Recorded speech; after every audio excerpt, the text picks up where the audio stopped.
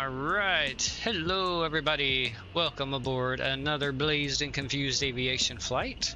I am your pilot Casper Blazin, and as you can see we are here with the Synaptic A220 and the JetBlue livery. We are flying from my local regional airport here at Destin, Fort Walton Beach, Kilo Victor Papa Sierra, KVPS. Up to Boston Logan International Airports, Kilo Bravo Oscar Sierra. And then we'll actually be making the return leg back down here. This is a real world flight that JetBlue operates. Well, our flight number is 1782 today, and the return flight will be 1781.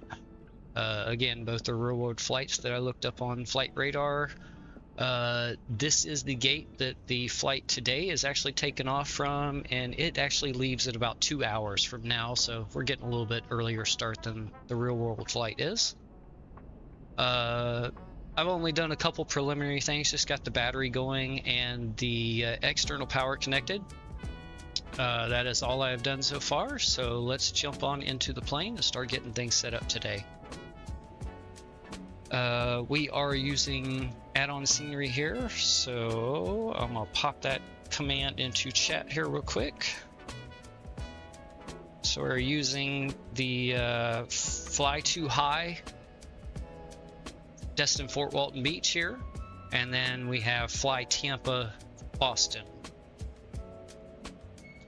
So those are our two sceneries we are using today, and as usual, YouTube did not want to post the actual link, so let me do it here. There we go. Easy enough problem to fix. Alright, so I know a lot of people have had performance issues with this plane. I don't know what everybody's system is, but for me, it has been a little bit heavy on performance, I'm not gonna lie, but I've still been able to get a good steady 60 FPS, which basically I have the sim locked at 30 FPS, and then 2 times frame gen through the sim here. I am going to pop my setup here. So that is my gear that I'm using here. I have a 5700X3D CPU, 9070 GPU, 9070 XT, and then 64 gigs of RAM. And I also listed the other things I have there, as well as my Hotas setup. So yeah, let's go ahead and get setting up here. So we're gonna go to the overhead. Let's get the emergency lights in the arm position. That looks good. We'll go ahead and do the no PED light to auto. We'll hold off on the seat belt. We don't have the fuel on board yet. Nav light is already on, so we don't need anything there. It is pretty warm here, so let's go ahead and jump over to the EFB. Excuse me. Go to my flight, import from SimBrief. There we go, KVPS to Boston. We currently have some storms here at BPS, which I actually looked up on the real world radar, and there are actually storms right on top of the airport right now. So we'll see if those clear out by the time we get going here. Let's see. Yeah, winds 130 at 6 knots, so that's not too bad. The actual real world said it was at 12, what did I say, 13 miles an hour, I think is what I said, from the south. So that's pretty accurate. Alright, let's go load sheet, SimBrief import. Let's go ahead and round this up to 18,000 pounds of fuel. There we go, there, and let's load the aircraft. We have 130 passengers on board. So let me grab my handy dandy dry erase board here, and I'm gonna write these numbers down. So you do have to manually input these with the plane. So we have 0 fuel weight, which is 112,000 or sorry, 112,190. And then our CG there is 27.2%. And I'm getting those numbers right here, the last two right above the load aircraft button. I've already got my passengers written down. Right or right? Why the heck did I write 135? I knew it was going to be 130 because I actually manually put that in myself. All right. And we don't need the cargo. Fuel will be on the screen there. We can see when we're interacting with the FMS, or however you want to describe the system that this uses. All right, so we'll close that out.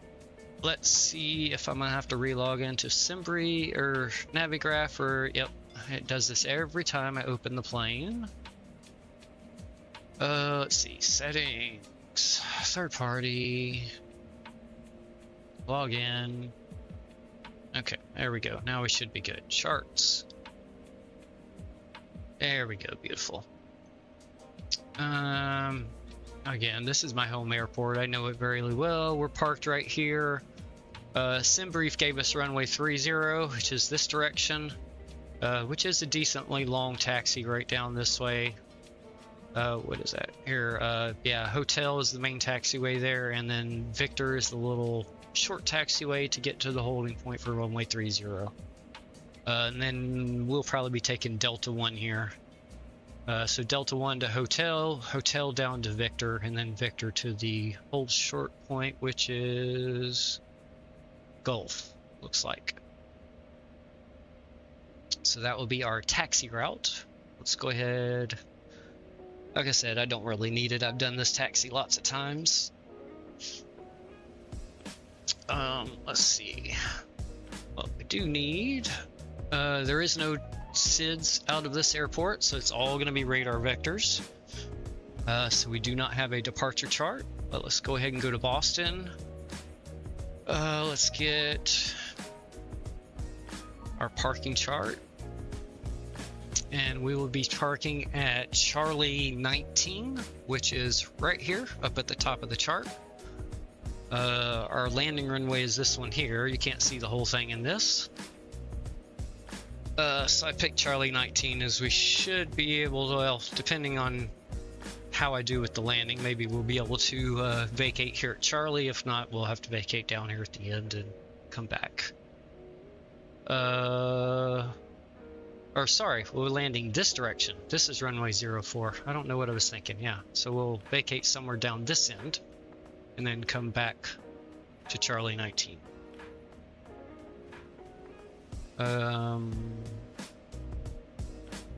Let's see. We'll go ahead and pin that one, and I think this is the other one I want. Yes. Okay, pin that, and we want our star, which is the Roebuck 3, right here. And our ILS is 04, right? So right here. I'm gonna go ahead and pin both the standard and the Cat 2-3. As I know when I loaded in, there was some clouds over Boston currently. All right, so that is our charts taken care of. And now we should be able to go to this, and boom, there's our charts we need. Perfect. Let's see, ground equipment. Yep, that all looks good. Let's go ahead and get GSX boarding. Perfect. So let's see. We'll go with this for our cabin color.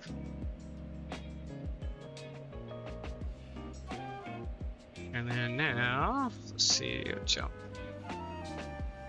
Yep, there we go. Kind of faintly see the purple across the top of the overhead bins here, which all of these are functional in the plane, which is a really cool thing that they modeled in this. And then you can also, all of the seats, you can open and close the tray tables. I don't think the seats will recline though, so. Alright, so let's continue our setup here. So we have our fuel on board, so we can go ahead and go seatbelt signs on now. And that is all we are going to do for the moment. Oh wait, actually we need to go low heat on the cargo from what a real world A220 pilot demonstrated in one of his videos. Let's see. Alright, we'll hold off on the rest of the overhead here until we get to the checklist. Oops, sorry. I meant to hit another button here. Okay, so you see we are on the Navigraph charts. And on the current chart database. So I'm going to switch this over to secondary. We're going to go over here to flight plan. We're going to go flight plan uplink. There's sim brief, send. Perfect. And there you see we are in the secondary flight plan, VPS to Boston, our flight level 350 cruise altitude. So we're going to activate the secondary and execute, and that's going to move it up to the actual active flight plan here, as you see. Alright, let me unmute Beyond ATC. We're going to get some weather information from the ATIS, and then we'll get our clearance and see if SimBrief is changing our departure runway or not. Alright, so mist, ceiling 1,600 overcast, temperature 25, 7.24, altimeter 2994, landing and departing runways 1219, read back all hold short instructions, advise on initial contact, you have information November. Eglin Air Force Base, Destin, Fort Walton B Airport, information November, 1842 Zulu, wind 110 at 6. Visibility 58, thunderstorms, heavy rain, mist, ceiling 1,600 overcast, temperature 25, 7.24, altimeter 2994, landing and departing runways 1219, read back all hold short instructions, advise on initial contact, you have information November. Alright, let's switch to clearance. So we are going to end up with a different runway, which I figured they would do to us. All aircraft be advised, information Papa now current altimeter 299 tree. Oh, alright, change in the altimeter and our information, so we are now Papa. Change that here, 299er3 and Papa. Okay, let's get our clearance.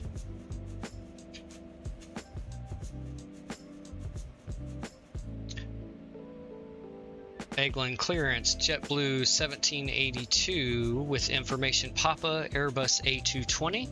Request IFR clearance to Boston.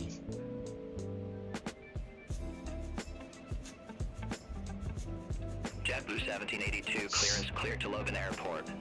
Radar vector suggests then as filed. Maintain 4000. Expect flight level 350 10 minutes after departure. Departure frequency 124.05. Squawk 3730. Cleared to Logan Airport. Radar vector suggests, then as filed. Maintain 4000. Expect flight level 350 10 minutes after departure. Departure frequency 124.05. Squawk 3730, JetBlue 1782. JetBlue 1782, read back correct. Contact ground 131.775 when ready for pushback or engine start. Ground 131.775 when ready, JetBlue 1782. Okay, being as I am still learning this airplane, I am going to let the first officer take care of the departure and arrival communications, and once we get on autopilot, I'll probably handle it just to give me something a little extra to do. American 3224, Destin ground, pushback approved. Alright, so let me turn Beyond ATC back down. Pushback and engine start approved, face southwest, American 3224. Excuse me. Alright, so we are going to runway 12 now instead of 30.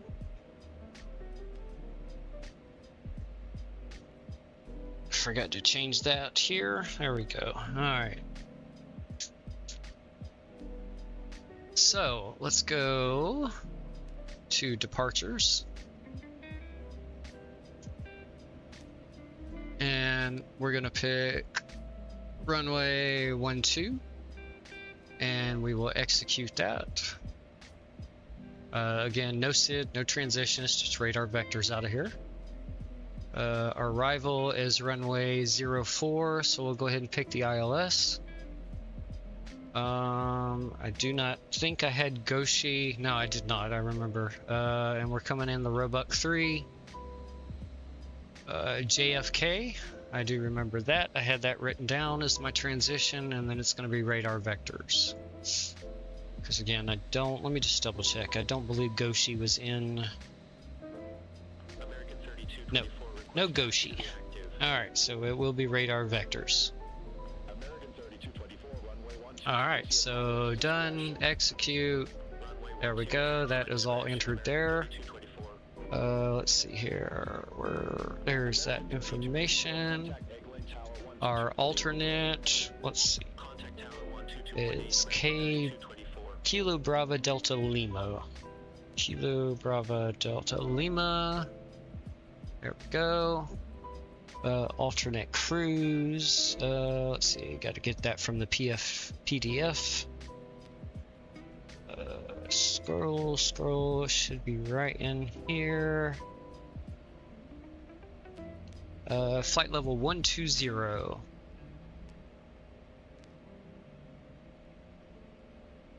Actually, that wouldn't be a flight level.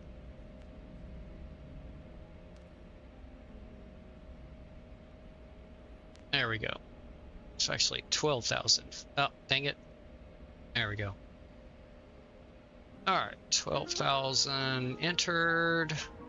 Let's see, our cruise winds.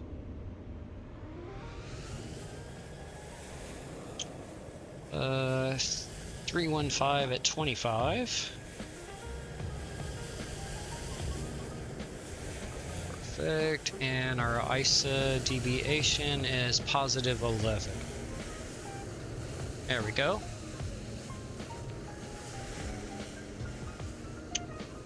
So I am using the keyboard shortcut that you can set over here in the EFB. So if you go here, settings, let's see, EFB settings. Right here, you click set a keybind, and I just use left control for mine. So essentially all you have to do is put your mouse over a box, hit that keybind you set, for me control, and then you just type in the information and then click again, and then there you go, it sets it. Alright, estimated time of departure was 1930 UTC. I don't know if, do you put the UTC time in this? Is that what the clock's, let's see, where's the clock? Okay. So it's currently 1990, yeah, so we'll put 1930 was our estimated time of departure, but we are not gonna hit that for sure. Alright. 1930. Click, and there we go. Oh, I almost forgot this. So we are JBU 1782. There we go. And execute that. Okay, that looks good. Wind, and we'll request the winds. There we go. Fuel. All right, here are our fuel numbers. Did I turn the APU on yet? I don't think I did. Oops, sorry, wrong way. I did not. Let's get that going because it is a bit warm out. Okay, there we go. That's spooling up. We can get this information entered here. So let's see here.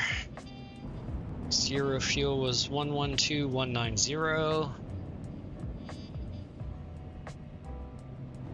There we go. And on 27.2. There we go.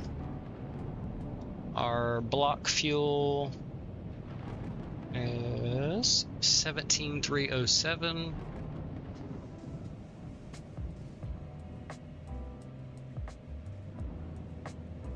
There we go. Let's see. Taxi fuel is 360.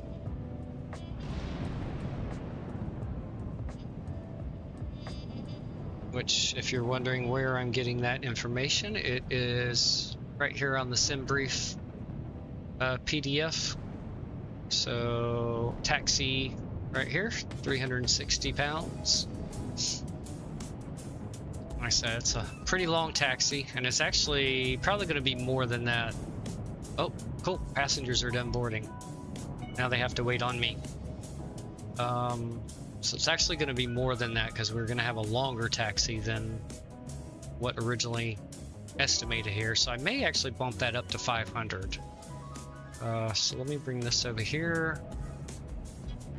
Let's bring this back over and let's change it to 500. That may be overkill, but it's okay. I did take a little extra fuel. I bumped us up to 19,000 pounds, or sorry, 18,000 pounds there. So we should still be good on our fuel. Yeah. So there's our, we'll have more than enough to get to our destination as well as our alternate. Passengers 130. And we'll execute that. And I don't think there, yeah, nothing on that I want to do. So we'll go performance next. Let's go over to the EFB. Takeoff performance, that's the one I want. We'll go sync FMS and sync the weather. We will leave the packs on. The runway is more than long enough. No anti-ice needed, and flap 2 takeoff looks good, and we'll calculate that. So we're going to do a takeoff 1 thrust rating. V1 is 131, rotate at 136, V2 of 141, and again flaps 2. So we'll send that to the FMS. We'll jump back over here. We'll set the bleed source to engine. I'm just going to leave the departure profile as standard. Takeoff 1, we don't have to enter any of this information from what I have been told, as there is no flex for this plane currently. And that means the real world plane also. No anti-ice on either. And what is this? I'm gonna leave that disarmed. Not quite sure about that one. And then we just need to click this button here for set V speeds. There we go. Climb. Our constraint is in there. Transition altitude is correct. Our cruise altitude is correct. I am going to increase our cruise speed here. So let's go 300 or 0.79.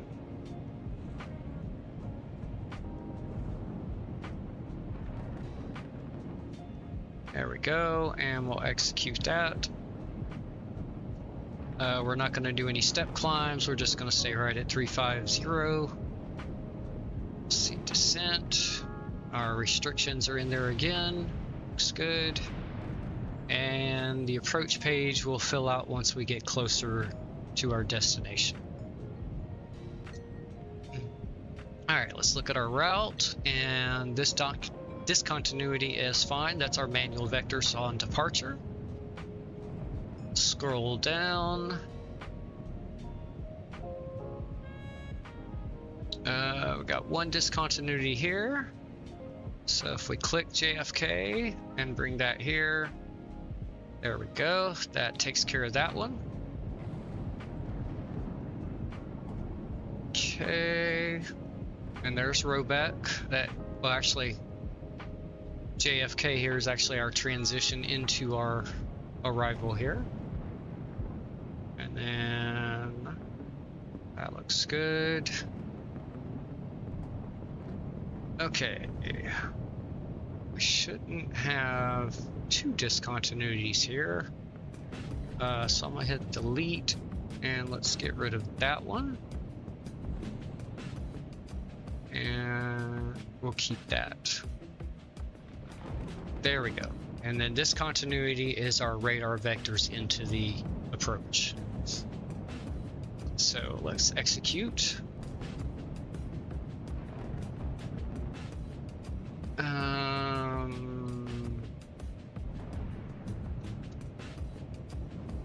And I don't know if we need to mess with any of that. I haven't on my initial flight I did with this plane, so we'll leave it alone. So that all looks good to me. Okay. And I believe that completes that setup, so we'll bring it back onto the flight plan. Alright, so let's come up here. Let's bring our checklist up. Yep, the program is still running in the background for the terrain radar. Let's try activating it over here. Yep, just what I thought. It crashed it. So let me turn that back off. Let me relaunch that program. Put that back in the background again and switch that page real quick and then back to map, terrain, and now we should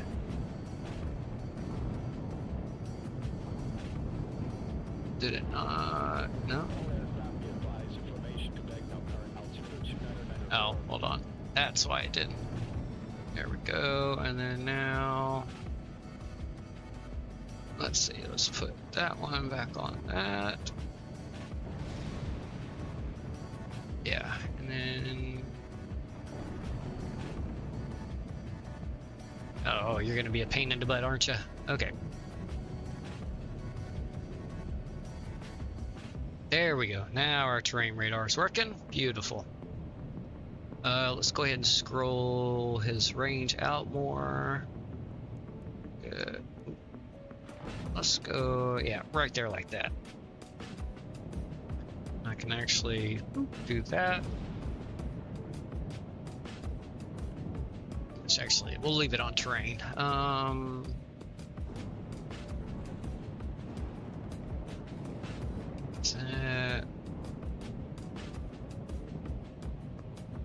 Okay, so that's good for now. Let's bring the power on checklist. Yep, checklist is right here. All right, let's go to the overhead, get the hydraulics turned on. Good. APU's on, so let's disconnect the external power. Okay. We are on the APU now, so checked on that, and that checklist is complete. It senses all the everything else there. Pre-flight checklist. This is the first flight of the day. Ice detector is not. See, is it this page? Yeah. Circuit breakers. Everything looks good. Back to the checklist. Rudder trim. I think I have rudder trim set. Oh. No, that's aileron trim. Is this my rudder trim? Nope. Okay, maybe I don't have the rudder trim set, but that's okay. Oxygen maps. Test. Alright, good test. Airplane documents are on board. OEB's on board. Yep, emergency equipment, gear pins. Alright, let's go to the overhead panel. Actually, we're going to turn the window heat off right now. As from what they say, that gets very hot in the cockpit here with that and the avionics heating everything up. So you typically leave that off until your taxi. Okay, so the rest of this panel looks good. Good. Excellent. Okay. Good. And final panel's good. Excellent. Alright. Overhead checked. Glare shield. So let's go ahead and set 4,000 feet as our initial. And let's see. I'm just gonna set 120 currently for our heading. And then we'll get the exact runway heading here in just a minute. Let's get our squawk code set, which was 3730.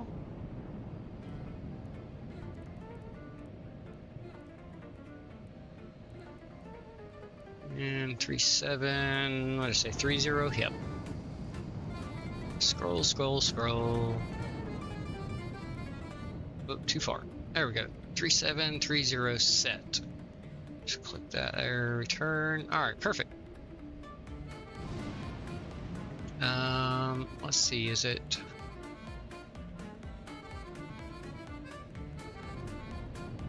Nope, not that page.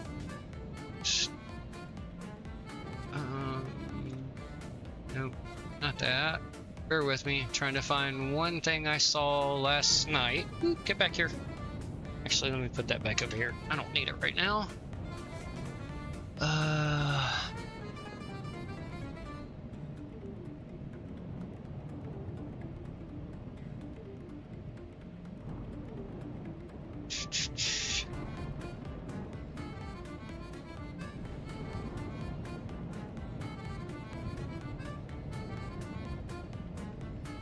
Somewhere in here you're supposed to set... Oops, I didn't want to do that. Set your flight number. I'm trying to remember where it was he went to. That's just squawking ident, so that's not it. That's nav 1 and 2. Ah, hold on. No, no, that's not it.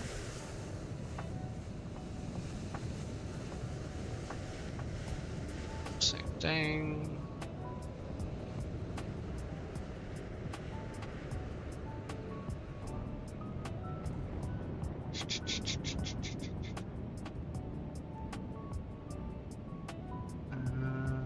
No next page on that.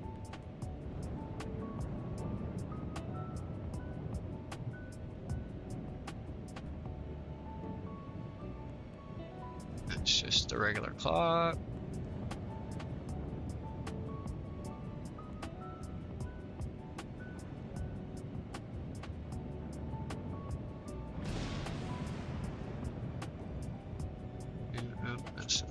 Okay.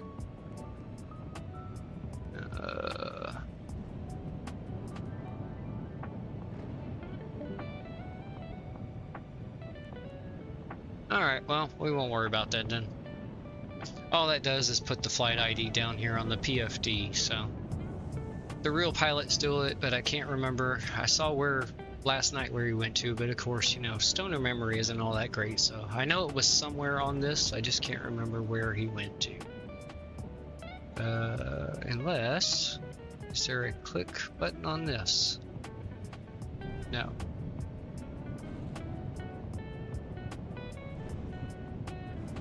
Nope. Okay. Yeah. Alright, well, won't worry about that. So glare shit's good, displays are good. ICAS info. Which actually, we can go ahead and... Let's tell GSX to prepare for pushback and departure. And that way the door will close. And we're just gonna close that for the moment. Yep. Shield heat, APU's on, seatbelts, but parking brake, cancel, steer off. Okay, so there we go. The doors are now armed. All right, so that looks good. Altimeters, we're going to use the magic barrow button. And let me click that over.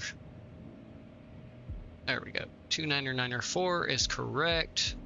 Let's see. Yeah, 1013. Yes, so that is right.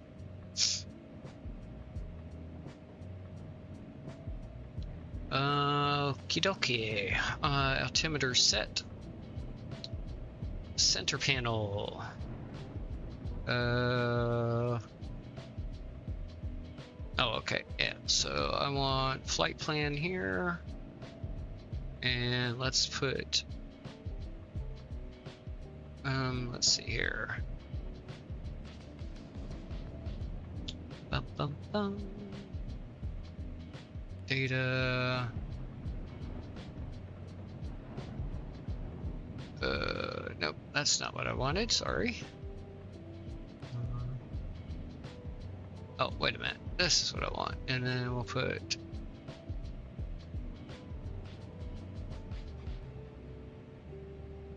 Actually, I don't really need that page.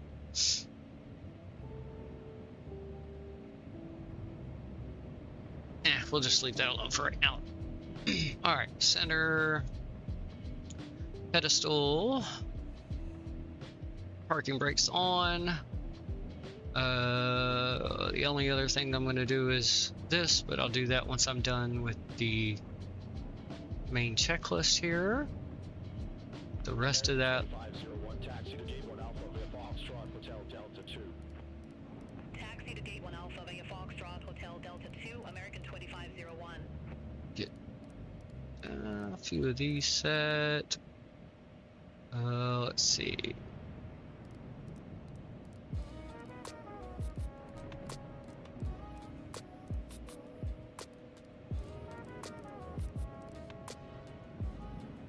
There we go. Okay, bring that back up here. Pedestal is good. So let's see, side stick. So I need to bring up the flight controls if I'm not mistaken. So let me do that over here. Oh, actually I can't do that over there. I'll do that over here then.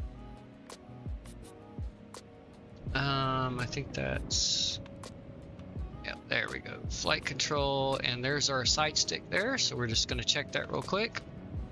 Good, good, left, and right. All right, perfect. That is good. Side stick checked, and that checklist is complete.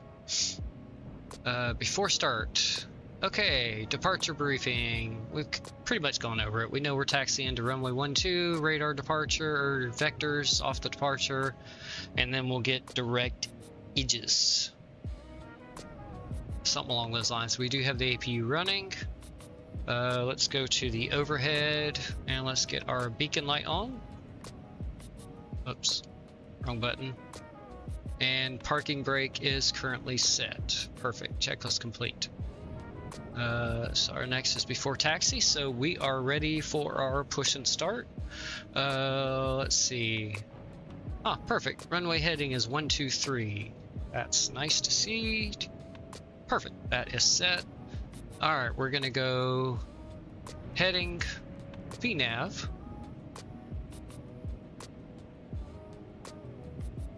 Allegiant 1396, taxi to gate 2 Bravo via Hotel Foxtrot. And I think that fault is just because the engines are not running yet. Possibly, I don't know, we'll find out. But heading, that looks good. Oh, it's because of the discontinuity for our radar vectors. Okay, so no big deal there. Okay, let's see. I don't need that up anymore. Don't need sim brief. All right, let's pause the music for right now. And let's get our push and start clearance from beyond ATC. JetBlue 1782, gate 6 Bravo, request pushback. JetBlue 1782, Destin ground pushback approved. Phase southeast. Pushback and engine start approved, face southeast, JetBlue 1782. Alright, so we're gonna want tail left, nose right. Actually, I'm going to pick it from the map because when I tried that, it decided to push me into the grass instead. So we actually want to come back here, but we want to rotate this way like that. And then we should be able to just do a click, like, come on, give me a click.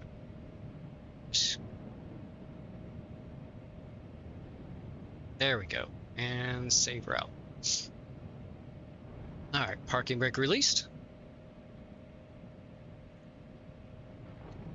All right, and this plane does take a little bit to start up, so we just leave the engine start in the auto function, and let's go right engine first.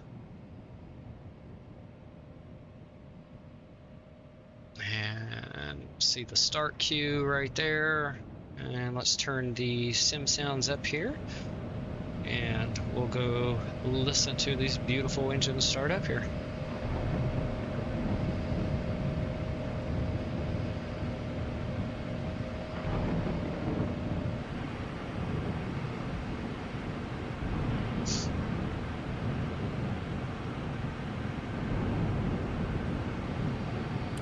Parking brake set. Tell you what, let me take the camera away for the moment.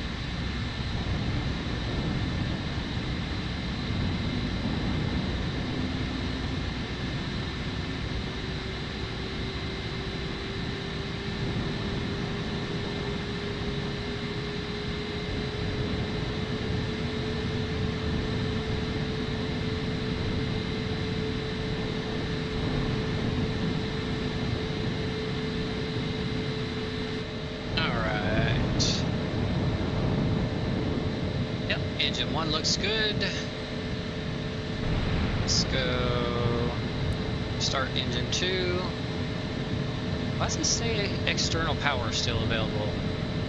Did GSX not? Oh, look at that. GSX never removed all that stuff. Wonderful. That's what you get for trusting GSX.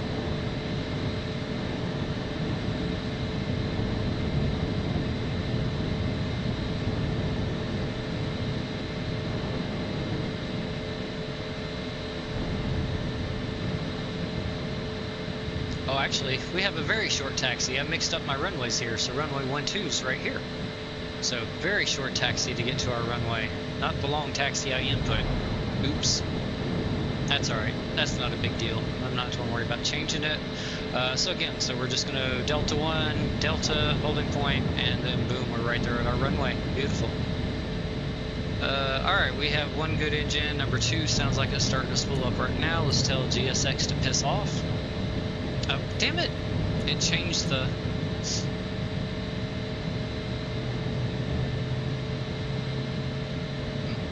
I guess you have to wait for both engines. Alright, so hold on.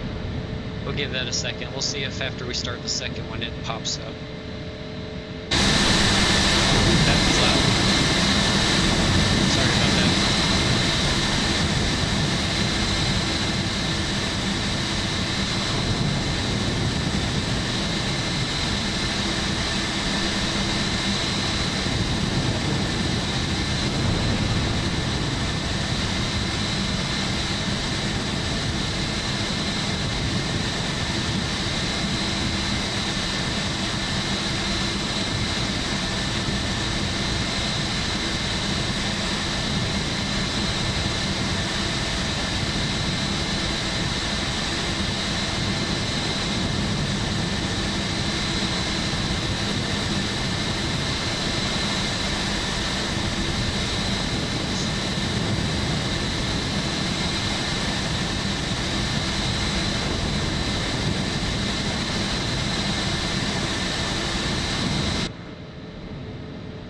it's already started. My bad. Okay, let me turn that down a little bit more. Sorry about the blast of the eardrums a second ago there. Didn't mean to do that. Alright, we'll go right there right now until we get some whale noises. Alright, let's see. So it's not giving me the engine start. Okay, so we'll go ahead and just say stop here and get off my plane. Are they gone? Nope. There we go, they're disconnected now. In the meantime, alright, we have good engine start on both. We can shut the APU down. No anti-ice needed. We need a flap 2. 1, 2.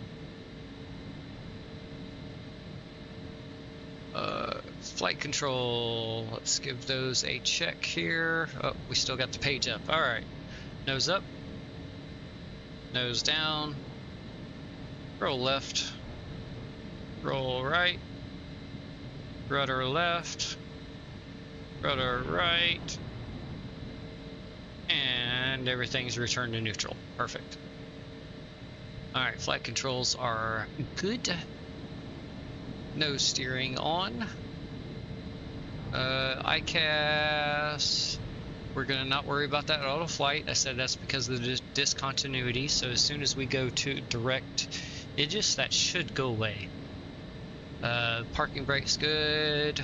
We'll get the window heat on here in just a minute. Actually, we can go ahead and turn it on. We have a very short taxi now, so 1, 2, 3, and 4, and perfect. So seatbelts. Okay, our ICAS messages look good. Taxi checklist complete. I'll bring up the 4. We're not using APU bleed. FMS is already set. Trims, let's see here.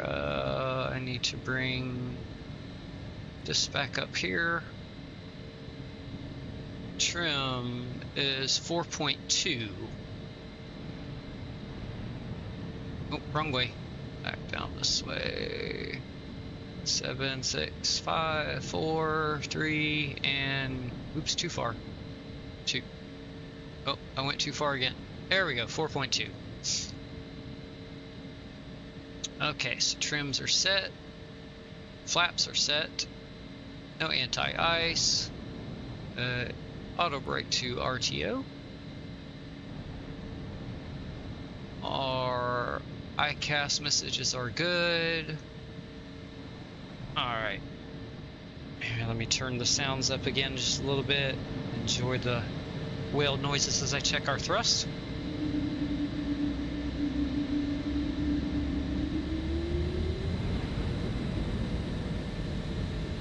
Okay, that is good. And then the last 2 will be once we get over to the runway.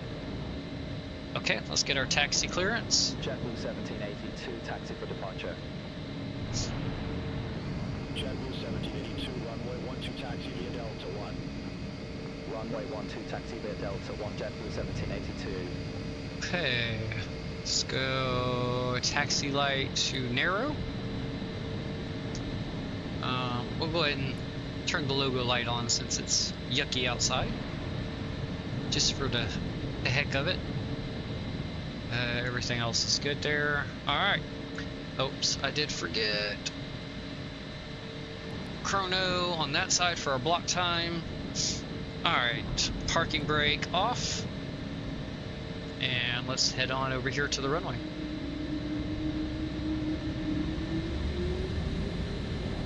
American 2501, hold position for traffic. I'll call you back. Hold position for traffic, American 2501. Hello. American You shouldn't have even come here. taxi. Continue taxi, American 2501.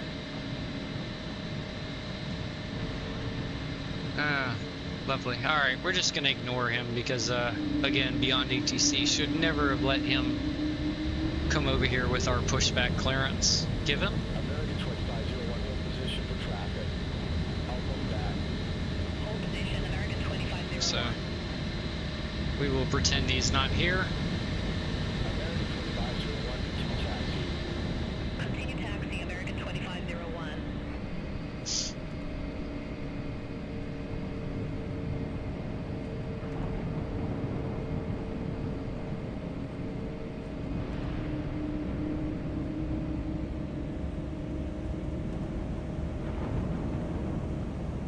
Just continue right here and straight ahead to our holding point.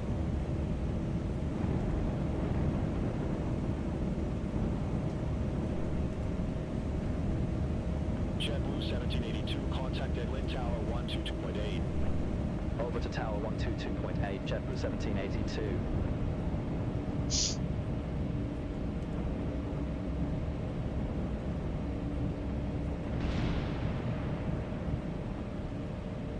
Pretty lightning.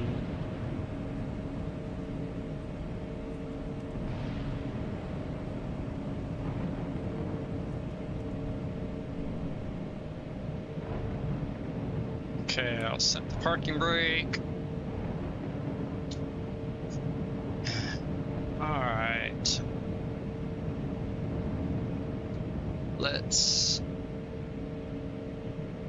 see. I don't know how you ding the cabin, so I'm going to do it this way. There we go. Just ding them. Is that a button? Nope. Okay. Alright, so we'll turn our taxi lights off. And let's get our clearance for takeoff. JetBlue 1782, moving short runway 12. JetBlue 1782, England Tower, wind 330 at 4, fly runway heading, runway 12, clear for takeoff. Fly runway heading, runway 12, clear for takeoff, JetBlue 1782. Strobe, nope, not that one, and yep, there we go. Alright, everything looks good up there. Our flaps are set. Let's take the parking brake off. We have confirmed our runway, and well, I haven't heard a cabin ding, but we'll say they're ready. Alright, let's bring the map up again.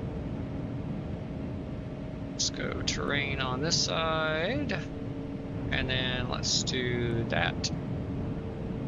And then right, map, there we go. That's the way I like it. And then let's see here. Okay, Casper, I gotta do a restart on my computer and I shall return shortly. Okie dokie, sounds good. Let's see, let's pop that range in for departure here.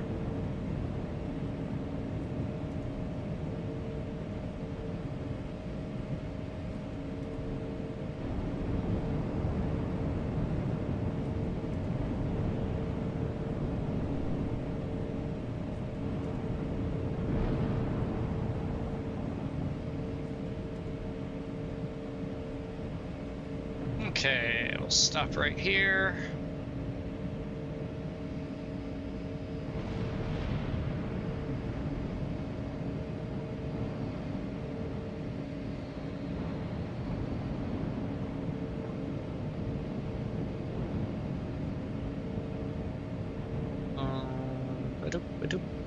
I think that's all I want. That'll be good. Okay. Oh, let's see here. Before I get, I need to. There we go. Toga. Allegiant 3091, ready for departure, runway 12. And 3091, number 2. auto throttle armed. Short of runway 12. Hold short of runway 12, Okay. 3091. That all looks good. Let's take. Let's see. Did I turn the parking brake off? I think I did. Yes. Let's put that back down. All right. let's spool up the engines to 50%. Stable. And there we go. Auto throttle is taken over.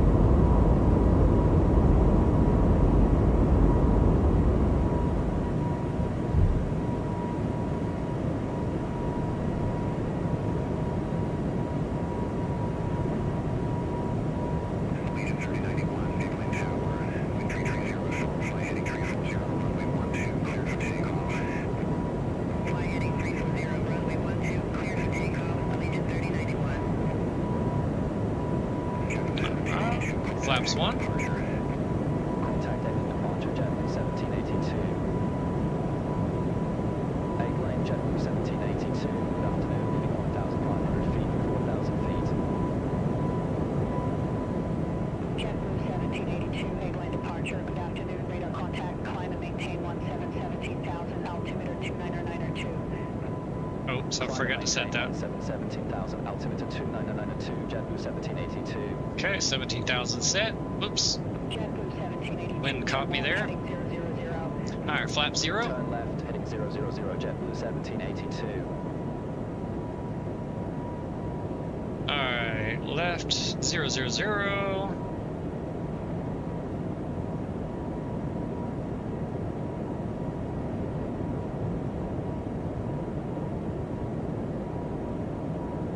Allegiant 3091, leading 1,600 Go. 1,000 feet. Allegiant 3091, egg lane departure, radar contact, climb and maintain flight level 190. Climb and maintain flight level 190, Allegiant 3091. Allegiant 3091, clear direct south. Resume on navigation. Clear direct south. Resume on navigation, Allegiant 3091. Oh, this thing is so easy to hand fly with that. Once you figure out that speed trim here. Very easy to fly. Alright, start rolling out of the turn here. JetBlue 1782, turn left, heading 345. Okay. Turn left, heading 345, JetBlue 1782. Ooh, too far.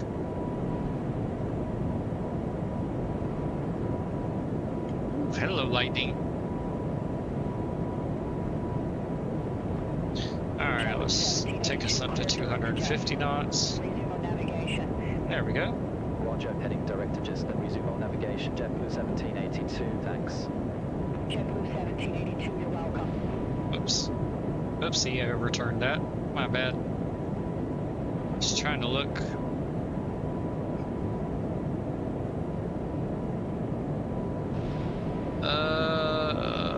Some reason it's not showing up there, so we need to go this.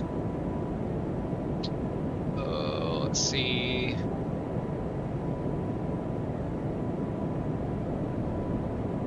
I put that there. Does that work? And execute. There we go. And then if we go, where are you at? Nav. And we'll go ahead and let the autopilot have the plane. And that should turn us on heading. Yep, there we go. Perfect. And welcome back. Thanks. I'm trying to look something out and it's not loading all the pages at all. I can't even do a screenshot without the being messed up. Yeah. Okay, I'm getting poop performance right now.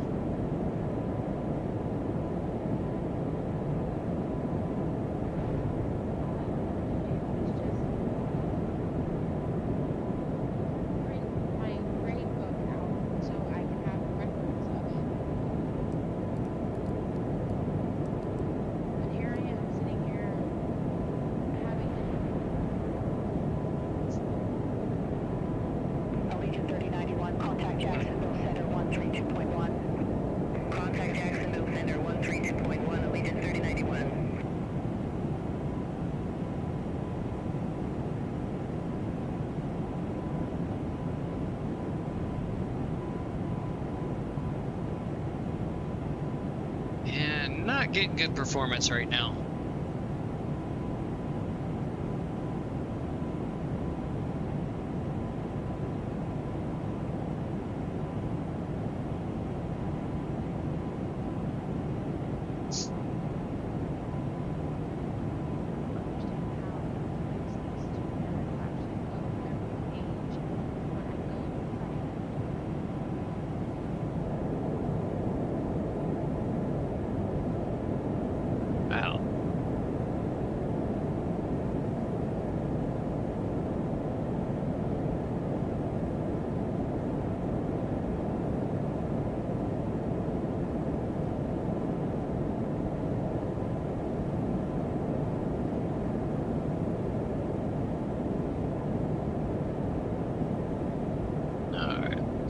Zoom the map out here.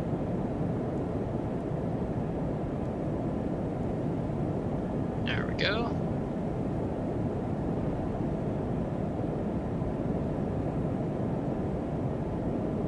JetBlue 1782, contact Jacksonville Center 134.15. Contact Jacksonville Let's Center turn the sim down more 134.15, here. JetBlue 1782, have a good afternoon.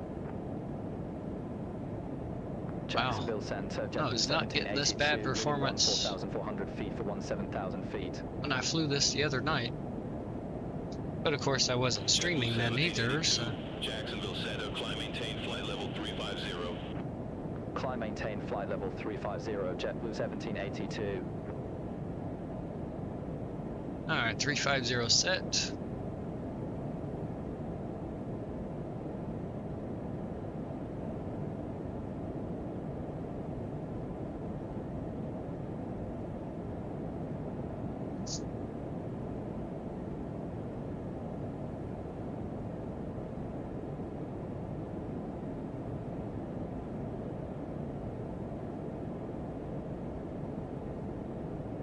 Just realized I did not hear any cabin announcements. Flight level 324 for flight level 390. Ah, it didn't recognize. Allegiant 3091, Jacksonville Center.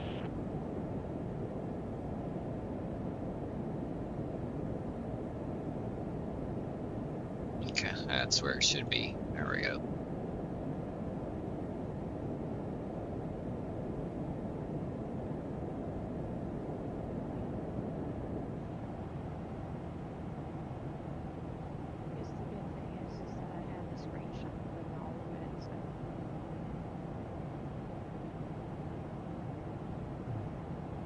Well, welcome aboard, everybody just joining. We are in our departure climb phase here, departing out of Destin Fort Walton Beach, heading to Boston. We are in the Synaptic A220, and performance could definitely be better.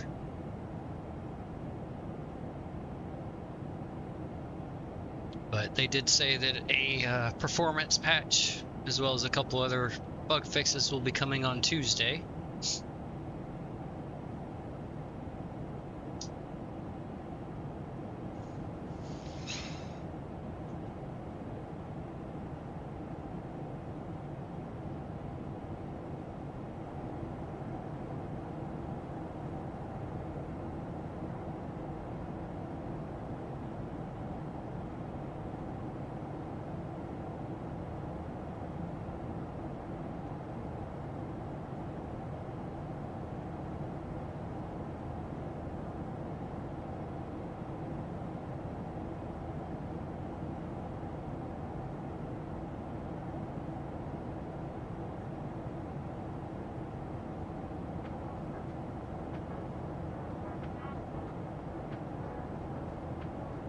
music back on here.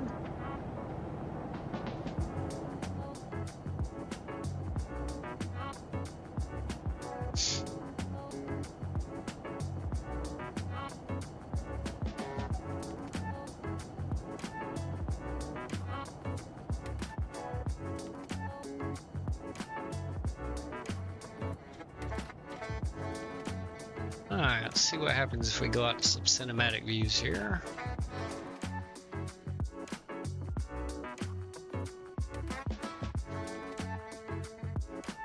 JetBlue 1782, contact Jacksonville Center 132.1, have a good one. Contact Jacksonville Center 132.1, JetBlue 1782, take care. Jacksonville Center, JetBlue 1782 through flight level 215 for flight level 350. JetBlue 1782, Jacksonville Center.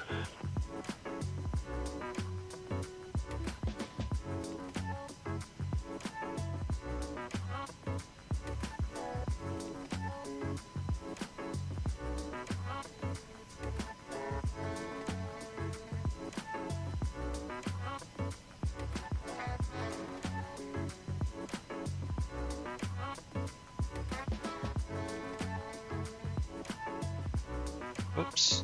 Let's go back in the cockpit here, set standard pressure.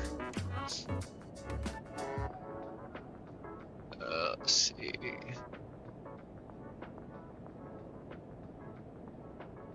Oh, I think that, yeah, there we go. That's set. All right. Hello, hello.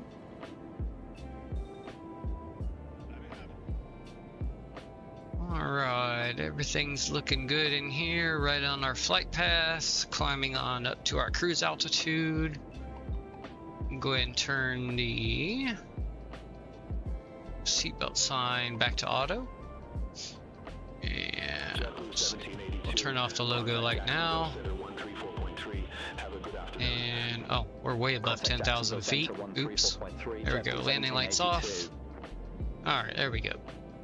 Jacksonville Center, JetBlue 1782, good afternoon, leading flight level 239 for flight level 350. JetBlue 1782, Jacksonville Center. Oh, let's see here, let's sync our heading bug. Perfect, and we'll go back outside for the cinematics again.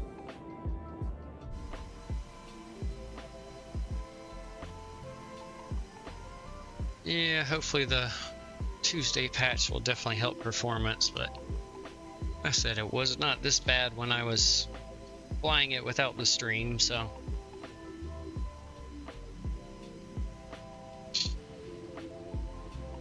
Jacksonville Center, Aeromexico 027 Heavy, flight level 370. Aeromexico 027 Heavy, Jacksonville Center, roger. We'll do what we can with it, and I don't think it'll be too bad though. Could definitely be better, but I think we'll be alright for the flight, so.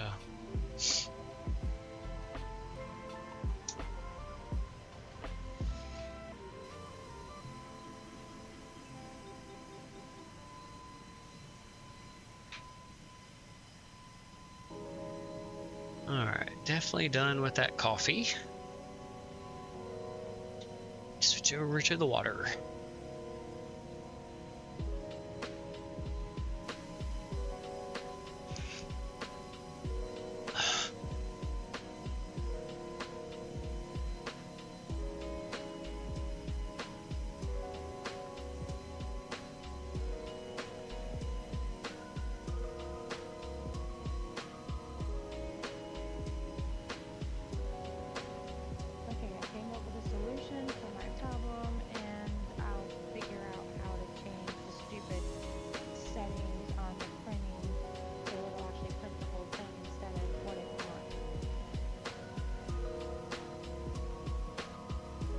Nice. Let's see. So we do have a tailwind at the moment.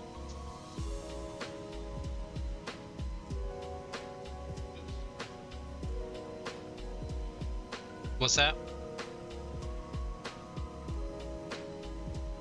He was asking. Round trip? Yeah.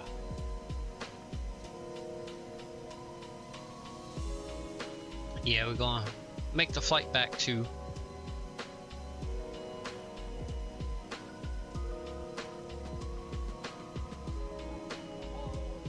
Of course, performance could be a little worse because I did delete the rolling cache and everything. This is a new graphic or new driver for my card, so it could be that's causing part of the problem.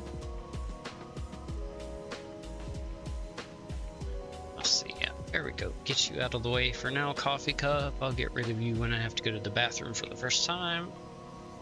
Yep. Cherry cap. Let's break out some of that safety material here.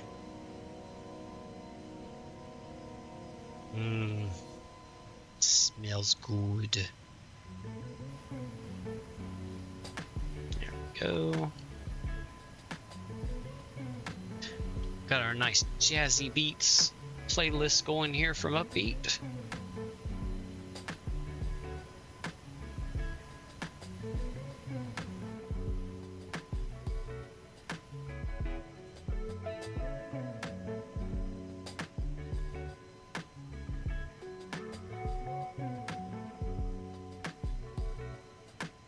Definitely had fun getting this flight set up today. So the old graphics driver decided to crash on me when I tried to take a screenshot. Then updated to the new one and it decided to crash on me when I was... Or no, then I had a Microsoft C.NET crash trying to reset my throttle because it wasn't being recognized by Windows. And then on the new graphics driver, I had a crash with that one, so yeah. Lots of fun.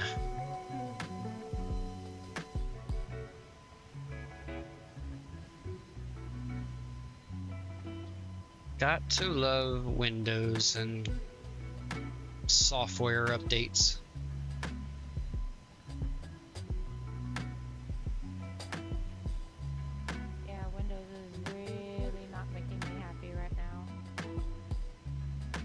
No. Yeah, because that was the last Windows update that screwed up my OBS settings with the sound, and first 30 minutes of that stream I had no sound because I didn't see that OBS wasn't recognizing my mic. Yeah. I tried to print out my grades for lab and none of the pages loaded. It was all blank. Alright, passing through 30,000 feet now.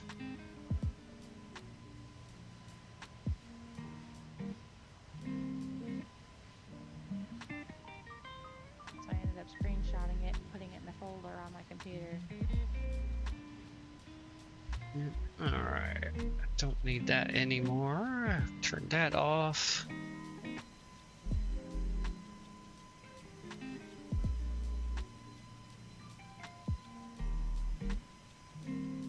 Yeah, hopefully the Tuesday patch will definitely help performance. Ooh, yeah, that's getting a little stuttery there. Oh, now it's recovered a little bit.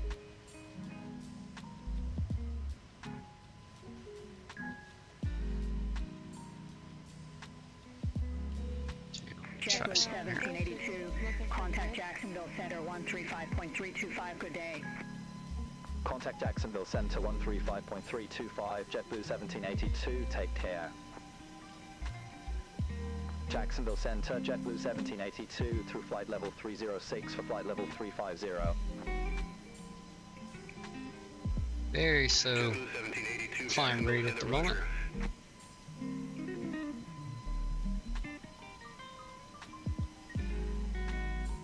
Let's see, there we go. Let's go with this view for right now. Let's see if anything's different between the cinematics and just a fixed view, but doesn't look like it. FPS is pretty much the same.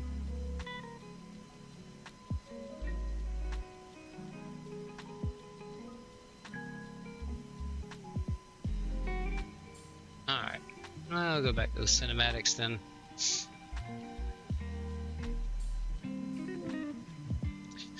Alright. And this plane does not have a no smoking sign. So we don't have to worry about turning that off. And as with all blazed and confused aviation flights, it is 420 friendly, so you have it, go ahead and smoke it. Because I certainly will be.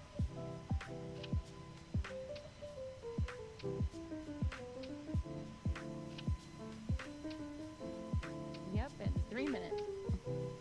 Jacksonville Center, Aeromexico 027 Heavy, flight level 370. Oh yeah, now it's only be an hour early for me. 027 Heavy, Jacksonville Center, copy.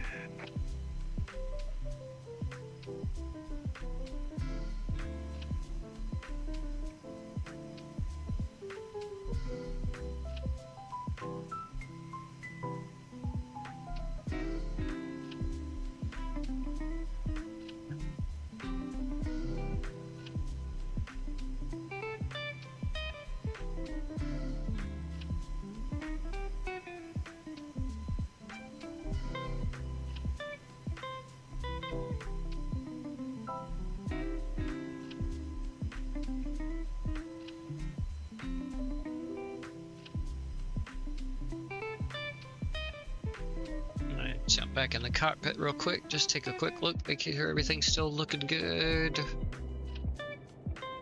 Yep, still right along our flight path. Very slow climb up.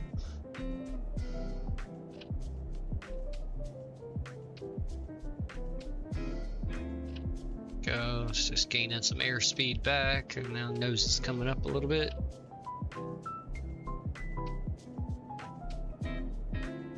We are pretty heavy though, so. Let's see, we still have 14,725 pounds of fuel on board. Ooh, I think I just realized something I forgot to do. Naughty, naughty pilot. Oof. Oh, nope, never mind. The door is closed. Okay, never mind. I didn't forget to do it, or I never opened it to begin with, one of the two. JetBlue 1782, contact Jacksonville Center 125.75. Contact Jacksonville Center 125.75, JetBlue 1782. Alright, we'll jump back out here to the Jacksonville Center, cinematic JetBlue views. 1782 through flight level 326 for flight level 350. JetBlue 1782, Jacksonville Center, roger.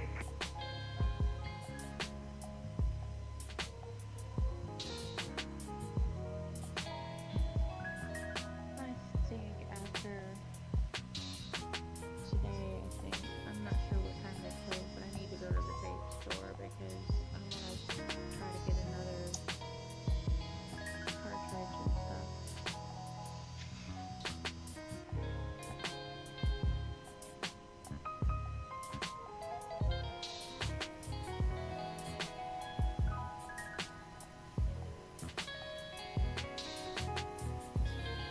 I meant to do that today, but I forgot.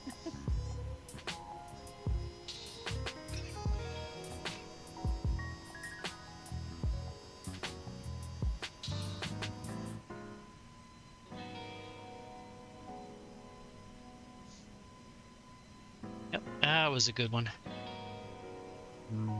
Love to taste of this cherry cap. Good stuff.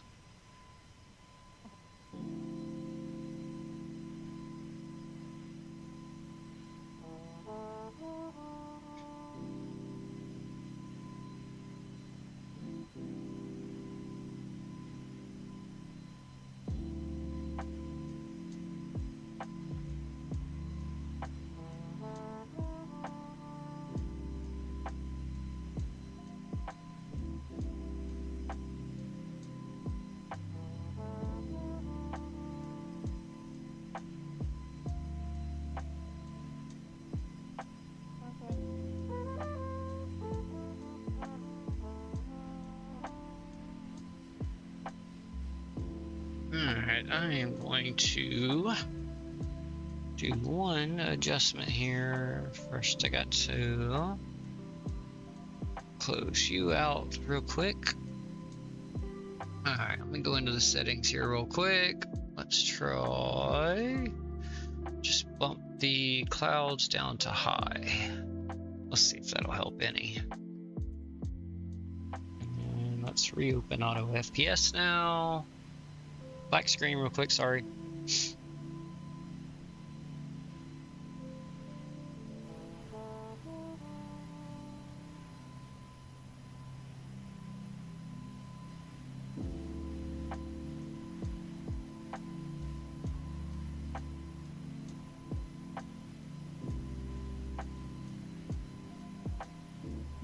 Yeah, it's helped some. Oh,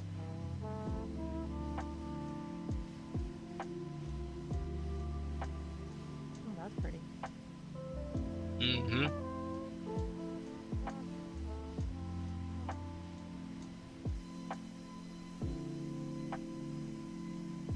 Still not great, but it helped.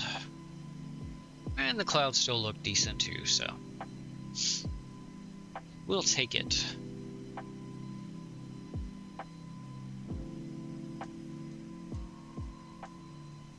Oh, that's right.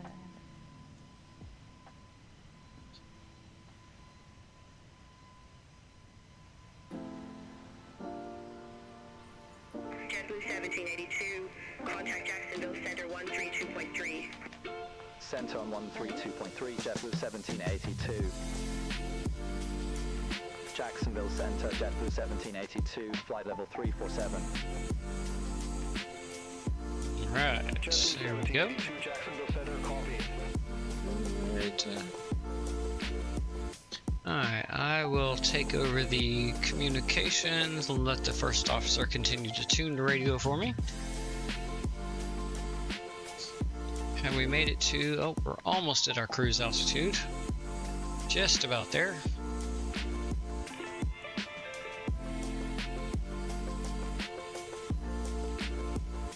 Let's jump back into the cockpit again real quick and take a quick peek. Yeah, still right on course. Everything looks good.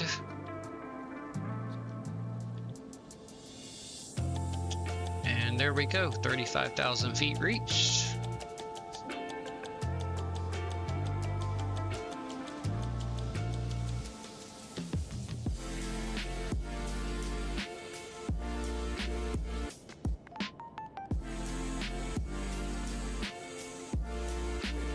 Yes, mostly a crosswind currently. Contact Jacksonville Center 133.7. Jacksonville Center on 133.7, JetBlue 1782.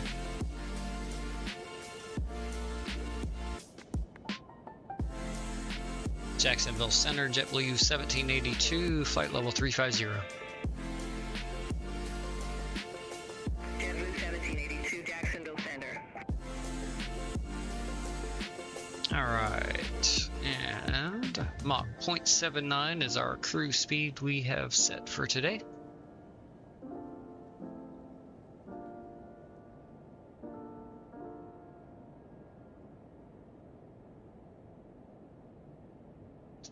It's looking good. Alright.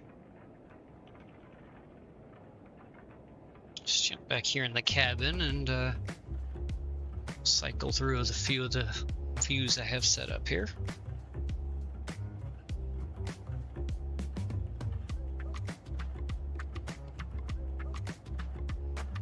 A little bit of minor turbulence here. If it gets any worse, I may have to go put the seatbelt sign back on.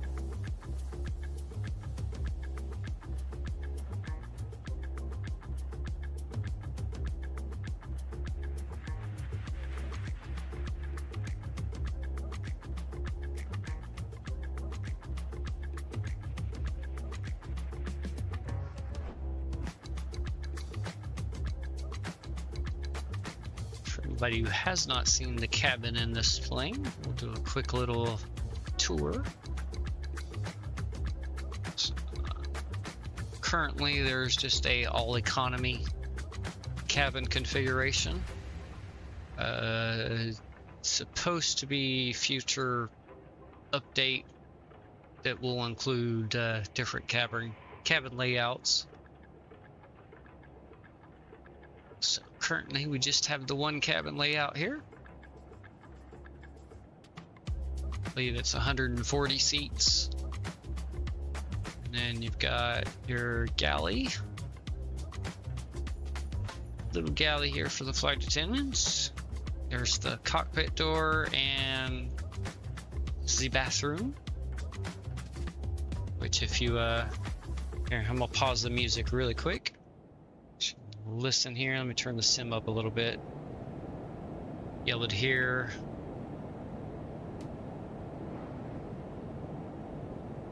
I don't think you could hear it. Hold on, let's get a little closer in here.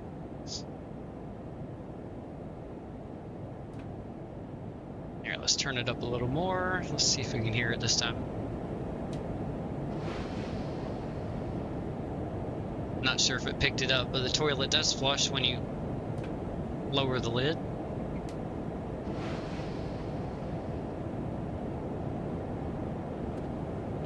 Oops, no, close the cockpit door. You heard it? Okay, cool. No, close the cockpit door. And there we go. You can kind of see the purple lighting there up above the overhead bins. Yeah. So hopefully when we get to the oh, actually it's along here too. So get to some darker timing, we'll be able to see that better. If it's not dark when we land back on the return trip, then we'll just change the time real quick to make it dark and take a look. And you got, this should be the handicap bathroom, I believe. Yeah, a little bit wider. Flushes again. I don't think the sink or anything else interacts though. No. And then another handicap bathroom on this side.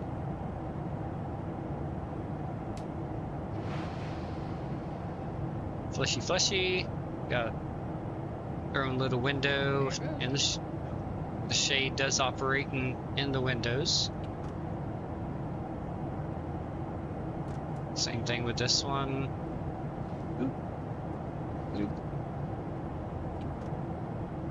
And then the rear main, I guess this would be considered the main galley since it's much bigger.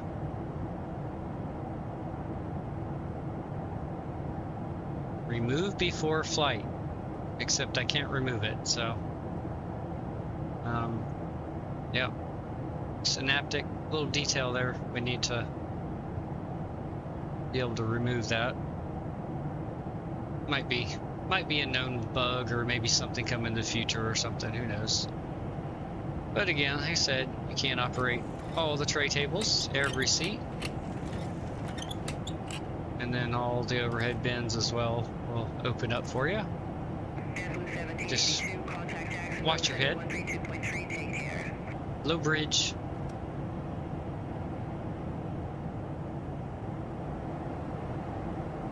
So we'll jump. There we go. Over the other side here for the moment. So we're in one of the front rows. Oh, whoops. That's for me. Jacksonville Center on 132.3. JetBlue 1782. Have a good day.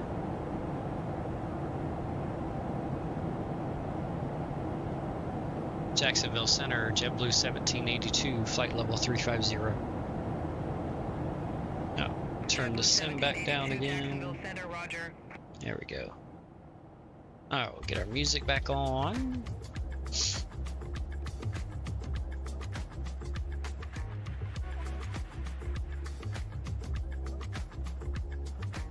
Still a tiny bit of turbulence. Let's see. I think the next view is right over the. Oh no, just behind the wing. Flat view.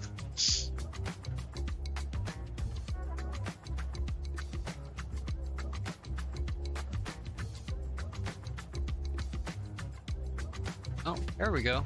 Now we're up to 60 FPS. Very good. Alright. Maybe it was just the shaders being recompiled. Oh, hold on, never mind. Now it just went down again.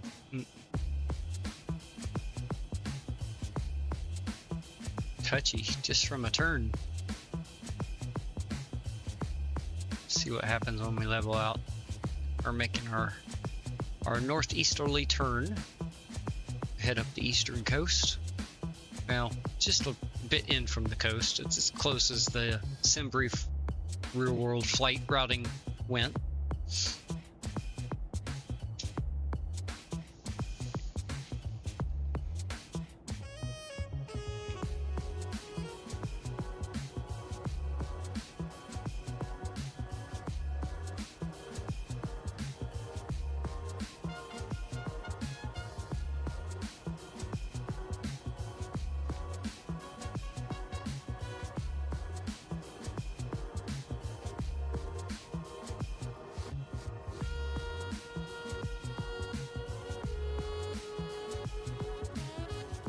Level and back off.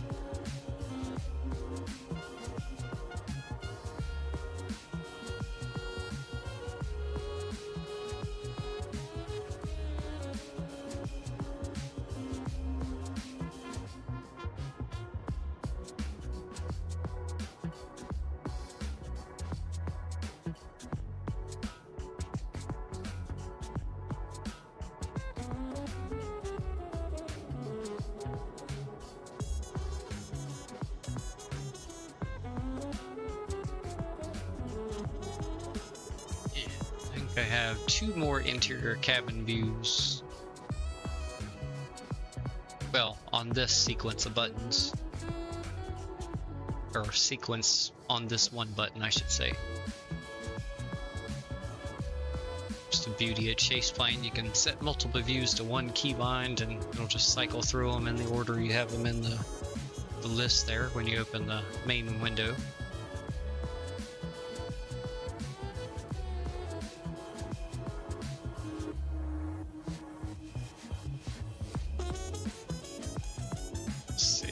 Last view should be the very back of the plane. Pretty sure it's the last row. Yep. Last row of seats here. I do love how big these windows are.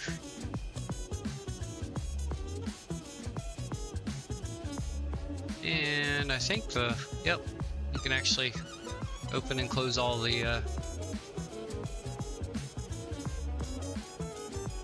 whatever the shutters, close, well, you know, whatever those things are called. I'm having a brain fart at the moment at the right word. Yeah, blind, you know, whatever you want to call that. The window covering. How about we'll go with that.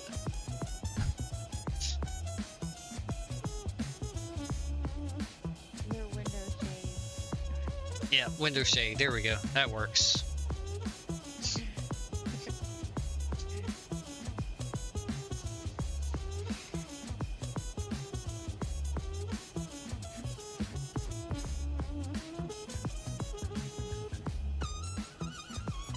And of course, the last view will be the other side.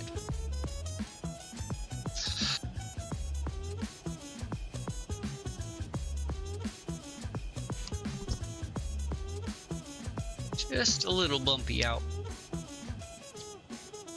Just a little bit. Yeah, it's not that bad, so I'll keep the seatbelt sign off for now.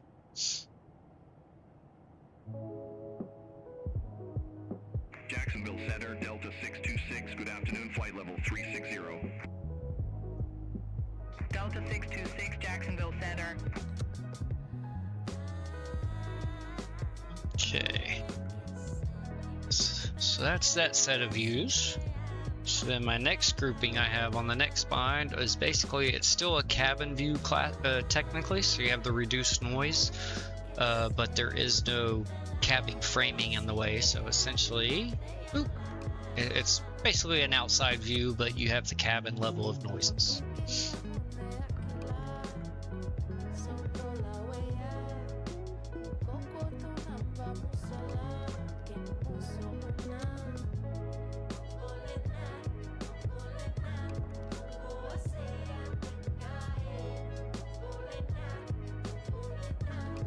Very nice. Yeah, even on high, the clouds still look really good. Like there's a little propeller in there. Oh yeah, right there. Yep, that's that visual cue for the ground personnel to know the engine's running. Don't get close to me, I'll suck your ass in. And then you will have a very bad day if you survive. Yeah. Yeah, don't get sucked in and leave mark. Yeah. Yeah, Synaptic did a beautiful job modeling this engine though. I mean, look at that.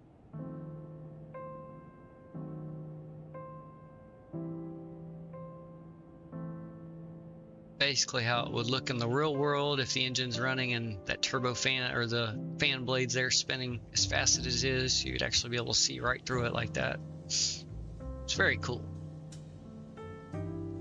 They did a great job on the whole plane.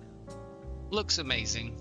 And then I know with the updates coming, which they've said they'll be doing weekly updates on this thing for performance to get it in a very good state, which, I mean, it could use some help. I'm getting 55 FPS right now, so it could definitely be a little better.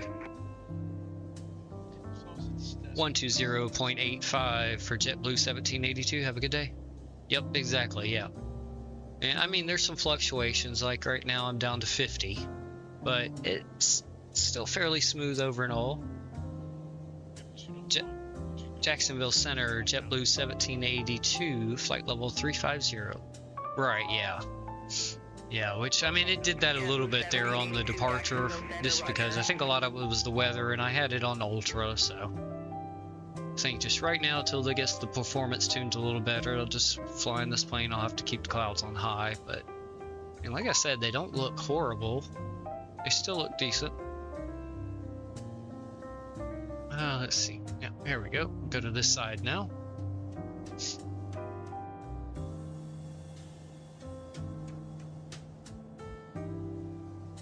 Yeah, my first flight with this plane Sunday was not the best. I hadn't figured out the speed trim quite yet, so the departure was a little rough. That was Tuesday. Yeah, Tuesday. What did I say? Sunday. Did I? Oh, I said Sunday. Okay, yeah, Tuesday. My first flight with this, which was not on stream or recorded. I just wanted to fly the plane and try to get used to it and see if I had actually been paying attention enough to the other streamers I'd watched. Which I'd set everything up correctly. It's just at some point on the earlier part of the descent, I was trying to change some keybind settings, so I don't know if something got triggered that messed something up, but I essentially lost the descent and the flight, basically the whole flight path. It just kept going straight past the flight path that it was originally flying, and then did not continue its descent. 1782, contact Jacksonville Center 132.5. Jacksonville Center on 132.5, JetBlue 1782.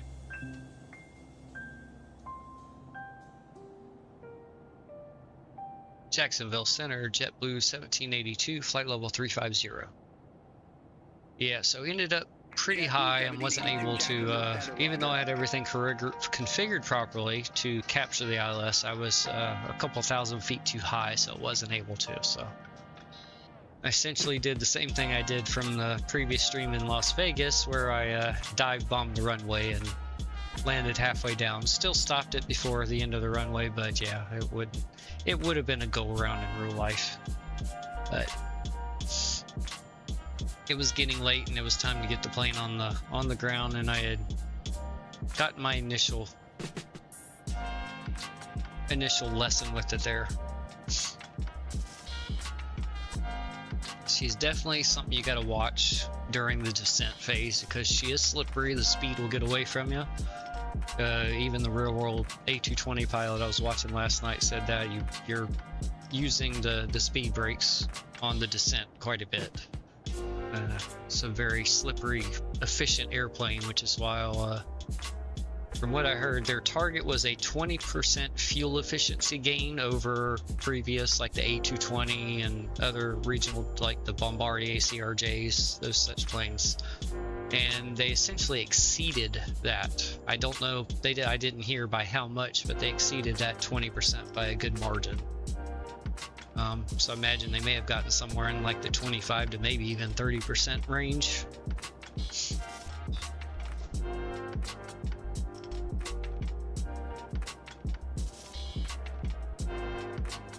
This plane can actually fly, I imagine, in a long-range cruise configuration over 7 hours. It actually has some real-world routes that are 7 hours long.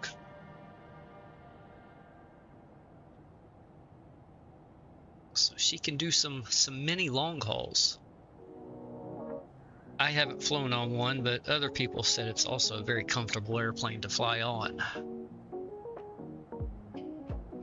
Even back in the peasant class, especially if you're smart and get over here on the two-seater side, and that way you only have one person beside you.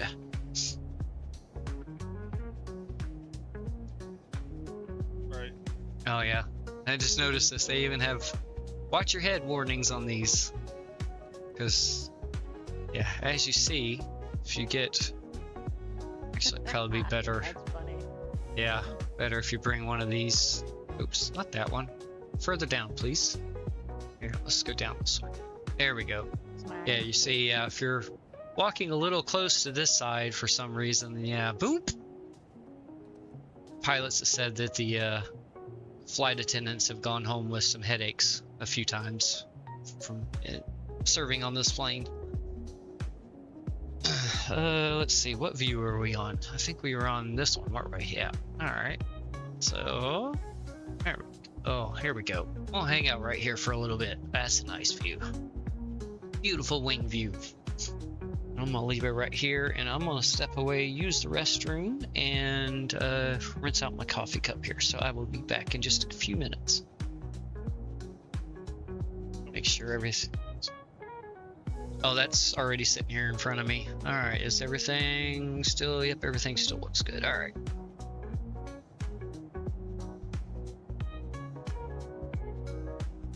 Yeah, I may forget the landing gear or something like that, but the safety material? Never.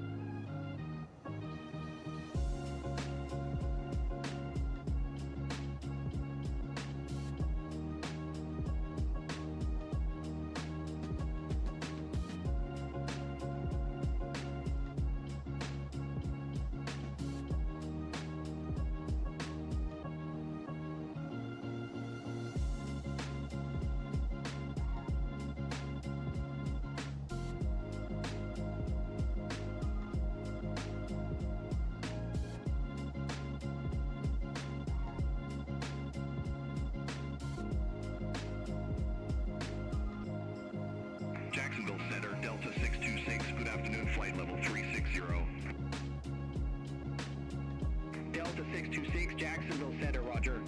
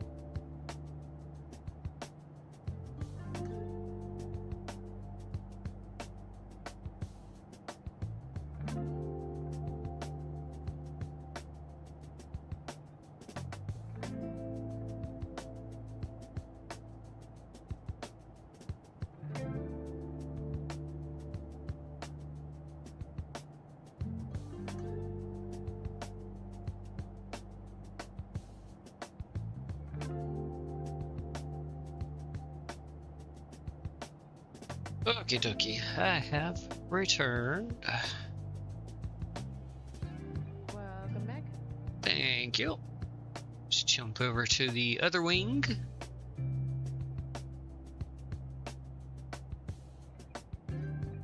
Alright, had to make myself something to eat real quick too. Haven't eaten yet. My belly was like, you need food, fool. Ooh, look at that view. Holy moly, that's pretty. Yeah, I'm in the process of making dinner, aka ordering it from Olive Garden.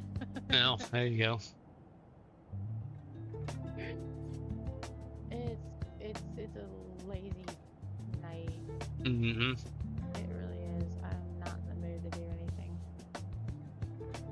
Yeah, I was actually planning on stopping by Walmart on the way home last night and picking up something to throw in the crock pot today, but unfortunately by the time I got away from work it was too late, and I'm not going to run into the Walmart like 2-3 minutes before they close just to go grab something. So it's like, nope, I'll just wait, get home, and I'll just order something I can, or get something I can throw in the microwave, have Walmart deliver it. Right. Since I didn't get up early enough to actually go to Walmart this morning, so. Oh well. Which I haven't gotten any notices of any changes so far, so hopefully everything I ordered was in stock, which it said it was. So. One thing said it was low stock, so. Although that was the Ortho Home Defense thing said was low stock, so hopefully nobody buy that. Fortunately, this area I live in has a very bad problem with those damn German cockroaches, so I have to keep spraying around my house to keep them away. JetBlue 1782, contact Jacksonville Center 124.7, have a good one. Jacksonville Center on 124.7, JetBlue 1782, have a good day. Second call, I missed the first one, got it on the second one though. Jacksonville Center, JetBlue 1782, flight level 350. JetBlue 1782, Jacksonville Center, copy.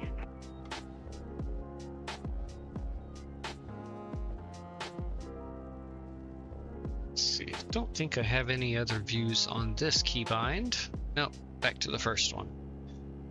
Okay, and then my next one is just like GoPro camera views. So I've got a pilot GoPro view here.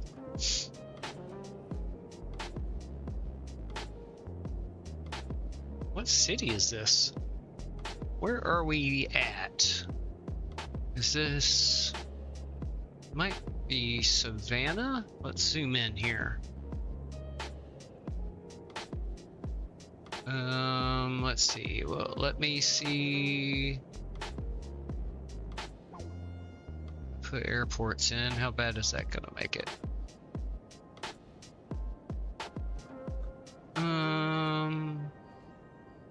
What's that? Looks like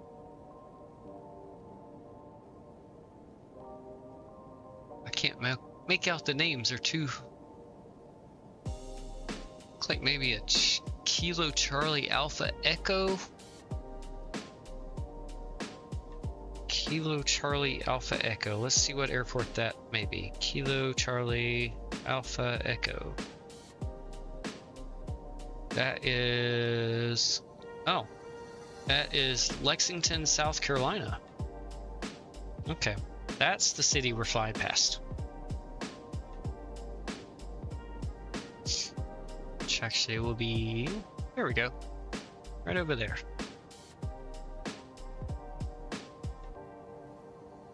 Alright, I am going to eat my croissant here.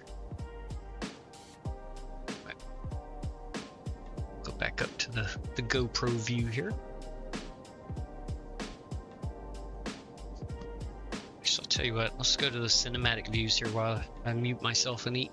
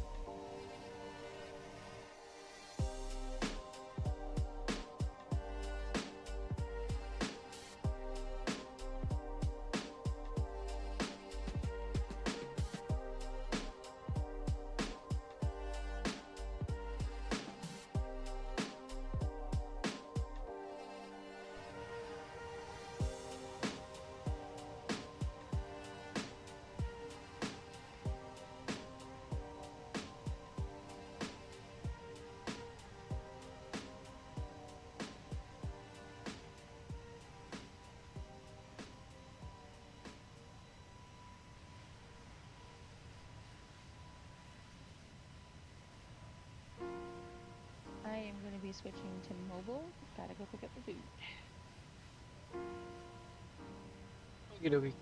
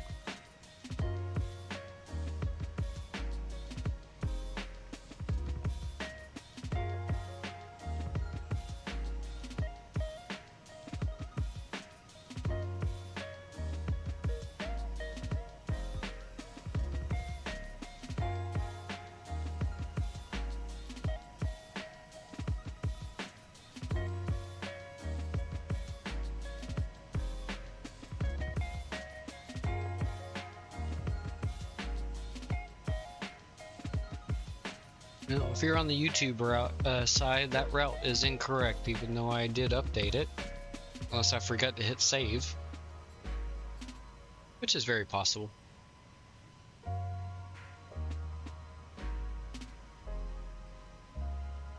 Let's see, YouTube side.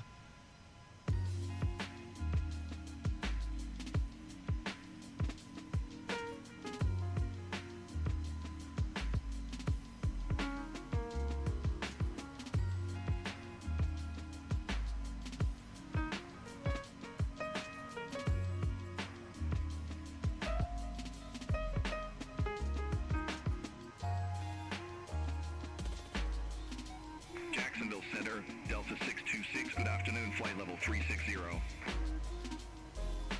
Delta 626, Jacksonville Center, copy.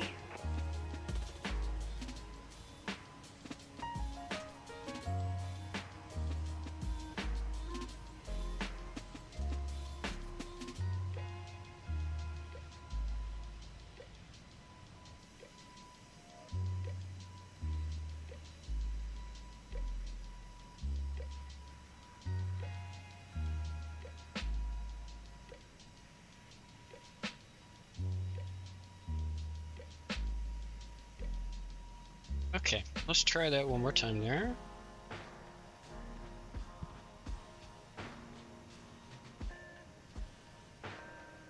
There we go. Now YouTube's got the right route. Good. Let me delete. No, I don't want to. Really? You're not going to let me delete it?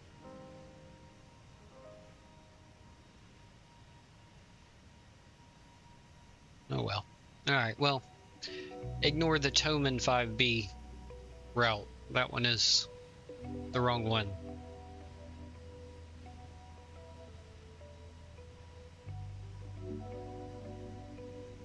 That is if you're on the YouTube side.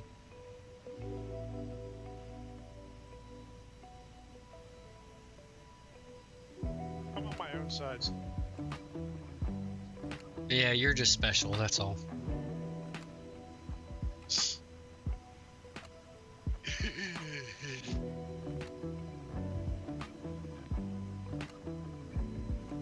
I actually had them install a special tub around your seat here on the new plane. That way if you spill your coffee, it just goes into that tub and could be cleaned up easily.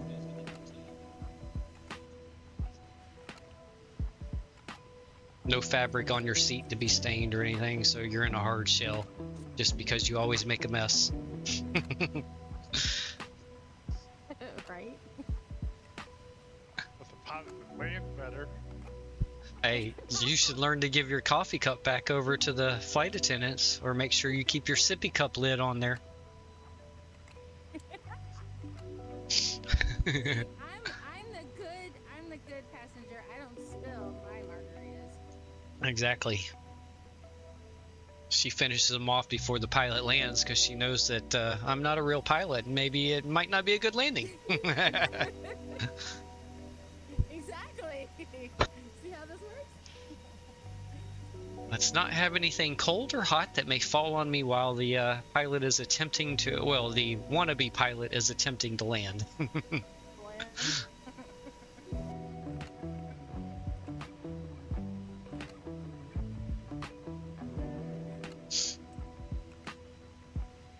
Oh, what a beautiful plane. Contact Jacksonville Center 133.45. Aha, caught it on the first time this time. Jacksonville Center on 133.45, JetBlue 1782.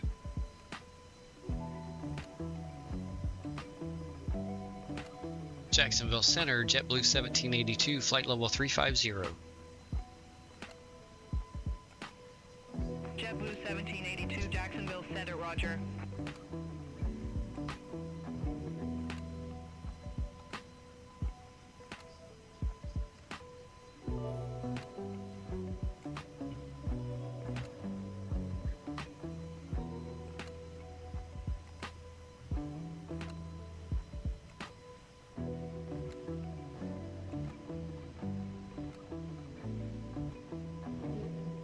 Still a couple little hiccups here and there in the performance, but It's not doing bad. We're still hovering close to 60 FPS most of the time. We'll see what happens coming into Boston. So we have the FlyTampa Boston, which typically performs pretty well for me, so we'll see what happens.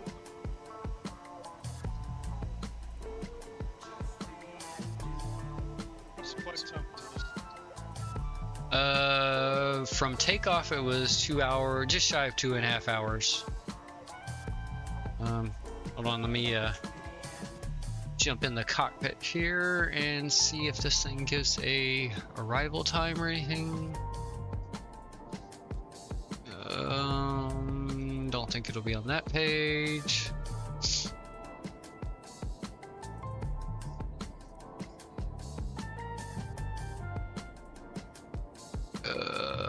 Here we go. ETA is 2.5 hours. JetBlue 1782, contact Washington Center 135.2 Why is CU. it? Washington Center on 135.2, JetBlue 1782. Have a good day.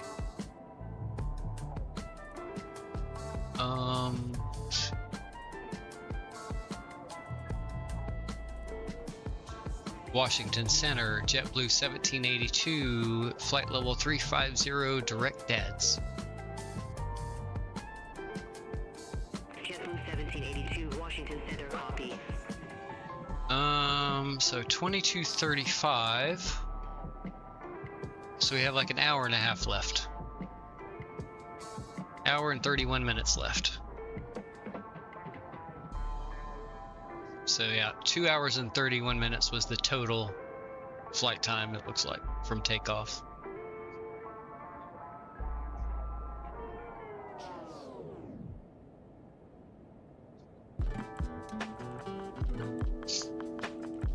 Let's see, everything's still looking good here. Alright, we'll go back outside again.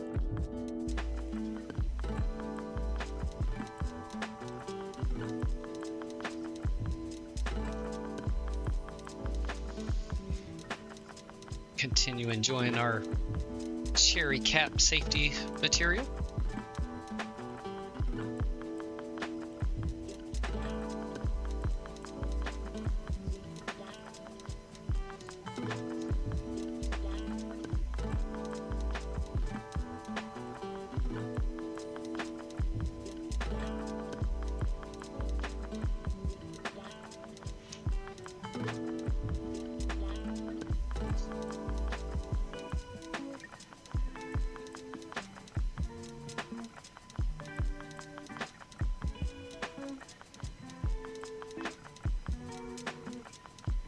Just about nearing the halfway point according to the banner there.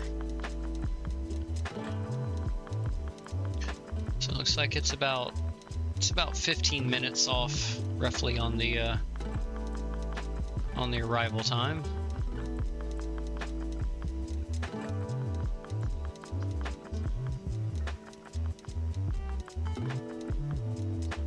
That is pretty normal, as the banner just measures a straight line to the destination. Doesn't take into account departures or arrivals.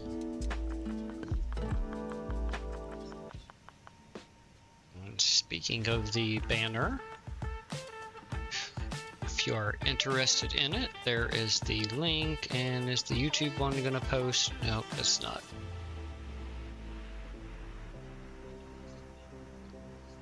Because for some reason, some commands, stream elements, will not post onto YouTube. Don't know why. Haven't figured it out. But there we go. Easy copy and paste fix from the Twitch side.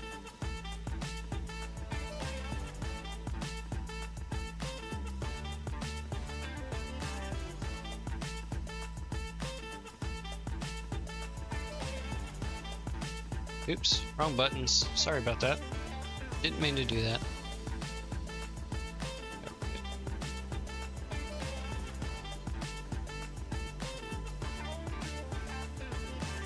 Didn't mean to flash my ugly face up there and scare everybody. My apologies.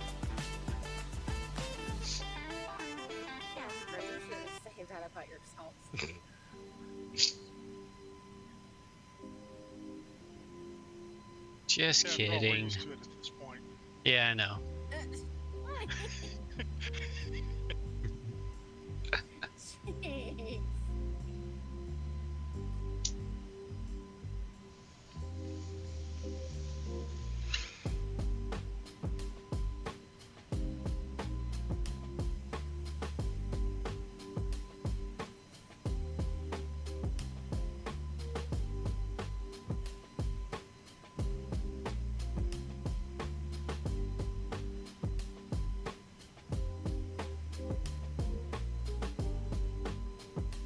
Alright.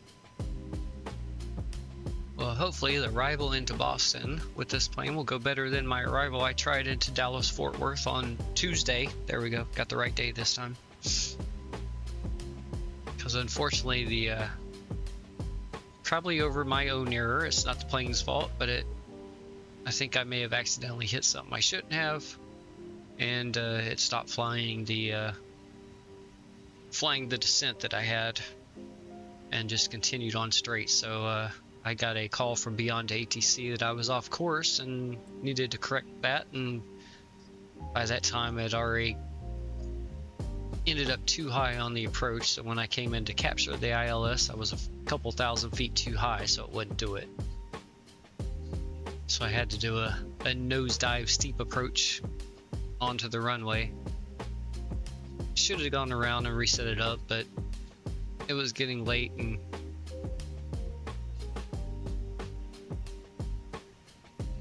I was ready to be done.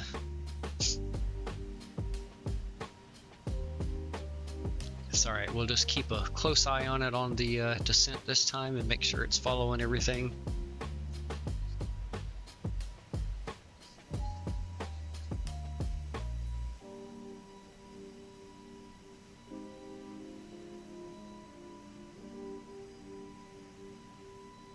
Yeah, you were trying to do a bunch of stuff all at once the other night. Yeah. I should have stayed out of well, actually, I think I'd left Discord at that time.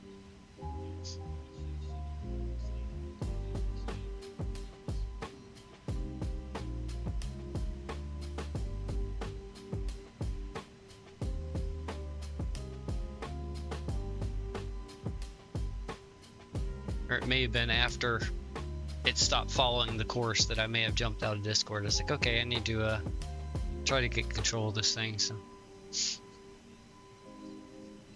And you didn't want any witnesses to the crash. Mm-hmm. Well, I mean, the landing wasn't rough. It's just the approach was not legal. Like I said, it would have been a go around in real world, but it was late. I still had to work the next day, so it was just my inaugural test flight with the plane to get the feel of her. Right, yeah, because they definitely went weightless on the approach there. We were definitely pulling some serious negative G's. And then of course we had, even with the spoilers out, we still had too much speed there at the runway, but about halfway down the runway we touched down. It was actually a fairly smooth touchdown. I didn't have the landing analysis going, but it wasn't super bumpy, but you definitely have to be careful on inputs on landing with this plane. She is very squirrely when you touch down, so be careful with your rudder inputs. And even braking, you got to make sure you're so there's a little bug with the auto brake currently that makes the nose slam down on touchdown, but I may just go ahead and turn it on low and just try to counteract the nose there with some higher input with the stick here upon touchdown. Otherwise, maybe the maintenance crew may just have to do some work on the nose wheel.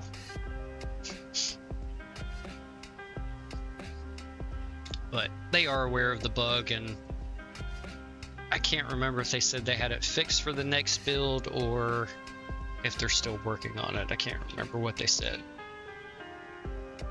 But yeah, so she's slippery on descent. She's a little squirrely upon landing, so you have to be careful with that. And by slippery on descent, I mean she will gain speed quickly, so you got to be there with the spoilers ready to go to slow you down. Which I already had a heads up about that on the for my first flight, so I was ready there with the spoiler to slow it down, but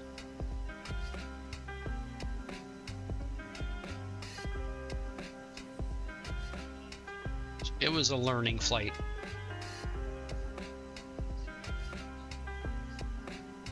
It's actually a fairly simple plane to set up. I don't find it too complicated for that part. You just have to be patient. So upon that initial turn on to the battery, you have to sit there and let the ICAS messages scroll, and the last one that comes up should be an FMS position message. Once that comes up, disconnect or connect your external power or APU, whichever, and then you have to, if you have the, I think if you have the real alignment set, real-time alignment, I have the fast alignment set. You're supposed to sit there and not touch anything for 8 minutes, and upon that initial connection of the GPU. Oh yeah. Yeah, that's what the real-world A220 pilot said last night on the video I watched. He said he started his career as a first officer on an A220, then went to a one of the 737s, I think is what he said, and then he's now a captain on the A220. Okay.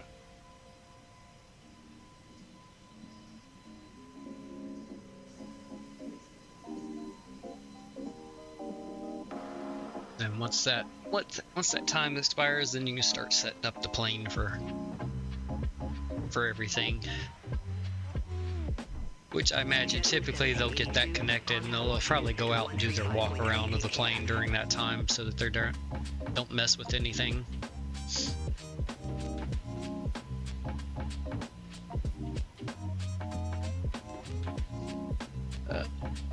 Washington Center on 135.3, JetBlue 1782.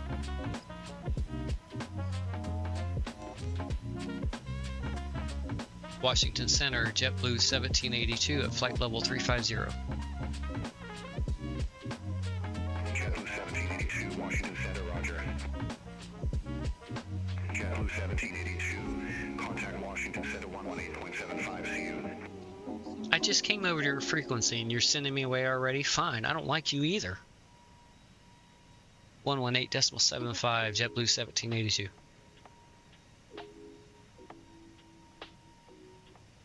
Washington Center, JetBlue 1782, flight level 350.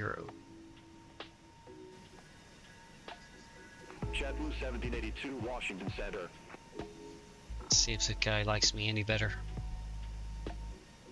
Ooh, what a view. Look at that. Yeah, it's definitely affecting the FPS though.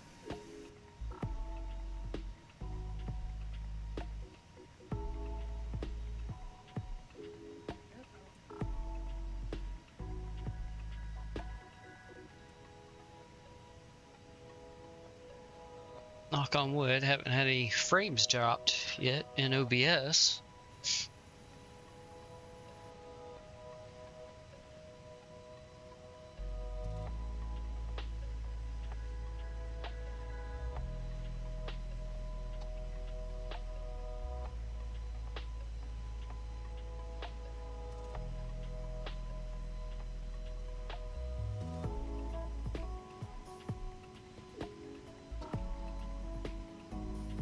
So let's see. Probably got about an hour and 20-ish, hour 15, hour 20 minutes left, somewhere right in there.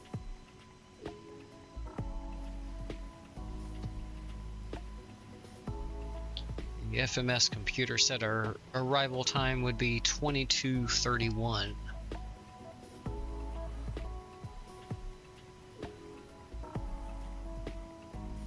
Should be see. Yeah. Let's jump in the cockpit here. Yeah, so we got like an hour and 13 minutes left.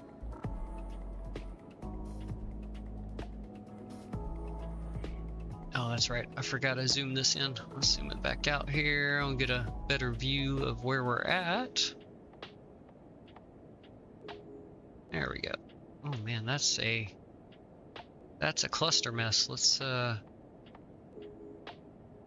take off all the airports. There we go. Here, we'll take that off too. Keep it simple on the map so it doesn't tax anything any more than it needs to. There we go. Click this again. There we go. So it looks like we're might be around North Carolina. That may have been Raleigh we were looking at out there, unless we're yeah, that looks like we're in the North Carolina area. So, yeah, I think that was probably Raleigh we were seeing out there.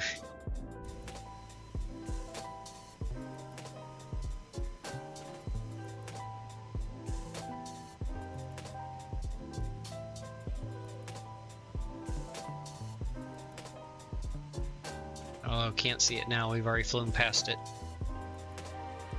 What's our ground speed? 468, 69 knots right now. Not too bad.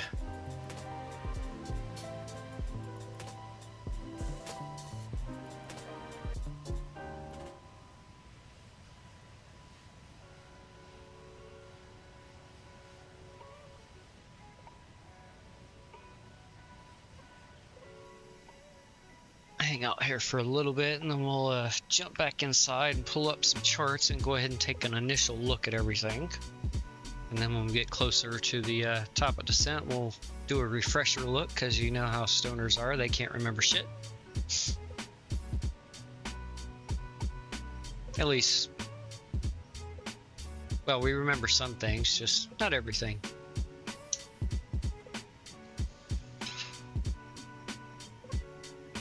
Oh, speaking of stoners, let's see. That was the last of what I had pulled out here. Oh, it's 420. Hey, perfect timing on that one. Yeah, we'll go with some more cherry cap. Thanks. You're welcome. I just picked up dinner. Nice. Yeah. There's really only one restaurant I've ever gotten takeout from here, and it's the Chinese restaurant. Actually, I have good food too. Get a nice. We get it from Meadows, Ohio, Okay. Yeah, this place is Jin Chinese restaurant.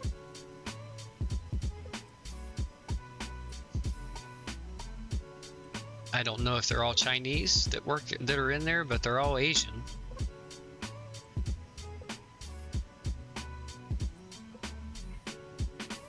Like I said, food's really good too. Get a good, nice, good portion for. buffet thing near our house that has really good food. Yeah, I usually get like the side of some broccoli or something like that. Broccoli and brown sauce, I believe is what it is. And then typically I get the sweet and sour chicken or pork, depending on what I'm in the mood for. One of those two. Yeah, I love sweet and sour chicken or pork. Those are definitely my go-tos. I wish one of the cities I used to work in here, it's like a 45 minute drive from here though. It's they had right there in the same little strip mall, had a Thai restaurant. I'd always go over there and get chicken pad Thai. It's like what was it, $6 or $7? You can get a huge serving. I mean, it's monstrous. You're literally, you eat that for lunch and you're full the rest of the day. Yeah, the other chicken I like there is the bourbon chicken. Oh, man, I never had that. It's really good. Washington Center, Delta 626, flight level 360. Delta 626, Washington Center. He's going the opposite way we are.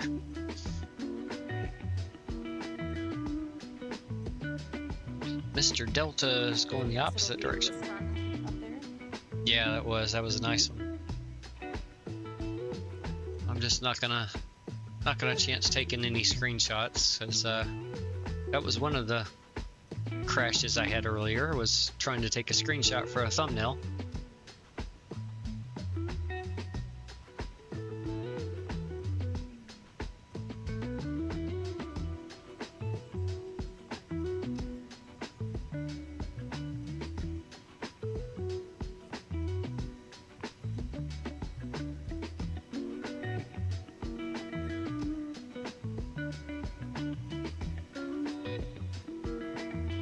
Imagine we should be getting close to Virginia now. Delta 726, leaving 17,900 feet, descending via Roundtrip arrival, runway for right. That's where my sister lives. Delta 726, Washington Okay. Center, roger.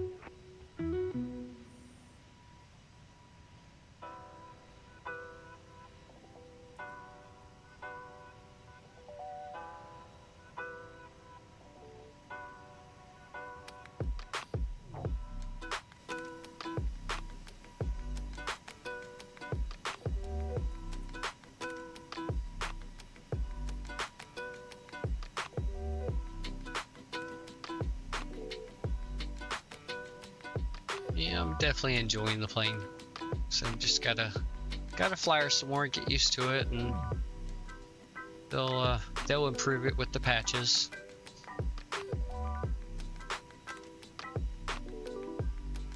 Definitely not the best in performance, but it's still flyable.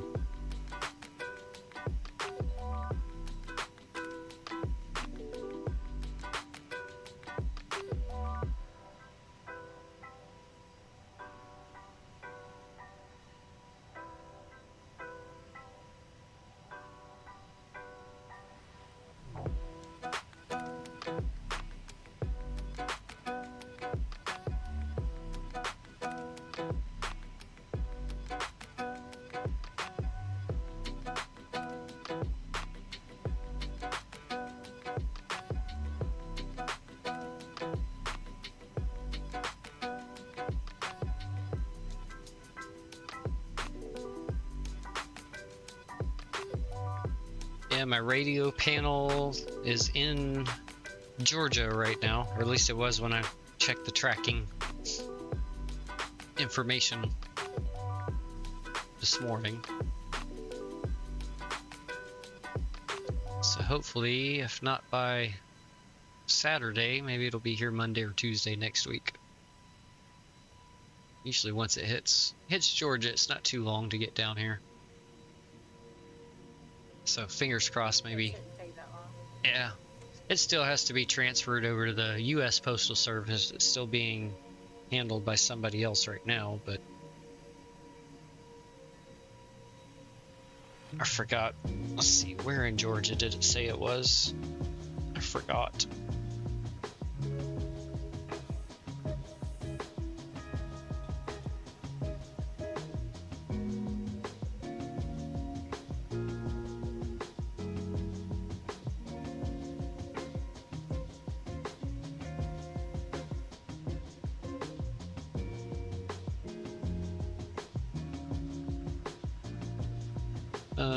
Austell, Georgia.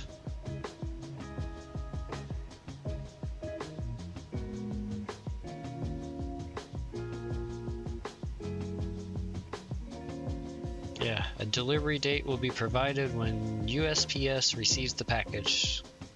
So right now it's still OSM Worldwide is the shipping partner that has it right now. that came from Korea. It's the PU Air Korea radio panel is what I'm waiting on here. It's basically a little radio stack so that I can tune frequencies without having to go back into the cockpit and mess with the dials. Although my understanding, they currently don't work with this plane. Yeah, they'll fix it though. They're aware of it, so they'll get it fixed. And it still works with the other planes I fly too, so it's not like I'm only gonna fly this plane now, but I still love my A350 and my two 777s that I have. I still love flying them too.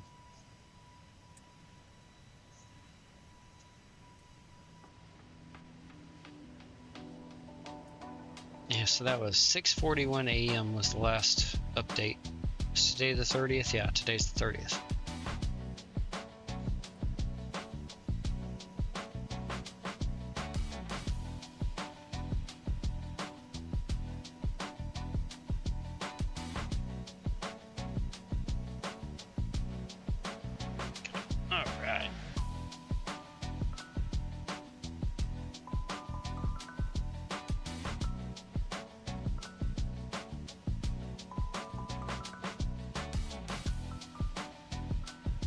You know, just when you think you don't run into somebody any dumber than the person I had that night I told you about, that the kid broke that Christmas ornament we have on display by bouncing the ball on the store that clearly says not to.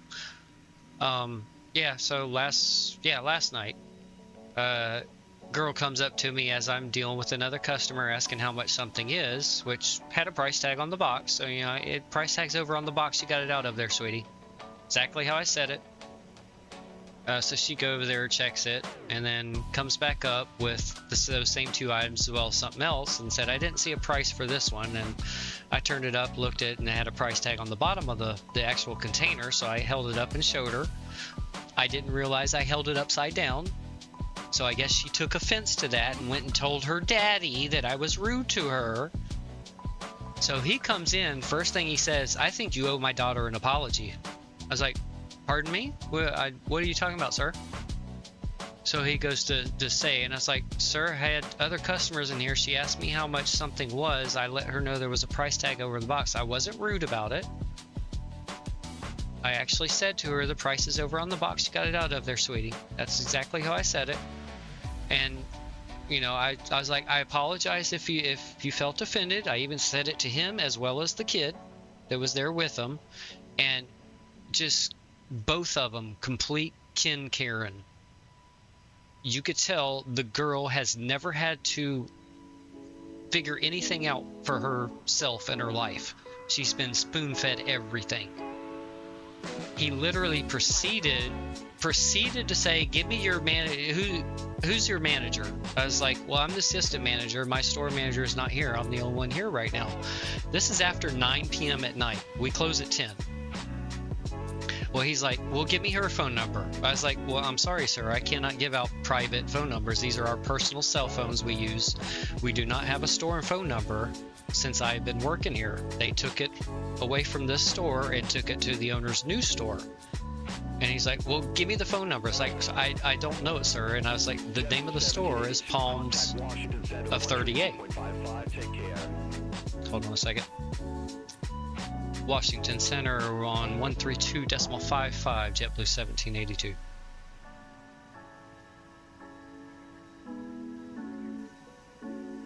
JetBlue 1782, or sorry, Washington Center, JetBlue 1782, flight level 350. Okay. JetBlue 1782, Washington Center, copy. So I guess he searched our store somewhere. I don't know where the hell he searched. You know, I let him know we do have an Instagram page that you can reach out to the owner that way. That's how we've been told to handle anybody who wants to contact her. He's like, well, I don't have Instagram. It's like, well, I mean, like I said, we don't have a phone. I literally pointed around back behind me. We don't have a phone here, sir. I'm sorry. And then I think he searched the store name or something, and somewhere still has the old phone number that is no longer listed on Google because I checked. It's been removed from Google. So I don't know, again, don't know where he searched, but it's very old information because I've been there for over 3 years and we've never had a phone. But yeah, so that's what I got to deal with last night, and that's, I mean, literally it's a weekly basis that somebody like that comes into the store. They are so over entitled, it's ridiculous.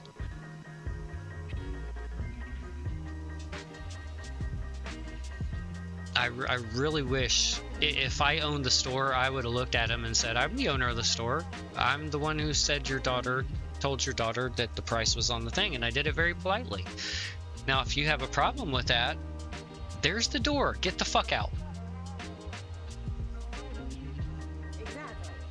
I was not being rude at one point. I like I said, I think I apologized to both of them for a total of 4 times each through that whole thing, and was polite the entire time.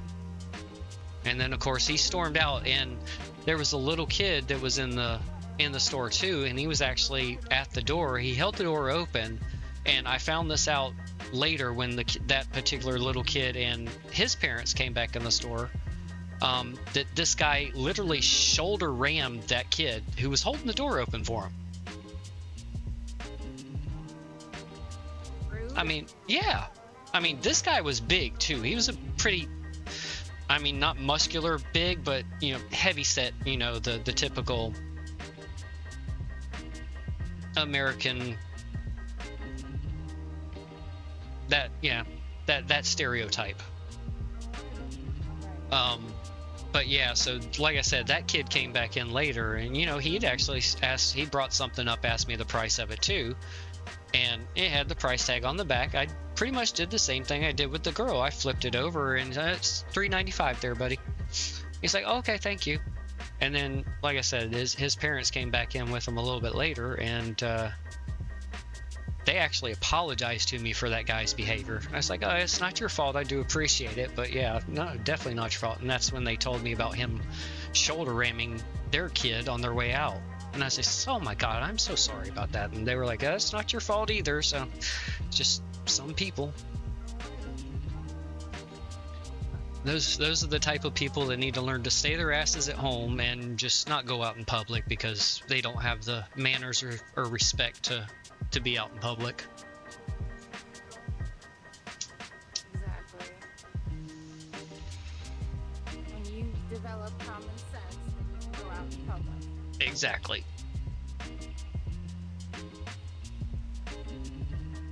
Over 3 years of working there, and you know, I've told kids that before when I'm busy and can't look up a price for them if I'm helping another customer, and I know the price is there on the box because I make a habit of making sure everything's priced when I come in, because the store manager has a habit of putting shit out without putting a price on it, even though in 3 years I've asked her probably 15 times to please put prices on stuff.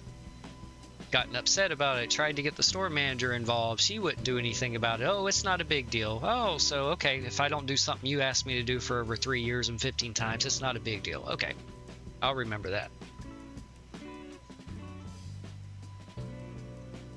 But yeah, I'm So don't sit here and still, tell me yeah. that you're all mad because I didn't do what I was told. Yeah, exactly.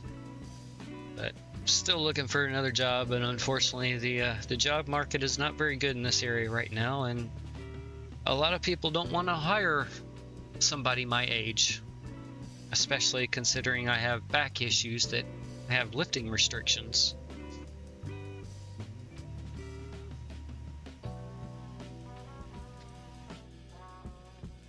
Get interviews, they seem to go well, and then either don't hear back or, oh, we decided to go with somebody else. Yeah, you went with somebody else that was younger, less experienced, you can pay cheaper. That's exactly what it was. Because it's always funny, 90% of the time, those same jobs that do that, I see them listed several months later as being open again. It's like, yep, see, that's what you get, dummies. They hire somebody that's not qualified to do the job because they don't want to pay the money for somebody who is qualified. Yeah, I mean, I never ask for unreasonable. I'm always asking for what's within their pay range that they're specifying for the job. Now, I do go to the upper end of what they're offering, but I feel my well over 15 plus years of retail experience and service hospitality experience more than qualifies me for above base pay. Right. I only spent 4 years in retail.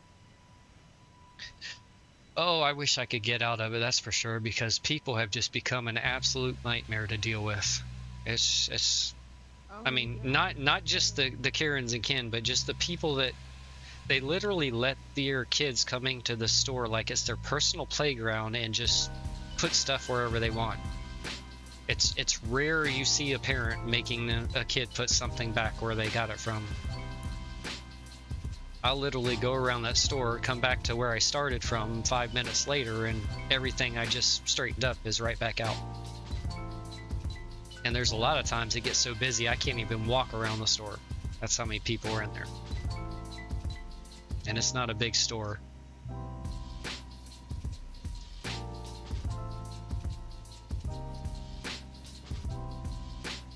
I have a really bad habit of being in a store and I'll start organizing the shelves for them.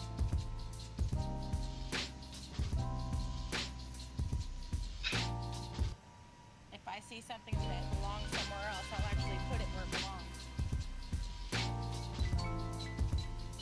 Yeah, if I'm nearby, sometimes I'll do that. Like, this doesn't belong here, it belongs here.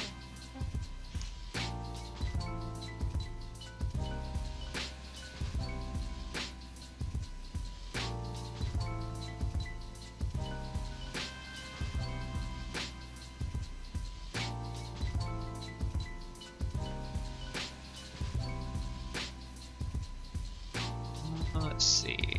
Oh, 339.38 nautical miles as the crow flows right now. Washington Center, Delta 626, flight level 360. Delta 626, Washington Let's Center, jump into the cockpit here and take a look at our status. Oh yeah, we are.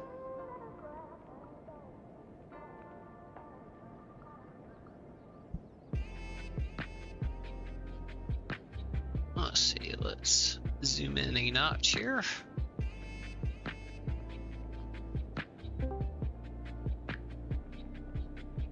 Welcome back. Thank you. Alright. Still right on our flight path. We still got about 50 minutes to arrival. Looks like we still have a ways to go to our top of descent too. Let's see.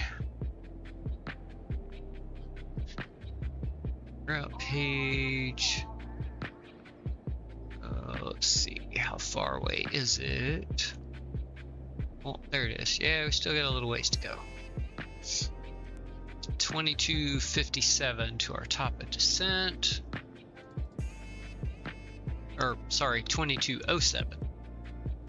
Me eyeballs played a trick on me there. 2207. So that would be 26 minutes away. Okay.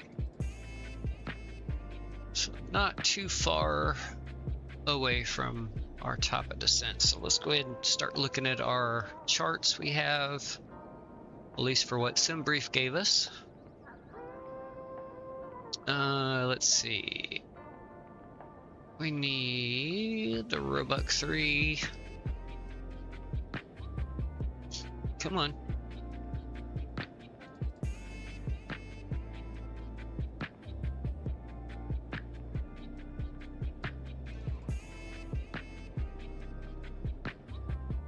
Let's try that again.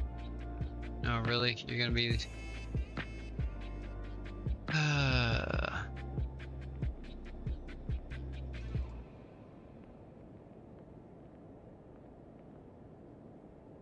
Gotta love technology. Yep. Approve, allow. Thank you. Alright. Should be good now. There we go. Alright. So hopefully that is a bug they will work out, because I've also had every time I load into the plane I have to do that. Okay, let's see. Our transition is JFK, which is down here in the box. So we're coming in from down here. So our first restriction is flight level 230 at FX. And then between 210 and 230 at Ruiz.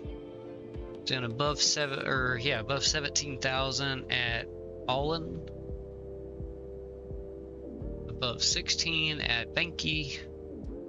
Roebuck, we need to be between 12,000 and flight level 190. Above 11,000 at Provi. And let's see. We've got 04 right, so we'll be coming in this direction. Do I still have sim brief open over here? I do not. Let me pull that up really quick. Oh wait, that's not gonna have that on there. Never mind. Never mind. Let's see here. Let's zoom out a little. Let's see what we got here. Okay. So there's Roebuck. Yeah, okay. So Goshi is our last waypoint on the arrival before we get our radar vectors. Okay, so that means, yep, so we're coming in to right here.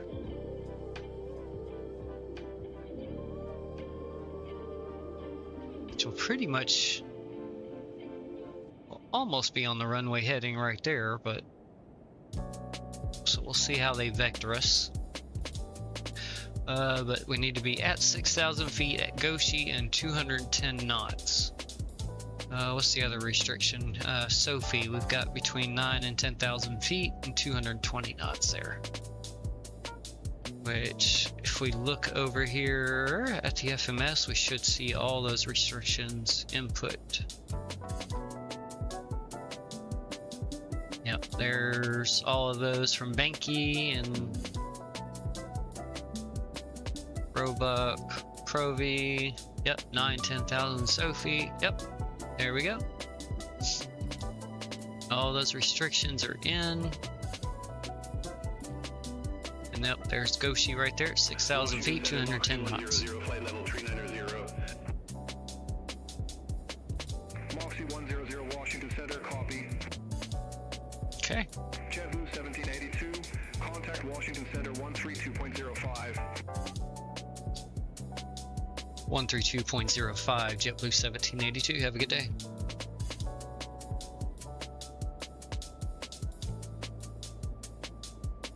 Washington Center, JetBlue 1785, flight level 350. Aircraft calling set call sign. I told you my call sign, you ding dong. Open your ears. Washington Center, JetBlue 1782, flight level 350. JetBlue 1782, Washington Center, good afternoon. There we go. See what happens when you listen? Oh, seriously? Washington Center 2545. I'm gonna put my foot up your virtual ass beyond ATC. 125.45, JetBlue 1782. Tell us how you really feel, Casper. It's crazy. You transfer to a channel, then they immediately hand you off to another one. It's dumb, I tell you. Dumb. Washington Center, JetBlue 1782, flight level 350. So rude. JetBlue 1782, Washington Center, roger. Okay, there we go.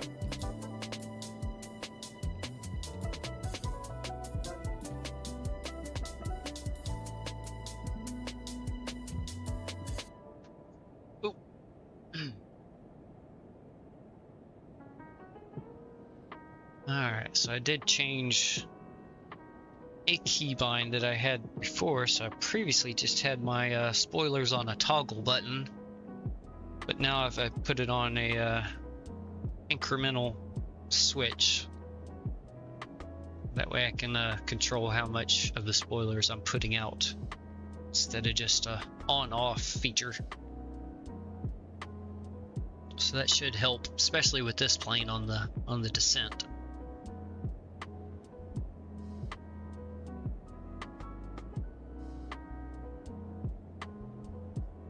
Let's see. Let me switch this back over. There we go. That'll recenter everything for us there.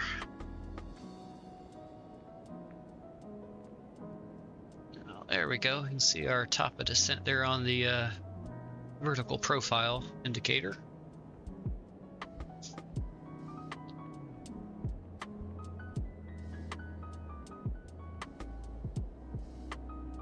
I think that's what that's called.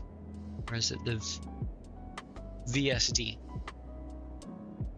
Vertical speed something display maybe? Yeah, we'll go with that. Vertical speed display. I'm just making that up because I have no clue. 726, leaving 9,300, descending via Roebuck 3 arrival, runway 4 right. Delta 726, Washington Center, copy. Huh. Delta 726 is on the same arrival we should have. 4 right, the Roebuck 3. Yep.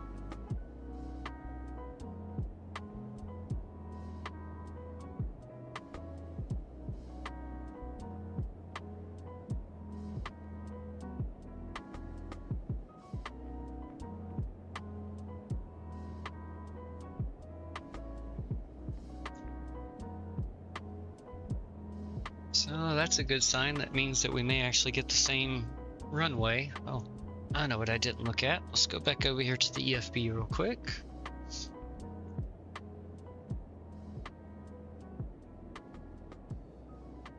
We already went over all that. Let's just do...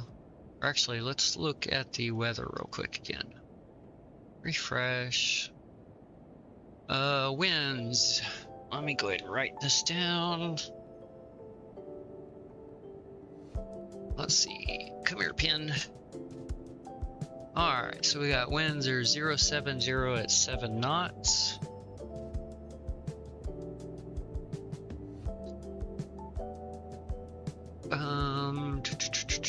Visibility looks fine. A few clouds at 2,500, broken at 6,000, broken at 11,000. Temperature is 19 degrees Celsius. And 2980 on the altimeter. Let's see. Oops, come on. There we go.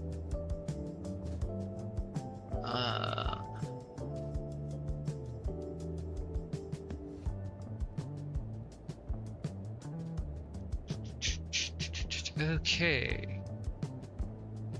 So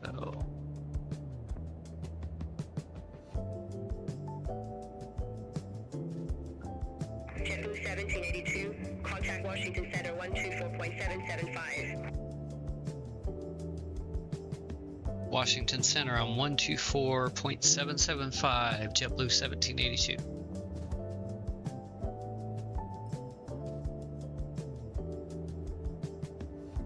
Washington Center, JetBlue 1782, flight level 350. JetBlue 1782, Washington Center. No, we want a flaps 4. So yes, we're gonna go low on the auto brake. Oh, it's not syncing my landing weight. Let's see. What did SimBrief give me for the landing rate or weight? And I'll have to add a little bit for the little bit extra fuel.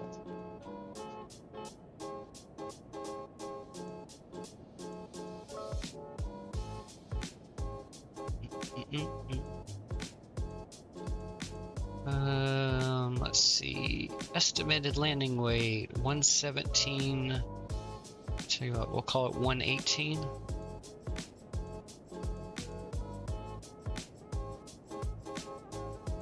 So 118.0.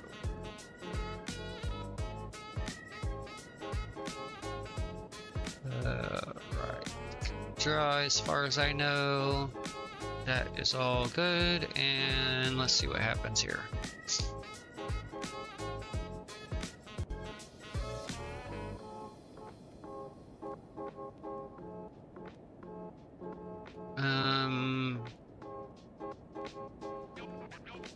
Yeah, I think this is bugged. I believe I remember this being bugged from... yeah, it's not going to take us 25,000 feet to stop this plane. Well, I mean, I am landing it, so technically it may go that far past the runway. I'm just kidding. Yeah, I think this is bugged, so we'll ignore the landing performance there. We'll just leave the charts up. Oh, actually, sorry, did want to get something else. Decision altitude 218 feet.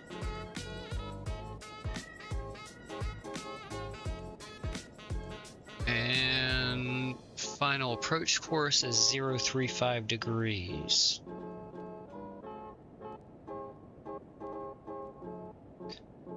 Which we will need that to make sure we intercept the ILS properly. Let's see. Frequencies there, it will pick up automatically. Basically, we'll need that course when we set our direct to after our manual vectors. Just to be honest, it's essentially a straight in anyway, because Goshi's the last off of that before it goes manual vectors.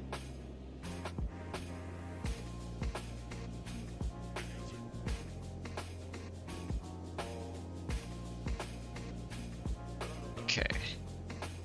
And ILS intercept is 1,700 feet.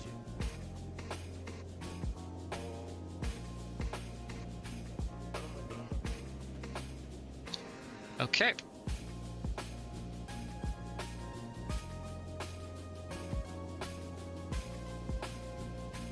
Okay, close sim brief. I don't need that anymore. Come back over here. Alright. We can put our star back up here. And then let's go over here. Let's see. Performance and approach. Alright. Outside air temperature. There we go. Put that right there for right now. Get my keyboard. Go control, and we were at 19 degrees. Our wind was 070 at 7.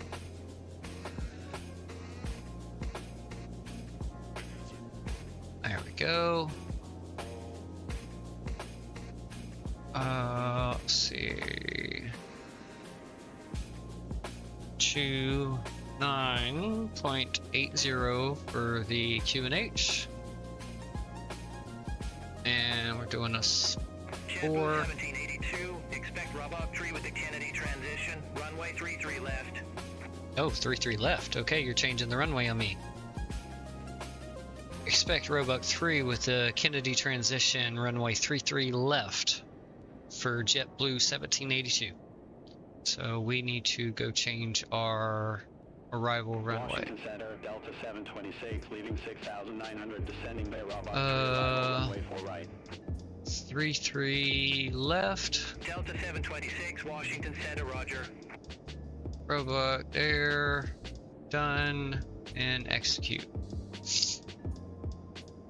Now, so our star has not changed, but our runway has. So let's go back to that. So nothing's going to change with that. but we do have 3-3 left now, so it has picked that up. So let's come back over here. We'll unpin these two. Let's go back here, and we'll go 3-3 left. And now we need to change a few things here. Decision altitude is 216 instead of 218. Contact New York Center 118.975. New York Center on 118.975. JetBlue 1782. Oops, meant to say Niner. Niner! Niner! New York Center, JetBlue 1782 at flight level 350. JetBlue 1782, New York Center.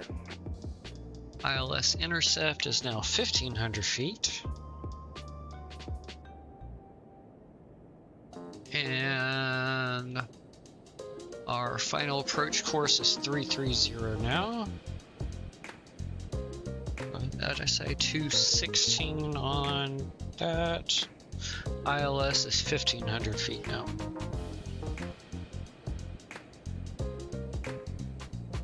Okay.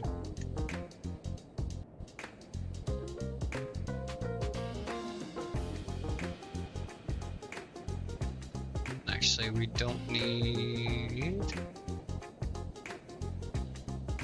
So, yeah, I think that's. Yeah, that was Destin. Arrival, runway 33 left, altimeter 2981.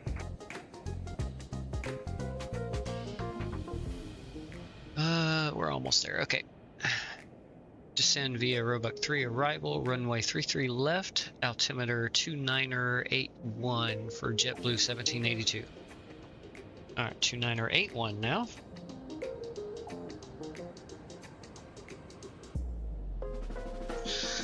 Quit changing things on me beyond ATC. Come on, I'm still learning to plane. Be nice. Okay, let's hand the radios back over to my first officer. That way I can concentrate on the plane. And we are going to set 6,000 feet was our lowest constraint on the star, the Roebuck 3 star. So let's go. Okay, and that is all we have to do. As soon as we reach the top of descent marker here, the plane will automatically start to descend now.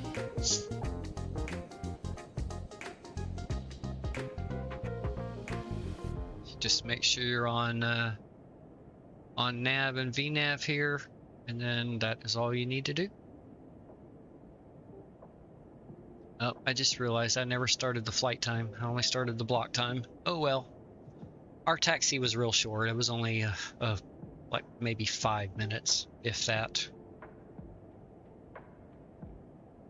So we'll add 5 minutes to our block time once we land, and we'll know that's our flight time.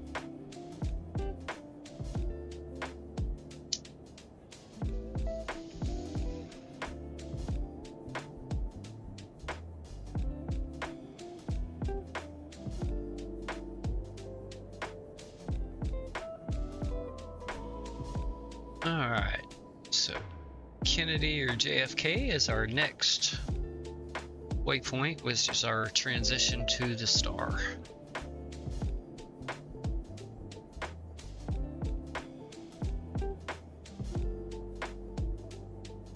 Oh yeah, let me change the runway I have on my dry erase board here too. 33 left. Contact New York Center 121.125, good day. Center on 121.125, JetBlue 1782. Actually, I don't need any of the departure information I have over here anymore. 1782, leaving flight level 350, descending via Roebuck 3 arrival, runway 33 left. JetBlue 1782, New York Center. Alright, let's zoom in a notch here. Let's come over here to the first officer's side. Oh, a little bit of stutter performance. Let's bring his down a couple notches too.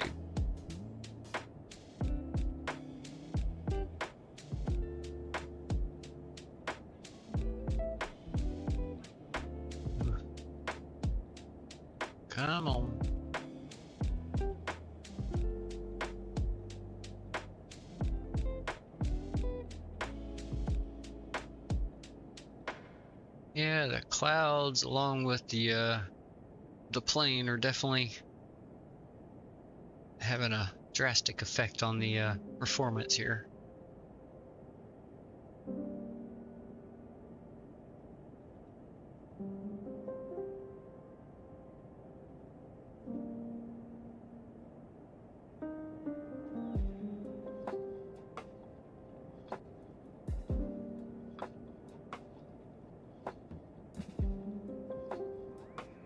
Yeah, pretty much same performance as getting on the departure there. A little bit higher, not too much though. Alright, there's our beep warning that we're approaching our top of descent. As you can see the little green dot and circle right there on the MFD map.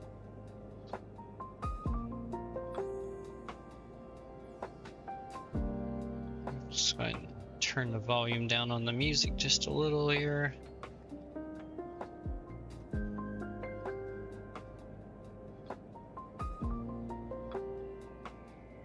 Alright.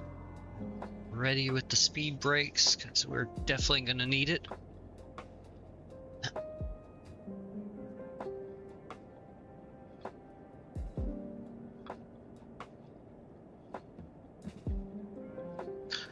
There we go. You see the little purple, magenta diamond, whatever color you want to call it, approaching. So we're going to start descending here very shortly.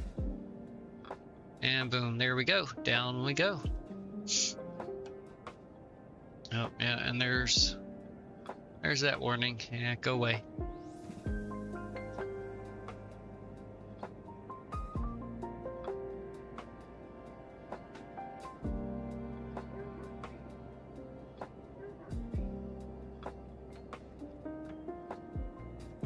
Yeah, and there goes the airspeed. So let's get out to...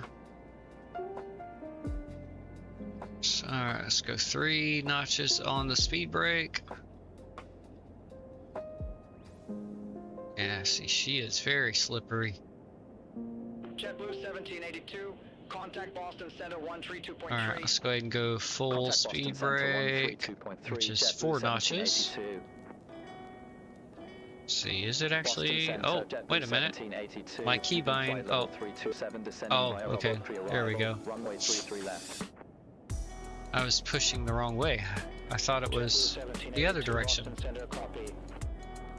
I set it backwards from where I wanted it.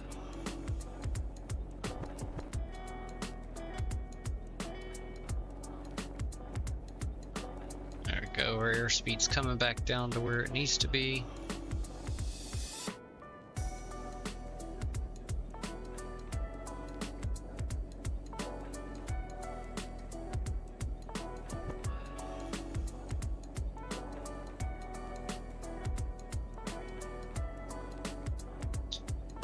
Up 1 notch, so I think we should be at just 1 notch of speed brake right now. Or actually, we're at 2. We're at half. Okay.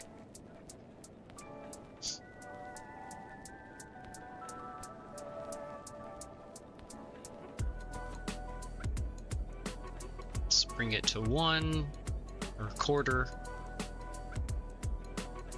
Oh, yep, there it goes. Airspeed's climbing back up.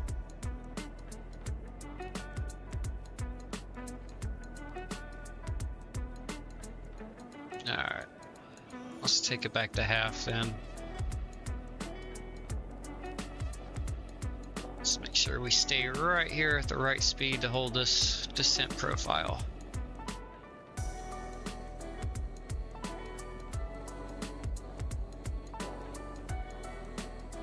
Very cloudy arrival into the Boston area. Gonna pick up a little clam chowder, bring down to the south here. So the return flight's gonna be serving clam chowder for dinner.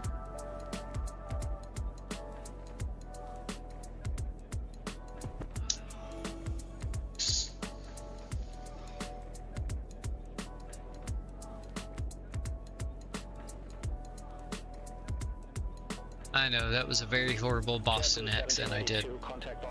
I'm from the south. What do you expect? Contact Boston Center 128.1, JetBlue 1782.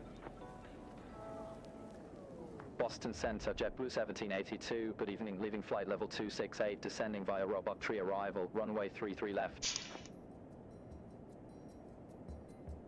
JetBlue 1782, Boston Center. Alright, let's go. Seatbelt sign on.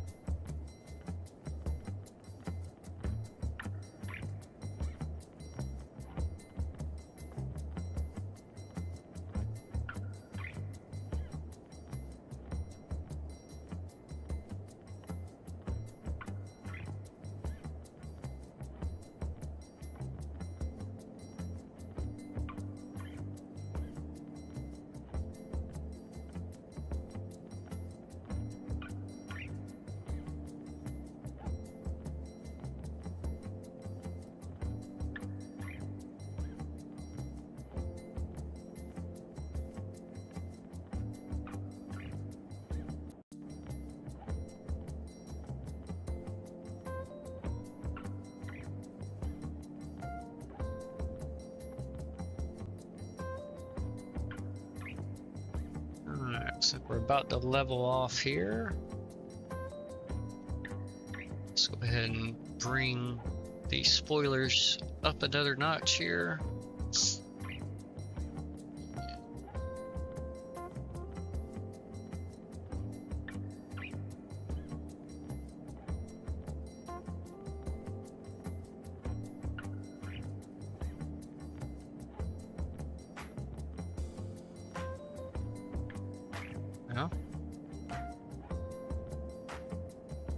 Alright, slow us back down, bring that notch of spoiler back out. Told you, you gotta watch that speed on the descent. This thing is very, very slippery.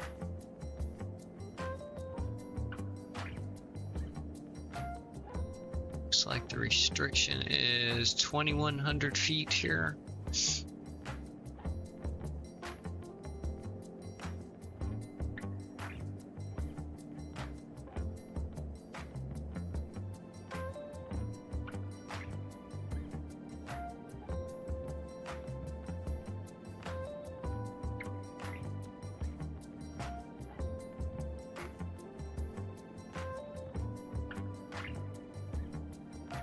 Yeah, 21 to 23 is where we need to be. All right, there, I think we've leveled off. All right, let's bring the speed brake back in all the way. JetBlue 1782, spoiler. Boston Center 124.525. Center on 124.525, JetBlue 1782. Should be at, yep, okay. Yep, it's back up now. Boston Center, JetBlue 1782, leaving flight level 210, descending via Roebuck Tree arrival, runway 33 left. I have to try to remember to reverse those keybinds. So I have to push the button. It's a, so on my VKB Gladiator joystick, it's a toggle button that you push it up or down. It's typically for like landing gear. So I thought I had it set to where down would be to deploy the spoilers and then up would be to retract it, but I guess I did it backwards, so. Yay me.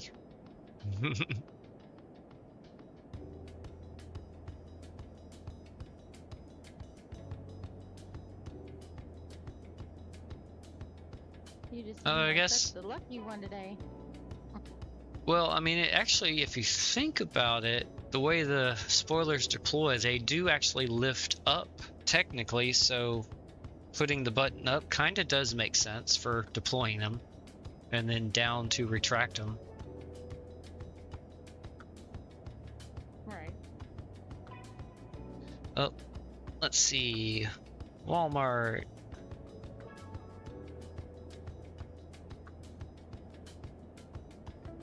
Oh, what did I miss? Arriving soon. Okay. Of course, it would be arriving when I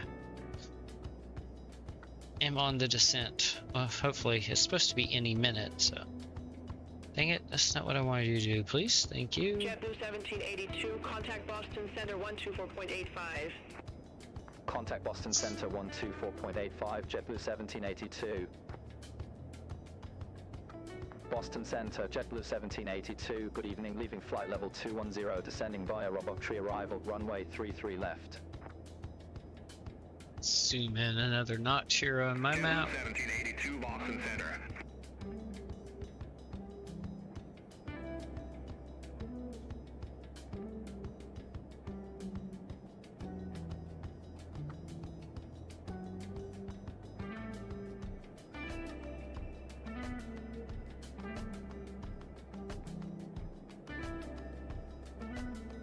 Your Walmart delivery has arrived. Okay.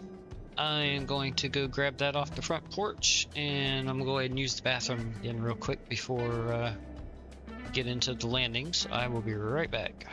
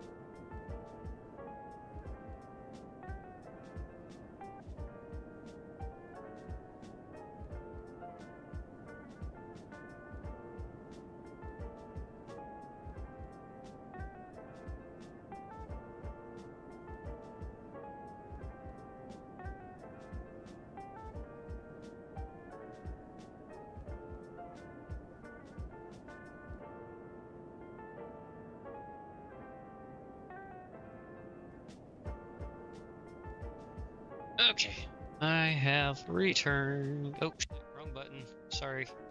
Forget the countdown timer. There we go. My finger clicked before the mouse was where it was supposed to be. Okay, there we go. Mark that as red. Okay, now, whoops, there we go. Alright, let's see. Everything's still looking good. Plane's not falling out of the sky. Well, technically it's... Well, no, we're not falling out of the sky right now. We're at 21,000 feet. But we're about to start descending again.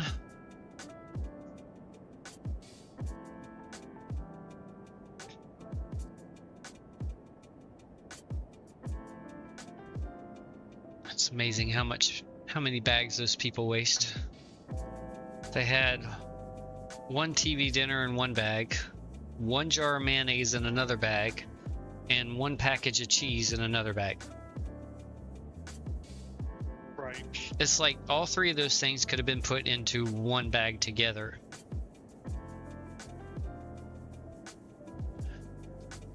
But being honest, everything I got, I could have probably gotten into 2 bags.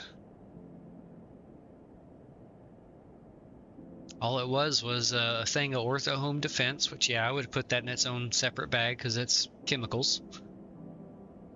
And then 3 TV dinners, a thing of cheese, of sliced pepper jack cheese, the 24 pack, and then the jar of mayonnaise.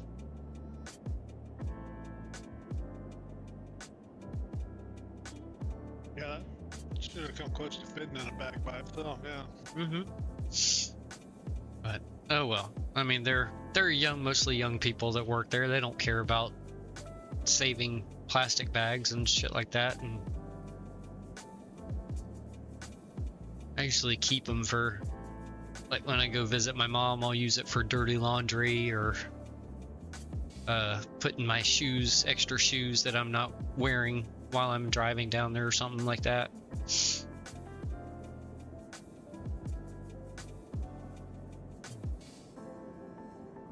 And then of course my keyboard and stuff for my computer, because it goes with me.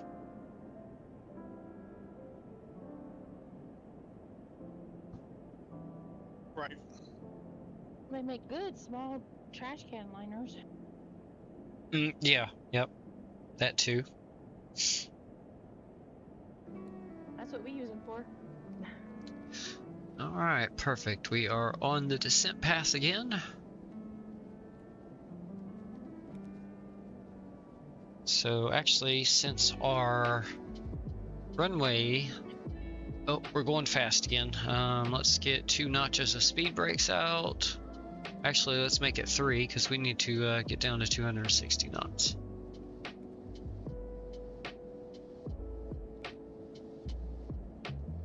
Like I said, you gotta watch this girl on descent. She'll get away from you quick. Oh, and we need to go off of standard pressure. And 298. 1, yeah. Come on, don't change the view. 2 and 1. There we go. Set. And I think this one I have to, oh crap, I gotta see what is that in hectopascales. 1010. So I need to go 2, 3. There we go. All right, all 3 are set. Heather, all right, now we're on the airspeed. Let's bring 1 notch of the spoilers back up. We'll keep it at half, I think is where I have it now. Oh, no, it's at 3/4. All right, let's bring it to half. That should be good enough to hold our airspeed.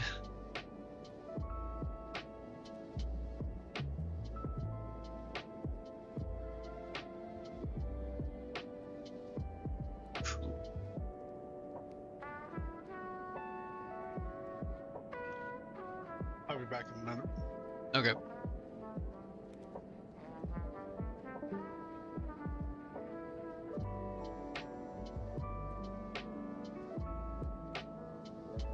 Saw somebody mention that turning this display off helps with performance, but we'll see. Yeah. No, Boston Center, not really. Delta 626, leaving flight level 222, descending via Roebuck-3 arrival, runway 27. Delta 626, Boston Center, roger.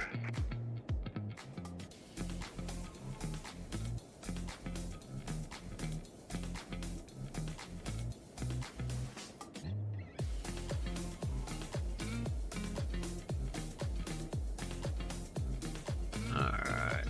Still looking good. See if we'll hold our speed if I bring the spoilers up another notch, or if we start accelerating.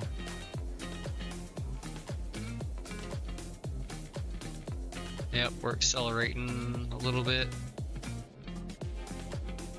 There we go. Engines are spooling back though. Oh no, we need to be down at 250 knots now. All right, so let's go back with the spoilers.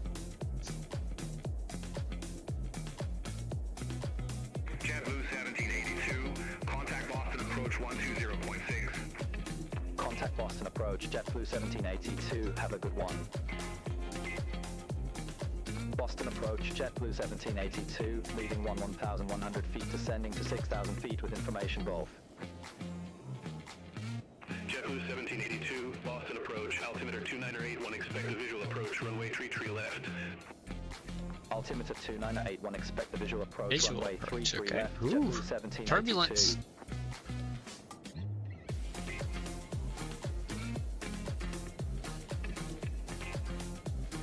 Zoom in.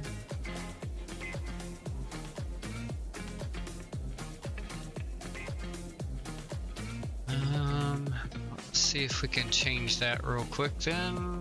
Flight plan, arrivals.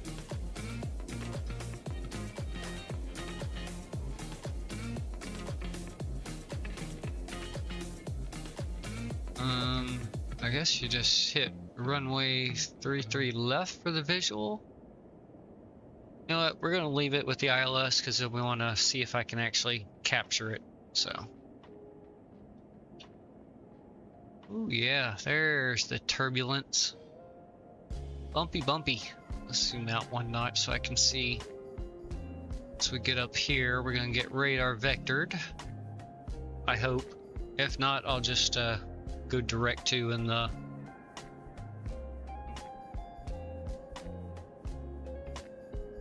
flight plan there.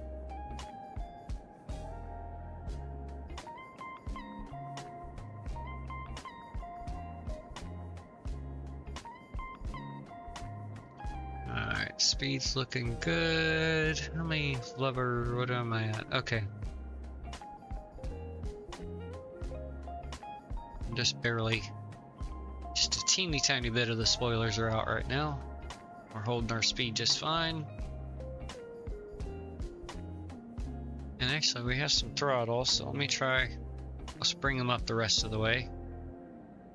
Should be up, yep, okay.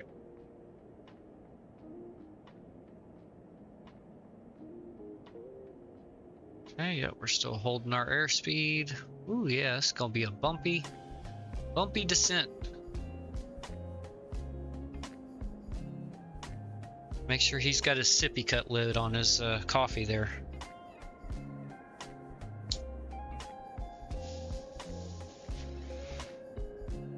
Don't want him making a mess of my brand new airplane.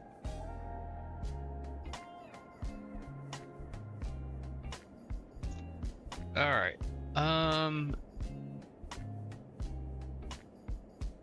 I'm gonna go ahead and set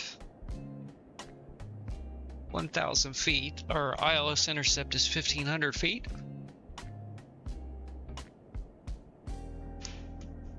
It's gonna hold our constraints that are programmed.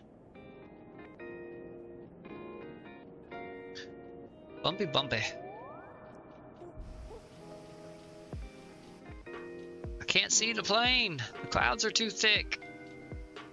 I was gonna say, it looks kind of foggy out. Yeah. Oh yeah, look at that. That's how thick it is. GFX is doing its work there.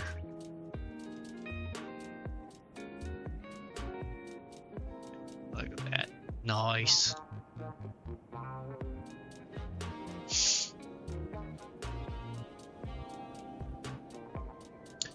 Oh yeah. Bumpy, bumpy ride.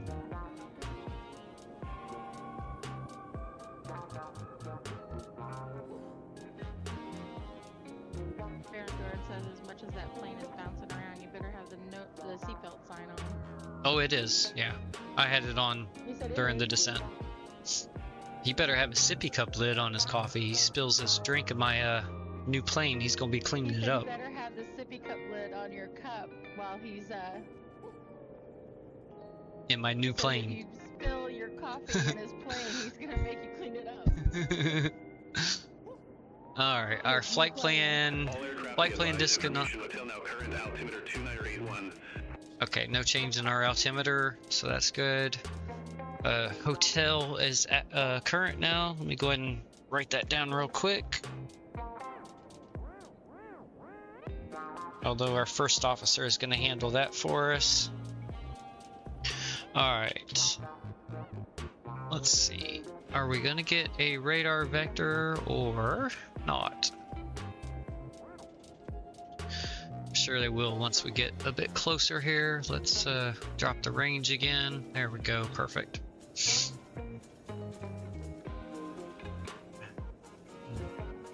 Man, this is a bumpy approach. Yeah, it is.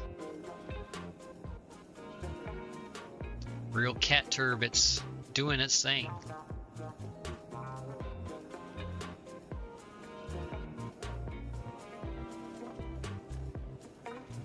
See, I'm the good passenger. I already finished my margarita.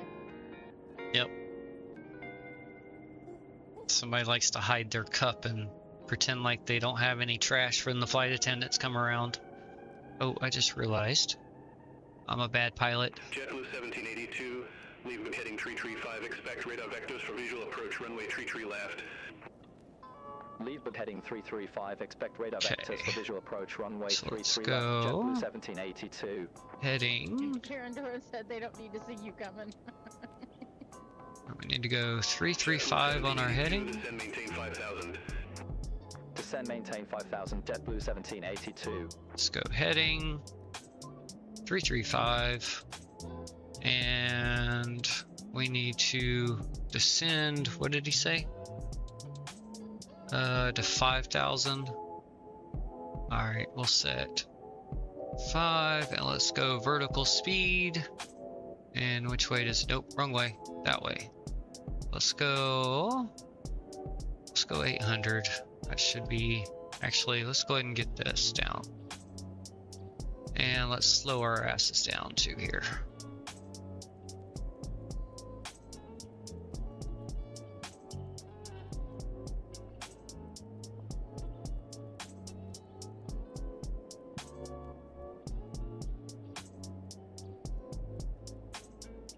No, actually, we're at 215. We're good right there. Although we are supposed to be a little bit slower, we should be at 210. So let's get just a little bit of spoiler out to help slow us down a little bit. Okay, yep, we're descending. That looks good.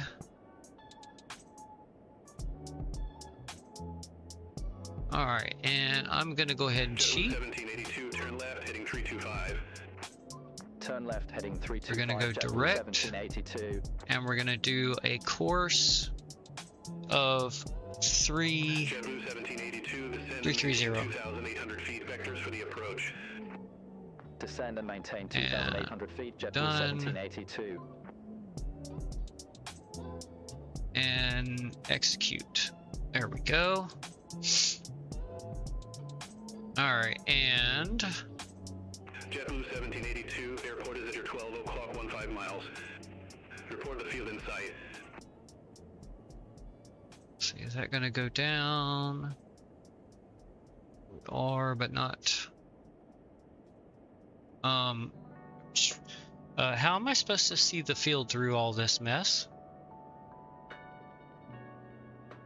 Looking for field, JetBlue 1782.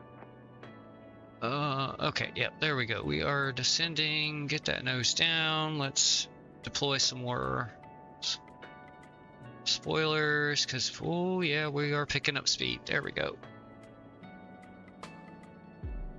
All right. Did No. you activate the playback? Not yet. All right. So I should, if I did this right, if I arm approach, I may not have done that right. Let's see. Yeah, I don't think I did that right, so hold on. Let's turn that back off. Let's go back on nav. And let me go. 1782, turn left, Oh. heading 325. Turn left, heading 325, JetBlue 1782. Okay, there we go. Approach, look 1, glide slope.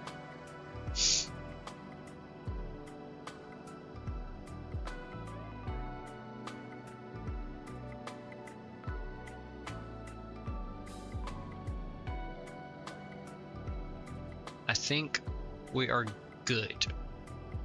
We shall see. Alright, 2500. Let's go. Oh, we can actually go flaps 1. Let's go gear down also. And I believe I see, yes, I see the runway. Alright, let's report to field in sight. JetBlue 1782, field in sight. I see the poppies right there. JetBlue 1782, cleared visual approach, runway 33 left. Can't believe they're doing visual approach. JetBlue 1782. Yeah, or actually, that's our runway is over on this side. So as we get closer to the FAF here, our final approach fix, we will get lined up better. 128.8, JetBlue 1782. Alright, let's Tower, JetBlue 1782, bring- runway 33 left. let's get the speed down. JetBlue 1782, Boston Tower, wind 090 at 5, runway 33 left, clear to land. Runway 33 left, clear to land, JetBlue 1782. I need you to slow down, please. Yeah, there we go. Let's get that down.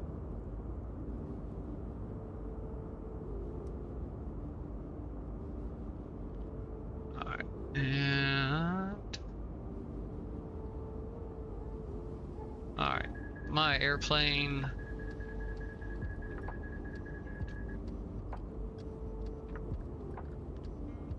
Oops, wrong way. Come on, bring that back down.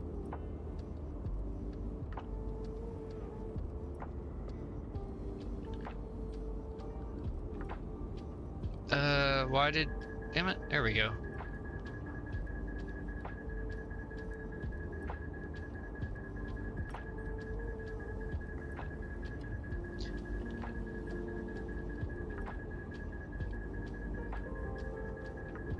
Yeah, we are high.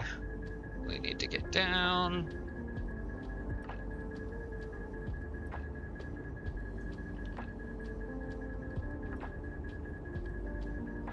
Whew. Yeah, wicked approach.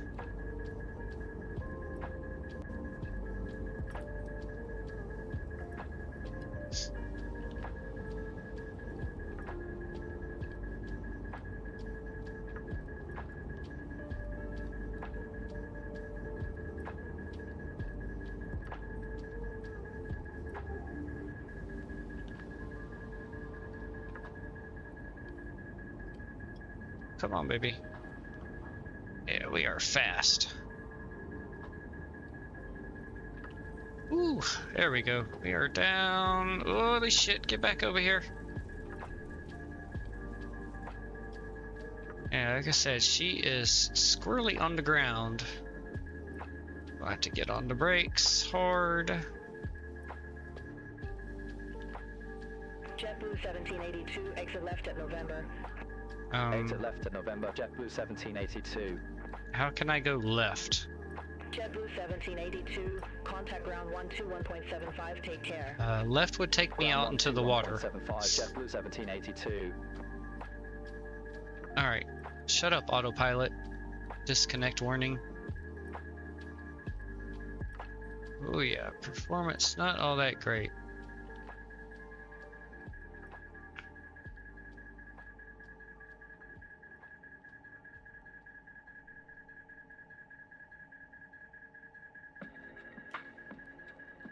Stop here real quick. Let's see if that will shut it up.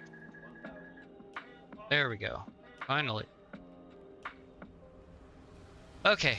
Yeah, that was definitely interesting. Do I even want to look at the landing analysis? Oh, it actually wasn't horrible. Minus 228. The G up was a bit excessive, but Didn't bounce it 10 feet off the center line, and then had that nice little squirreliness on the ground that I've seen. But yeah. Again, learning the plane. Don't sue me. Sue JetBlue, not me. That's not their fault. Yeah, that's all of their fault. JetBlue 781 taxi for departure. JetBlue 781, runway Now 33 why? left, taxi via Charlie, cross runway 04 left to Charlie, hold short of runway 4 right. Runway 33 left taxi via Charlie, cross runway 04 left to Charlie, hold short of runway 4 right, JetBlue 781.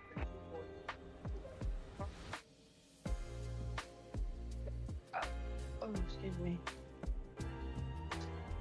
Okay, weird beyond ATC. Why are you? Alright, for some reason, I don't know what it is, the last beyond ATC is not giving me the option to go over to ground anymore.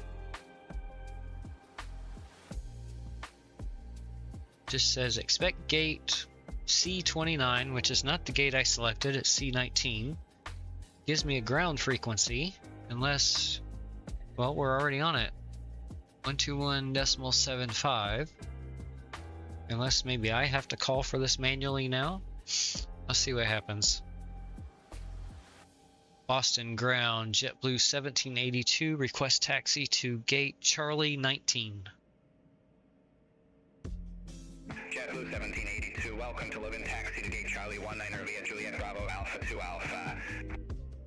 Taxi to gate Charlie 19 via Juliet Bravo Alpha 2 Alpha, JetBlue 1782. Okay. JetBlue 781, cross runway 4 right at Charlie, hold short of runway 27. Cross runway 4 right at Charlie, hold short of runway 27, JetBlue Again. 781. Approve. Allow. Thank you. Okay. Let's see. No, I don't want. I want arrival, please.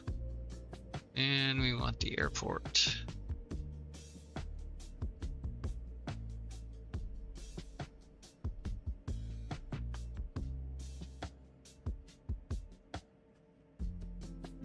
Come on, you can do it. Be a good plane and lay the chart for me.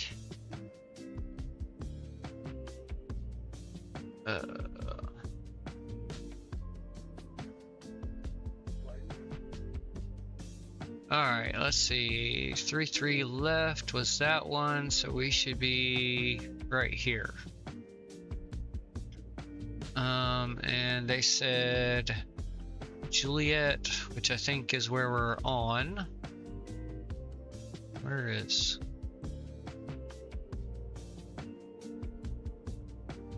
No. JetBlue 781, cross runway 27 at Charlie. Cross runway 27 at Charlie. Well, they just say JetBlue Bravo 781. to Alpha 2. Okay, Bravo Alpha 2. Okay.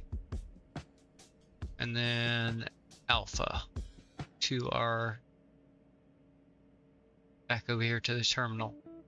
Well, that's kind of weird. Contact Boston Tower 128.8.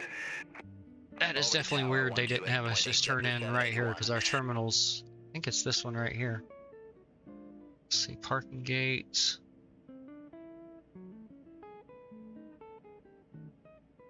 Charlie 19. So right here. So actually before we even round all the way over here.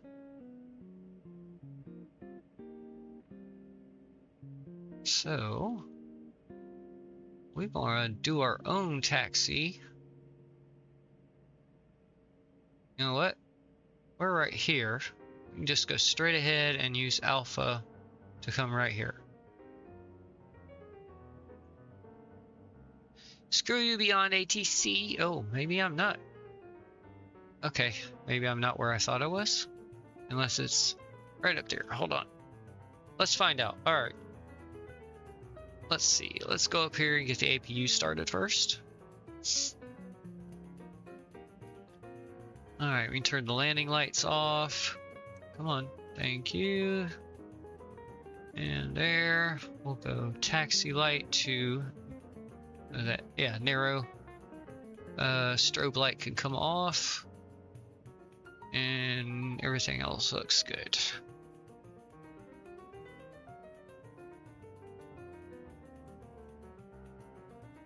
Oh, spoilers are still deployed. Let's see, let's bring those back up then. Let's bring the flaps all the way up. Go. Okay.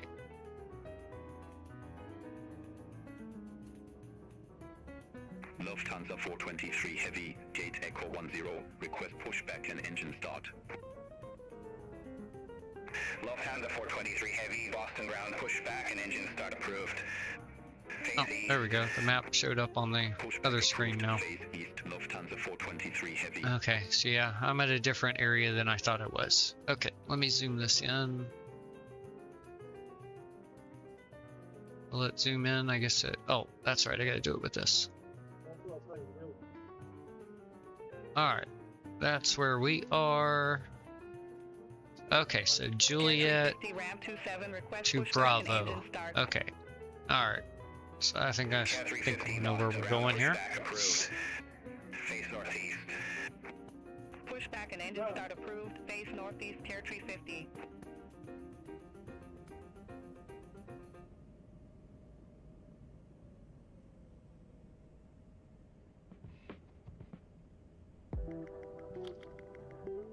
All right.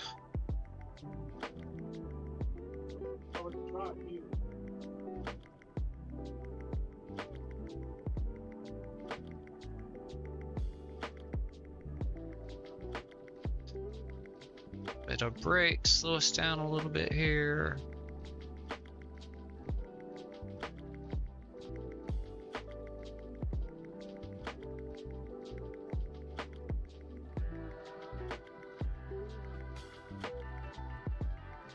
Lufthansa 423 Heavy, ready to taxi to the active. Lufthansa 423 Heavy, runway 4 right taxi via Alpha, Kilo Bravo. Runway 4 right taxi via Alpha, Kilo Bravo, Lufthansa 423 Heavy.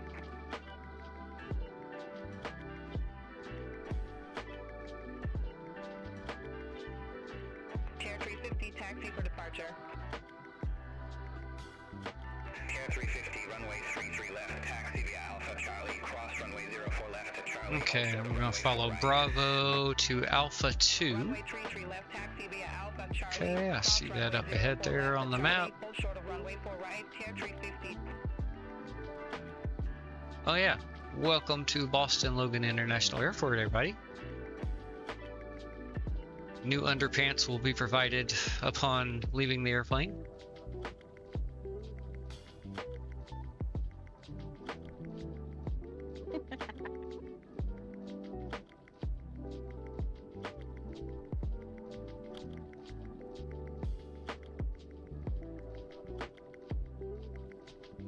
Okay, so we're gonna continue up here to Alpha 2, then we're gonna turn on to Alpha and follow that to our gate. Does GSX have our proper gate set? Yes, they do. Perfect. Lufthansa 423 Heavy, hold position for traffic. Yep. I'll call you back. Hold position, Yep. Lufthansa 423 Heavy. Performance not very, it's kind of fluctuating. Yeah, it's bouncing around a bit here. Go up, drop down, up, down. It's doing okay right now. Oh, and now it starts stuttering again. That's alright. They'll get her in a better state. Alright, and this should be... Oh shit, actually, I was supposed to turn it that one back there. That's okay. We'll turn it this one. We'll turn right here.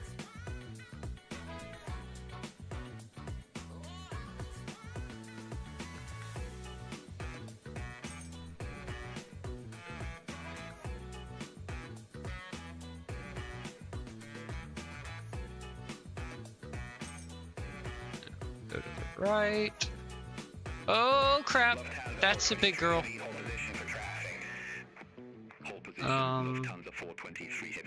Yeah, big girl. Big girl. I'll tell you what we're gonna do. Let's go. let's go straight ahead here for just a second, and then I can swing back around once that 747 passes. Even if I had made our turn back there, he still, again, beyond ATC would have put another plane right in our path. Alright, let me turn that back on just a minute. Okay. So what I'm gonna do is... Alright, slow down. I'm gonna pick up... Oops, I didn't mean to stop. Continue taxi, Lufthansa 423 Heavy. Care 350, continue taxi. Continue taxi, Care 350. So we'll just swing this girl around. And then...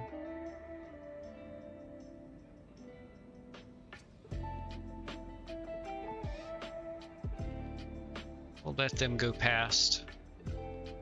Oh, there's another plane back behind, so we'll let them go too, and then we'll get back over here on Alpha.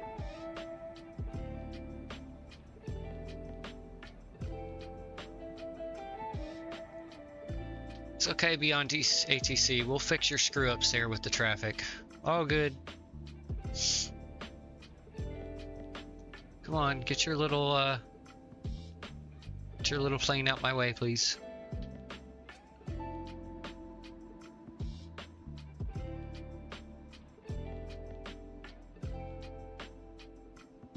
Okay. All right. There we go. We'll jump back out here on Alpha now.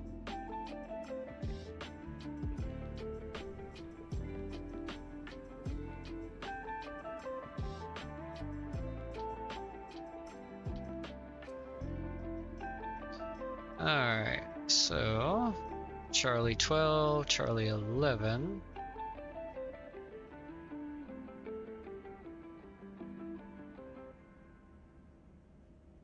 Delta 626, taxi to gate Alpha 7 via Kilo Bravo Echo.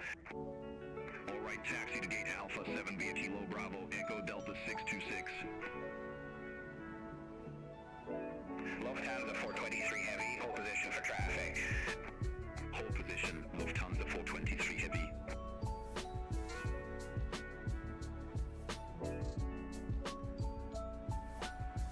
Care 350, cross runway 4 right at Charlie, hold short of runway 27.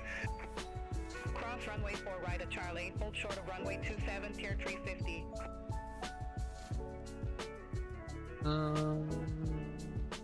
Let's see.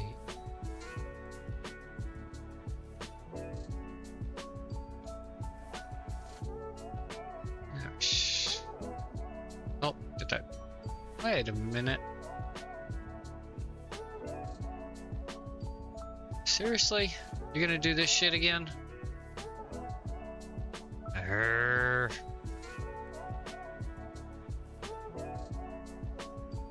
Oops, not that.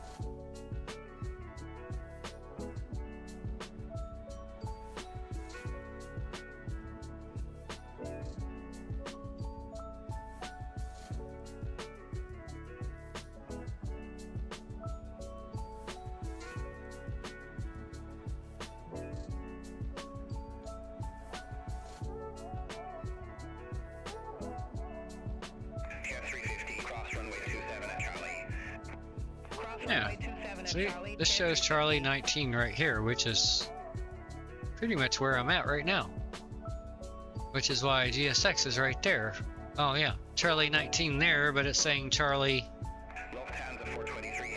Oh, goodness, goodness, goodness. Okay, so I gotta make a very sharp left-hand turn here. Alright. Glad I stopped when I did.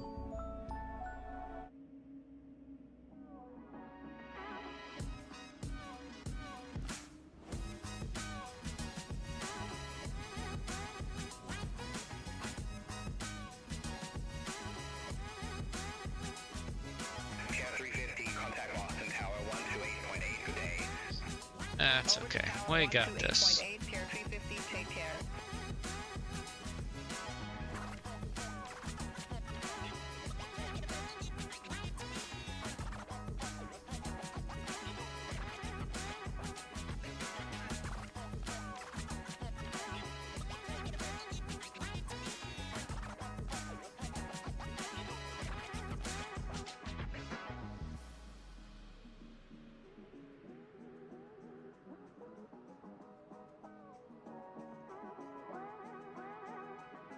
Lufthansa 423 Heavy, contact Boston Tower 128.8. Over to Tower 128.8. Alright, parking brake set. Good day. Alright, let's turn the head tracking off. I'll just grab the camera and move it. APU, yep, it is on and running. We'll go engine, and engine, come on, please, thank you. Off, we'll go ahead and go. Beacon light can come off. Oops, I blinded the ground crew again. I'm good at that. Alright, seatbelt sign can come off. There we go. And I believe the jetway's already attached, and I think the door is... Yep, the door is open already. Okay. We will go ahead and attach the chocks. We're not going to do the GPU since we're going to leave the APU running. I'm going to turn the parking brake off to let the brakes cool. Yeah. Alright, let's go GSX. Oh my god. Alright, parking brake set. You stubborn. I have the chocks on, you dumb motherfucker. Sorry, pardon my French. Seriously, GSX? I'm gonna kick you in your virtual behind. Alright, deboarding. Oh yeah, let's go over here. Stop our lock time, which was 4 hours and 2 minutes. Alright, let's see, does that reset it? Yep, okay, that resets that. Okie dokie. Southwest 4106, gate Bravo tree 4 request pushback. Don't forget that after you get everybody deboarded, that you, Southwest 4106, Boston ground pushback and engine start approved. Face southeast. Yeah.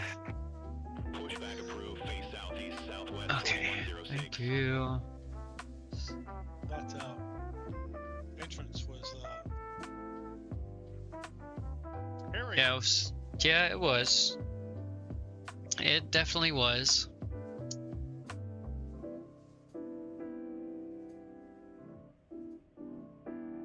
Yeah, no replay on this one since we're doing a turnaround. Okay. But we'll use it on the... Try to remember to use it on the landing for the return trip here. Well, hopefully All right. hopefully you'll do better on the return trip. Yeah, like I said, it's a slippery airplane. I just got to get used to it. I still was a bit high there at the end of the approach. I was doing all right through most of it, but the getting it to capture the ILS, I think I was still too high again for it.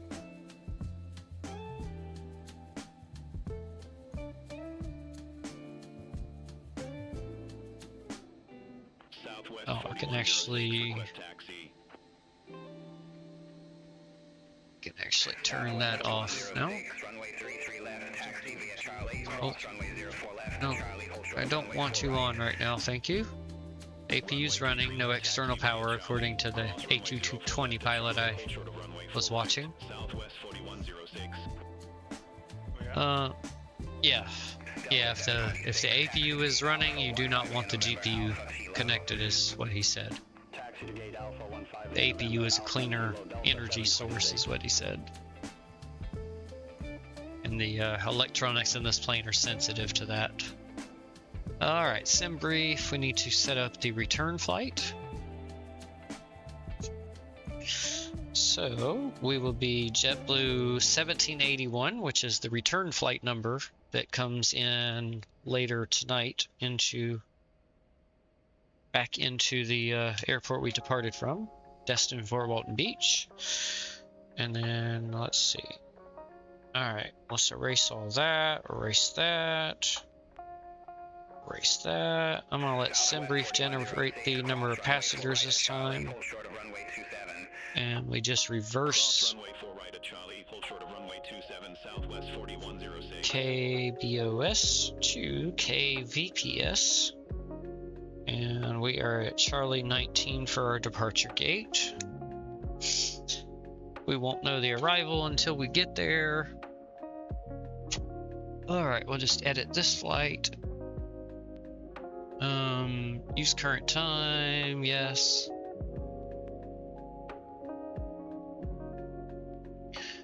Let's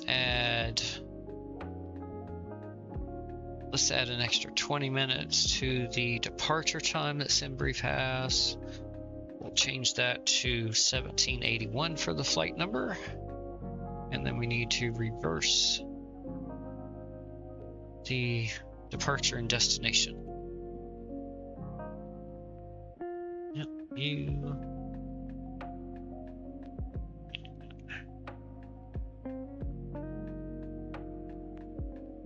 There. Southwest 4106, cross runway 27 at Charlie. Cross runway 27 And 4106. let's see, we'll do flight level 340 for the return. Or actually, let's see what they give us. We'll see what SimBrief gives this time. Alright, it's about that time for me. I will catch you a little later. Okie dokie.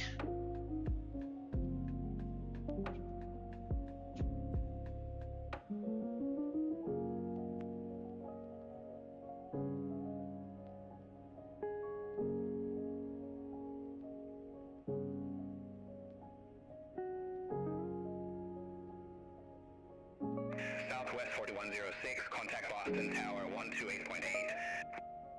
Okay. Tower 128.8, Southwest 4106. Have a good one. Oops, yeah, let's let SimBrief decide how many passengers we'll have on this one. And generate.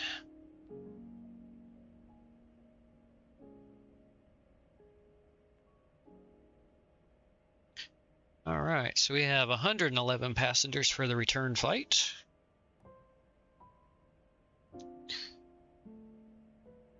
Let's see here. So runway 09 is what SimBrief's given us. And the PAT 7 departure.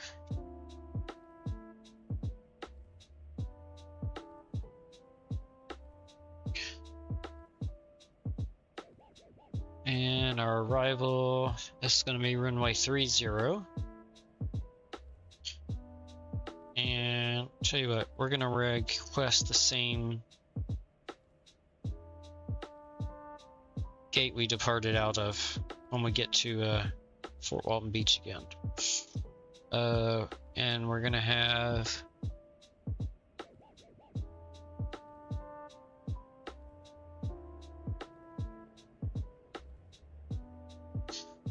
actually, we'll see. We know we're going to be radar vectored.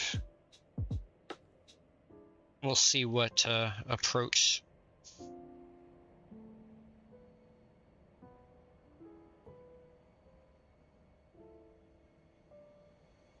I'll go ahead and program the ILS again, but we'll see what they give us. Okay, that is done. So let's.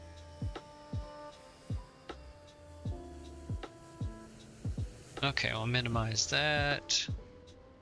Alright, start with the flight banner here. Fetch SimBrief. There we go. That should be updated now. Yep.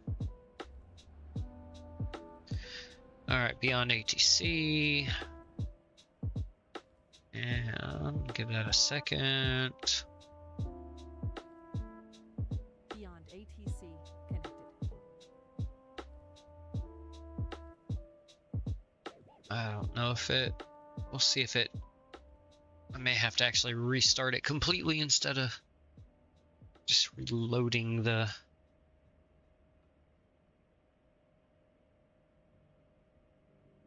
Oh, nope, it got it. Okay, perfect. Alright, we are good. I don't need to be on ground at the moment. Let's go ahead and get the ATIS information.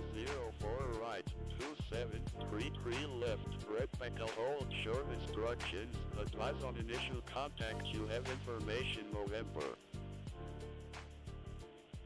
Alright, November. Logan Airport information November 2302 Zulu, wind 060 at 7.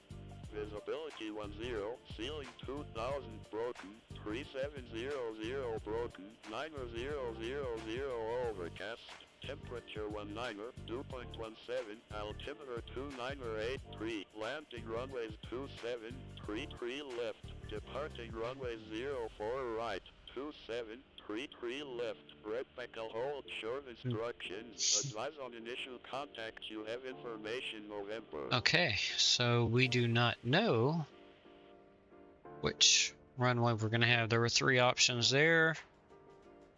We'll turn that back down.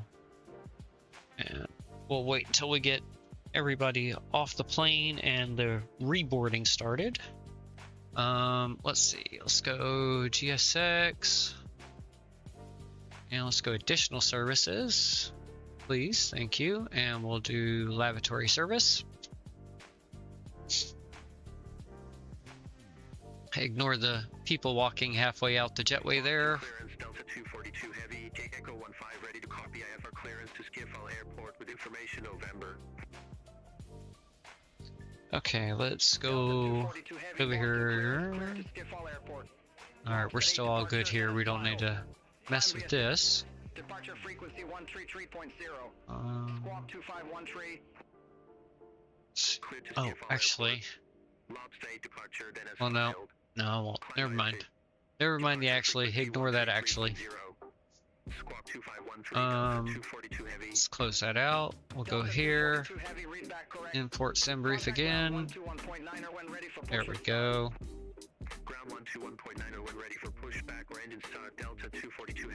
Load sheet, symbol brief import again. Let's round this up to 17,000.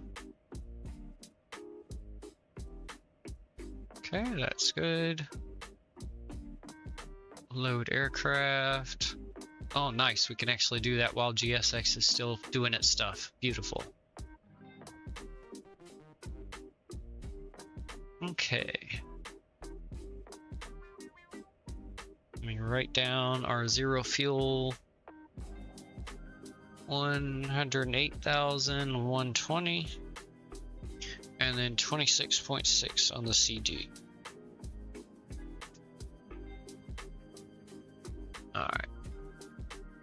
So let's go back here.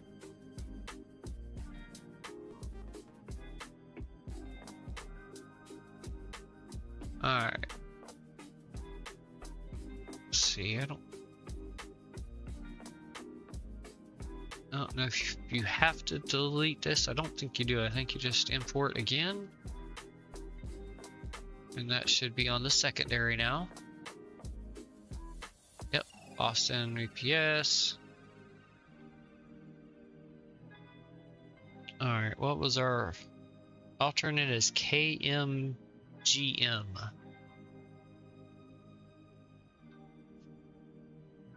KMGM.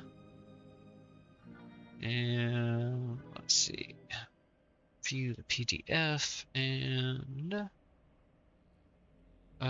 17,000 feet for the alternate cruise altitude. There we go. Our cruise winds. Crap, and switch that back now. Let's see, 348 at 41. Okay, and our ISO deviation is +9.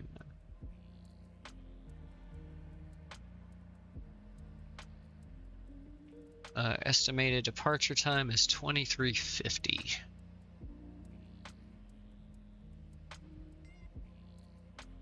Go, and we'll activate and execute. And now, there we go. We have our new flight plan. So 380 is what we're going to cruise up to today.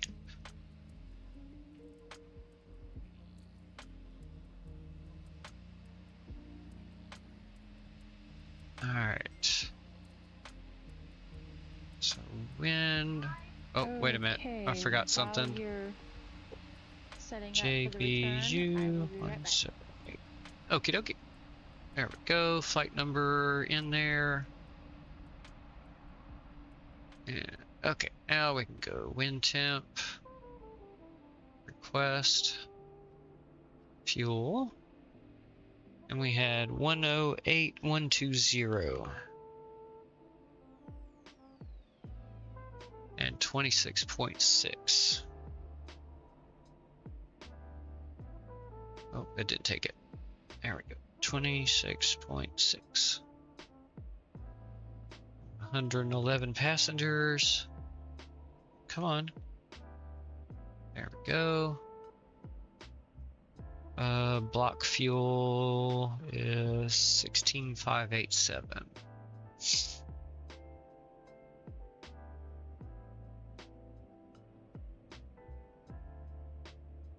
Let's see, taxi. Oops, didn't need to open that a second time. Let's see. Taxi is actually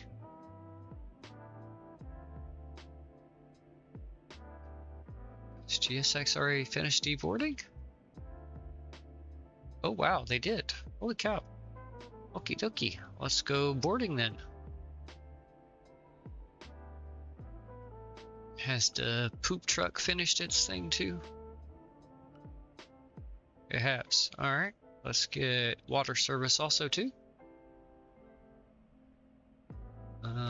Hey, go back to the page I was on, please. Thank you.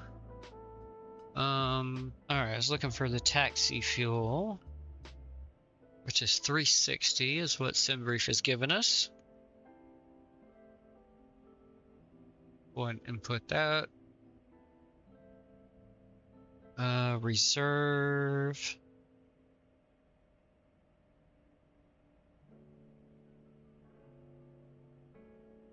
Let's see, final reserve and alternate I have.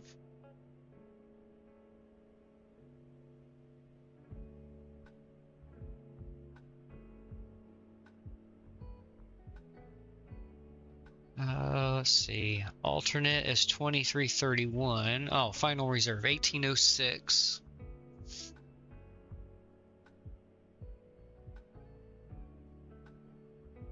Invalid. Okay. Well, then we'll just leave it alone. We'll leave it what it had there. I won't mess with it. Execute. There. Alright. And there's nothing on that. Alright, perf. We need to go back over here to the FB. Takeoff performance. Actually, we need to find out if we're going to have the runway we think we are or not. I don't need that anymore. I don't think I need SimBrief anymore. I'll go ahead and close that.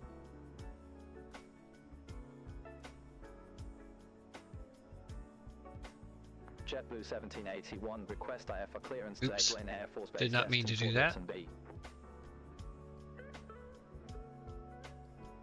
JetBlue 1781, Boston clearance. Verify you have information. November. Cleared to Eglin Air Force Base, Destin, Fort Walton, the airport. Pat 7 departure, then as filed. Climb visit. Departure frequency 133.0. Squawk 3646. Runway 27, so yep, that's not what we were given before. Pat 7 departure, then as filed. Climb via SIT. Departure frequency 133.0. Squawk 3646, JetBlue 1781. Pat 7 is correct. Contact ground 121.75 when ready for push or start. Ground 121.75 when ready for push. 3646 for our squawk.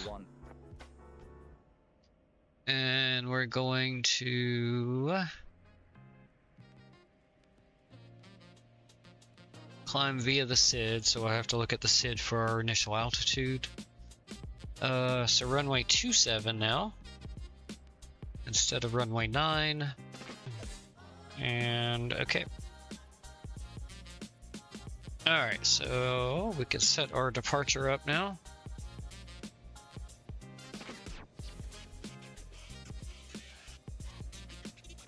Let me go back over here real quick. Actually, let me go back. There we go. Departure. So we got runway 27. Oh, there it is. 27. And the PATS. Oops, I think I went too far. Yep, there it is. PAT 7 departure. And done. Execute. Arrival. We've got runway 30. Let's do the Zulu. Charlie 279, request pushback. Air 626, Boston ground pushback approved. Yeah, we don't have text in our. Engine start approved. Face southwest, Air 626. Actually, you know what? Let's do the RNAV.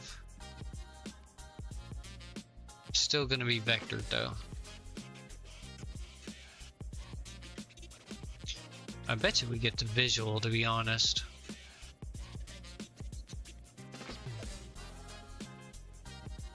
And it's, again, still going to be vectored, but I'm going to try the ILS again. I want to try to get that to work. Okay, so vectored, ILS Zulu 30, done, execute. Hey, Gadget, welcome in, buddy. Hope I didn't miss that for too long here. Still figuring this plane out.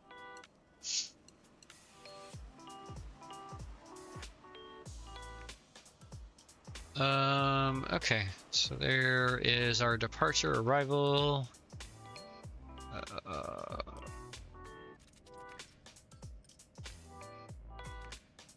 Sorry, I thought I already done that. Okay, yeah, I did. Fuel's done, that's done. Alright, performance. Now we can jump back over here to the EFB. Alright, we can sync the FMS, sync our weather, and that looks good. We will calculate. Alright, so we have full takeoff thrust. Let me turn beyond ATC down a little more here. There we go. V1 a 125, 132 for our rotate, and V2 a 139 with the flaps 2 departure. We'll send that over to the FMS, and then we'll jump back over here. We're gonna do engine bleed force again. 2 on the flaps, wing it off, and cow anti-ice both off. And we'll set those V-speeds. Okay, climb, our limits are in. That's looking good. Cruise, we'll leave that as is. Actually, let's do the same cruise we did before. So we're gonna do 300/0.79. There we go. It was just a little bit extra on the cruise speed there. And we'll execute that. And descent, constraints look good.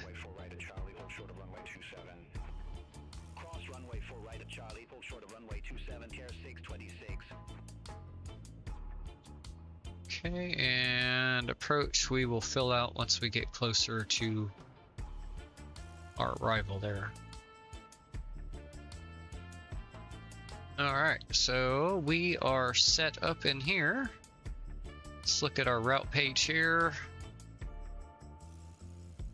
Departure looks good so far. There's our top of a climb.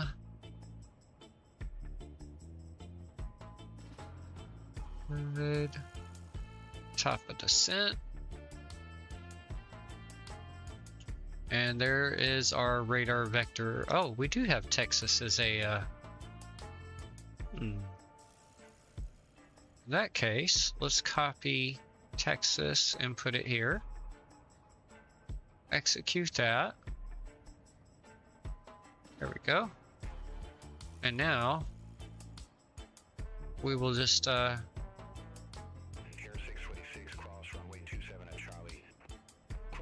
we won't have a radar vector in.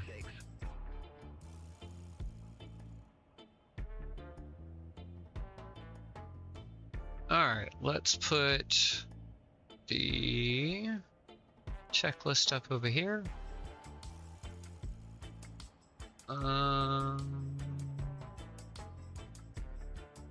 Let's see. How do we reset it? Oh, here we go.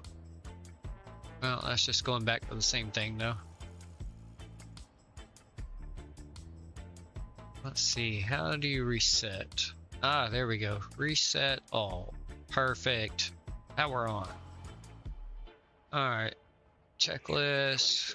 We are on APU power, so pre-flight or power on is complete. Pre-flight. This is not the first flight of the day now. We have our documents, OEBs, emergency equipment, gear pins. Overhead panel has already been checked. Let's see. Let's go ahead and let's get our altitude constraints and everything for our departure. So let's jump back over here. Let's go charts.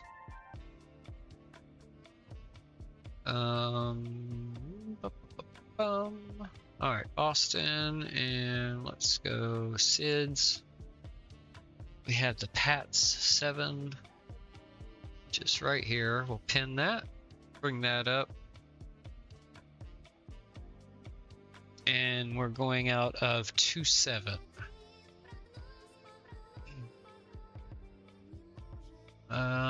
Yep, so this direction here. So our runway heading is 272.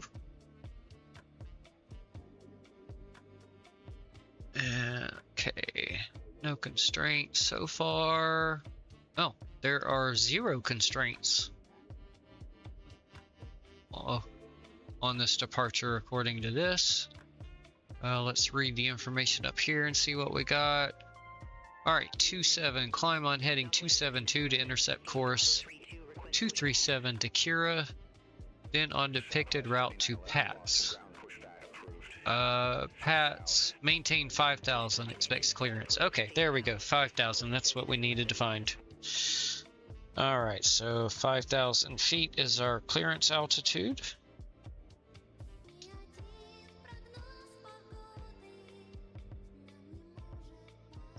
Alright, jump back over here. Oh, sorry, I went the wrong way there. I wanted to go up here. Alright, so let's set... Oh, let's turn that off first. Turn heading... Oh, actually I need to put this back. There we go, on FMS mode. There we go. Fly that, and let's go... 5,000 feet.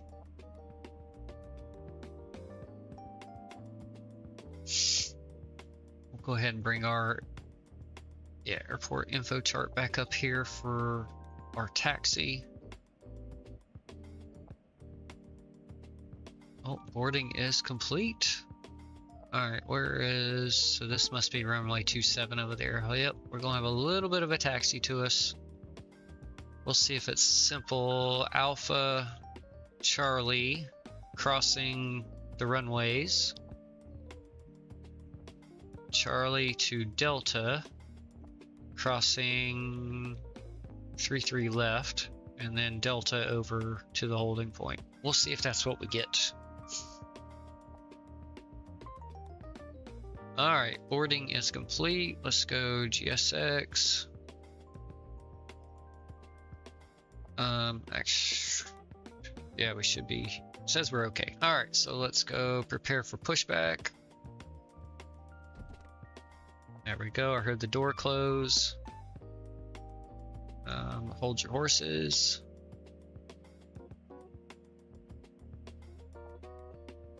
Let's see here. We already have all. So let's get. Actually, that could just go to auto. Beacon light coming back on.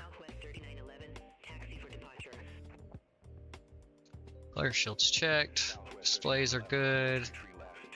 Good. Magic arrow button. Altimeters are set. Good, good. We've already checked the side sec. I don't need to do it again. Alright, before start. Yep, we did our departure briefing. We're on the APU already. Parking brake is still set, I believe. Yes. All right, before start complete. Next is our before taxi. All right, let's get our push and start clearance here. JetBlue 1781 at gate Charlie 19 request pushback. JetBlue 1781, Boston ground, pushback and engine start approved. Face southeast. Pushback approved, face southeast, JetBlue 1781. So that should be... Actually, I'll just do it on the map.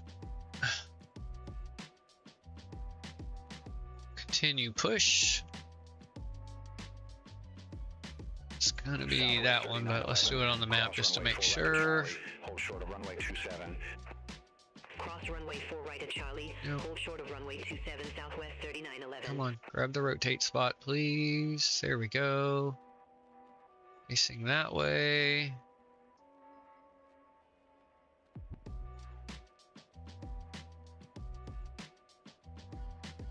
Come on, set. There we go. All right, save route. Parking brake off. Air 2341, taxi to round 29 via Tango Mike Foxtrot, cross runway 04 left at Foxtrot, continue taxiing via Bravo. Okay. Taxi to ramp 29 via Tango Mike Foxtrot, cross runway 04 left at Foxtrot, continue taxiing via Bravo, Air 2341. Let's go. Right, engine start. Start is going there. We'll turn the sounds up, and it's gonna take a hot minute for that to finish though.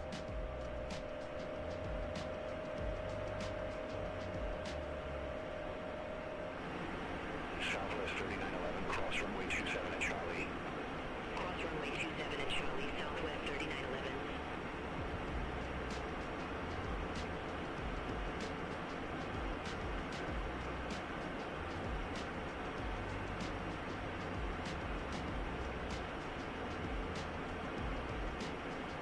Parking brake set.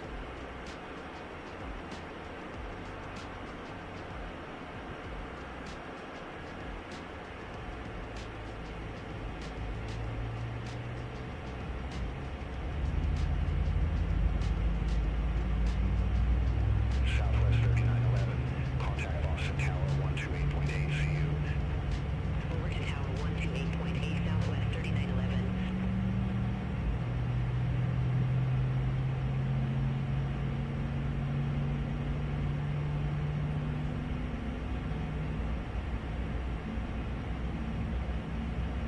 Right.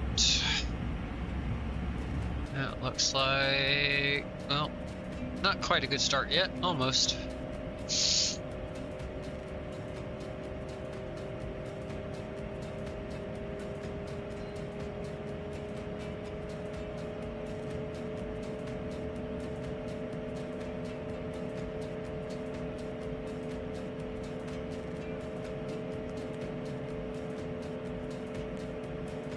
Let's see if that will reset it.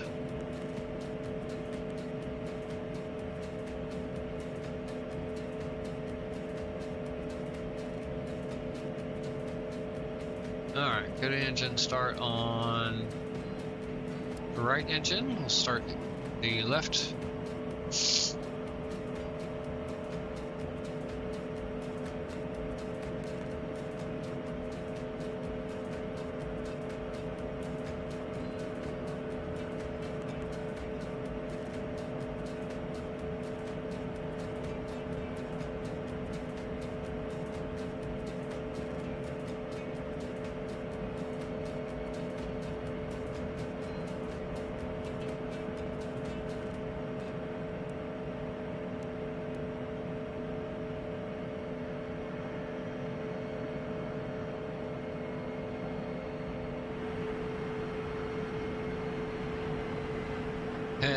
I forgot to pull the chocks. Oops.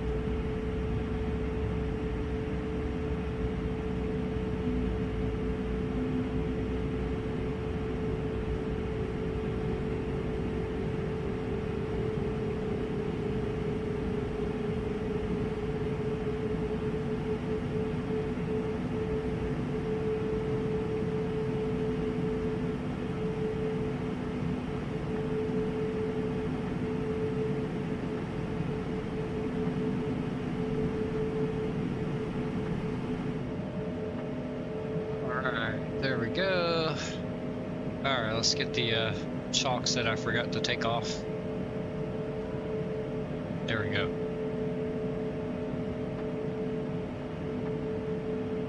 Everything else is good.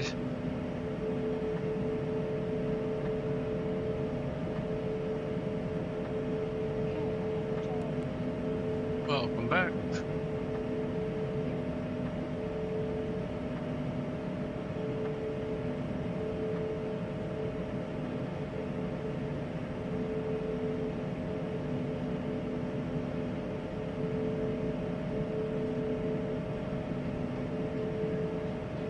Oh, he just rammed the plane.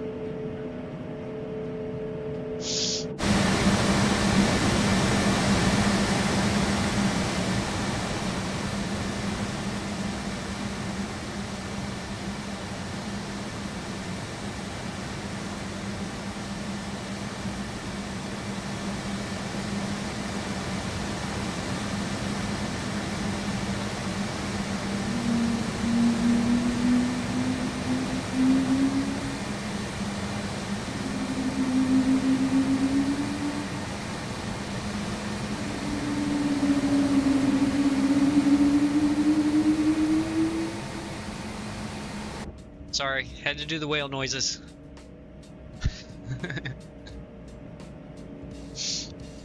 Okay. Next, we'll leave that at that volume there.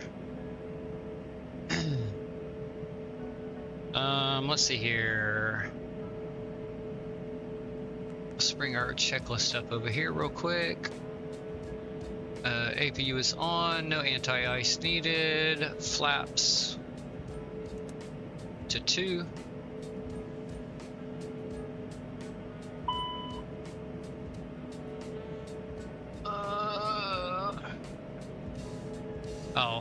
Yeah, that'll go away here in just a second. I know what it is.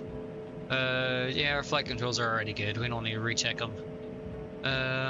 Yeah, ICAS. Let's turn that off. And boom, there we go. That's gone. Alright. Taxi checklist complete. And that just leaves that. So no APU bleed. FMS is set. Let's see. I need our trims. Performance 4.1.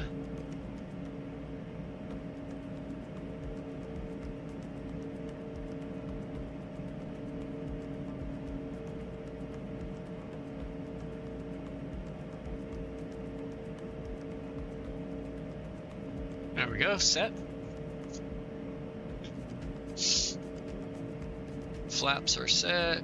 No anti-ice needed. Auto brake to RTO. I don't know what the auto flight fault is. I have no clue what that is. I tried cycling the flight directors. I've tried cycling the nav source. I'm not real sure. I know everything's set, so we'll see what happens when we get in the air if the autopilot works properly. I checked the thrust, that's working. And we'll wait till we get over to our runway for that. Alright, let's get our taxi instructions. JetBlue 1781, request taxi. Oh yeah. JetBlue 1781. Chrono on that side. Taxi by Alpha For Charlie. our Cross runway 04 left to Charlie. Continue taxiing via Delta. Hold short of runway 4 right. Runway 27 taxi via Alpha Charlie, cross runway 04 left to Charlie, continue taxiing via Delta, hold short of runway 4 right, JetBlue 1781.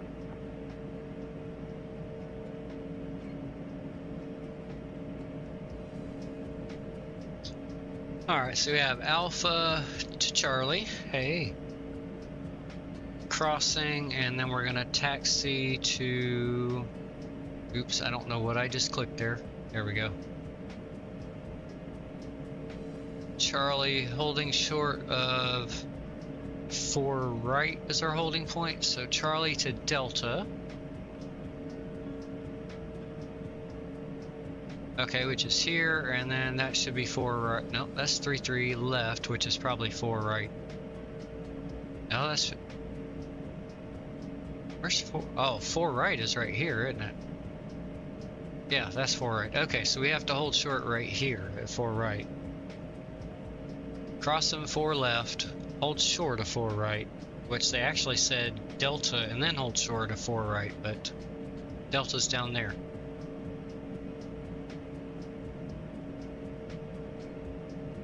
Because I can't get to delta from Charlie until I cross 4 right. Alright, I know what I'm supposed to do. Beyond ATC sure doesn't. Alright, so we're going to come over here to Charlie, and then we're going to cross 4 left, hold short of 4 right. Alright. Overhead, let's get our taxi light on. I did turn the beacon on, yep, okay. Good, seatbelts, that's on. Alright, let's parking brake off.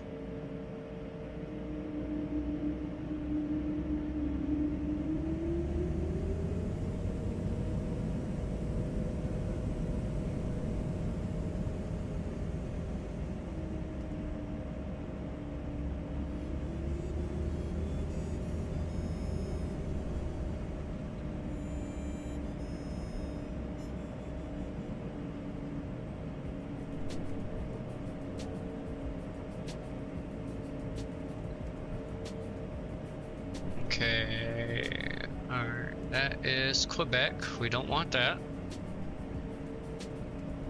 And then after that is Foxtrot, and then Charlie will be after that.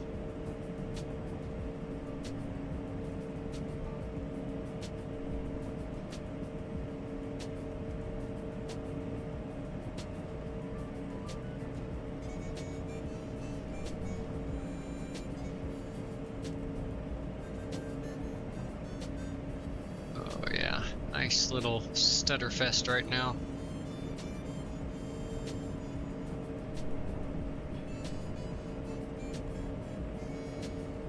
Alright, here's Charlie. We're gonna take a left here.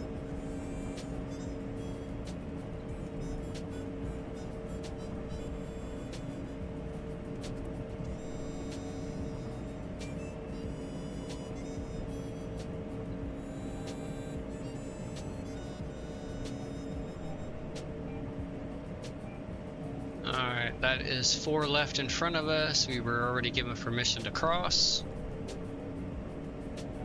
Let's do a quick check. Nothing to the left. And nothing to the right.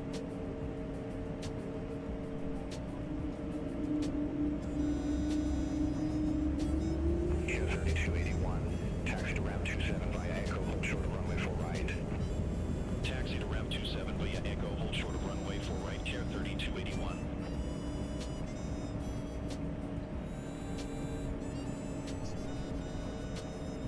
Air 3281, cross runway 4 right at Echo. Taxi to ramp 27 via Echo, Mike Foxtrot, cross runway 04 left, continue taxi via Bravo. Cross runway 4 right at Echo, taxi to ramp 27 via Echo, Mike Foxtrot, cross runway 04 left, continue taxi via Bravo, Air 3281. JetBlue 1781, hold short of runway 4 right, arriving traffic. Hold short of runway 4 right, JetBlue 1781. Alright, we're gonna hold short here. We've got some arriving traffic. Cross runway 4 right at Charlie, hold short of runway 33 left. Cross runway 4 right at Charlie, hold short of runway 33 left. Oh, okay, now we can go.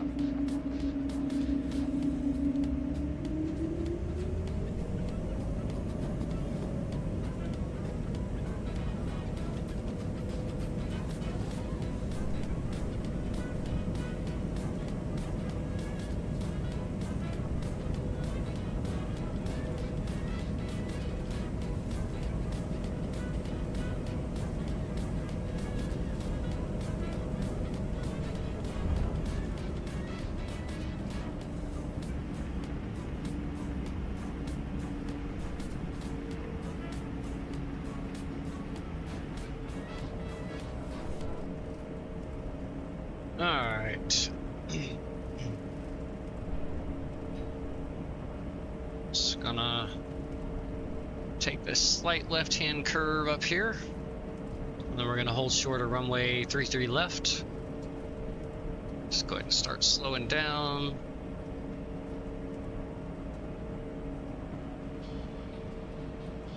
JetBlue 1781, cross runway 33 left. Okay. There we go. We can keep going. Left at Bravo, JetBlue 1781.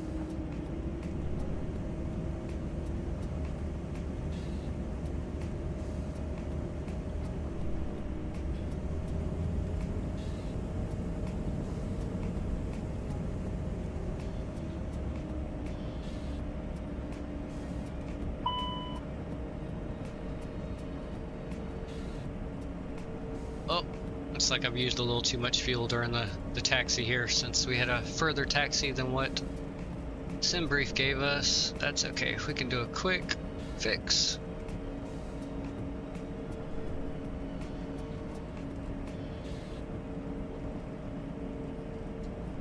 Yeah, we're right back at 17,000. We should be good. We'll just ignore that.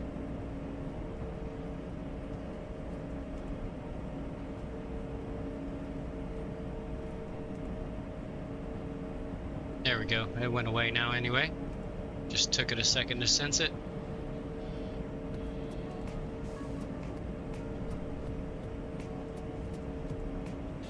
JetBlue 1781, contact Boston Tower 128.8 CU. Over to Tower 128.8, JetBlue 1781.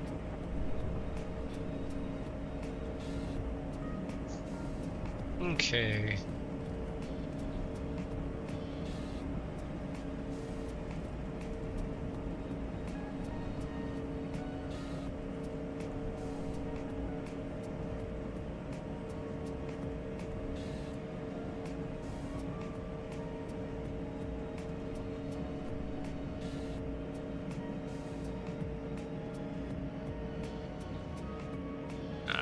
Stop here. Alright. Let's bring our departure up.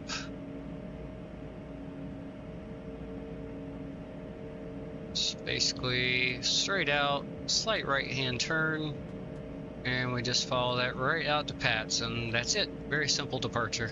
So we're off on the flight plan. Okay, let's go overhead here. We'll turn the taxi lights off. We'll get... Actually, let's go ahead and get our takeoff clearance. JetBlue 1781, holding short, runway 27. JetBlue 1781, Boston Tower, wind 060 at 7, runway 27, cleared for takeoff. Runway 27, cleared for takeoff, JetBlue 1781. Alright, everything looks good there.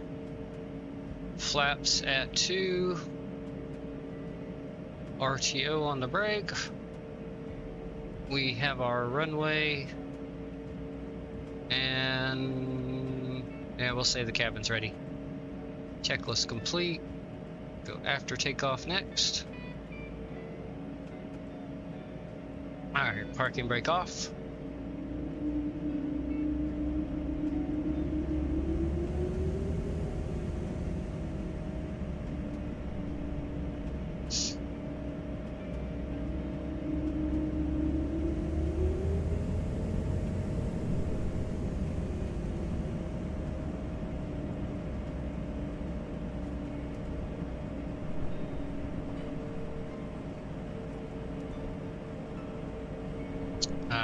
That was my FMS message. I didn't hit the toga and the auto throw arm yet. So there we go. We're all set now. We are set. Alright, oh, wow, this is a short runway. Alright. Brakes. Alright, let's spool up the engines. We'll start our flight time chrono.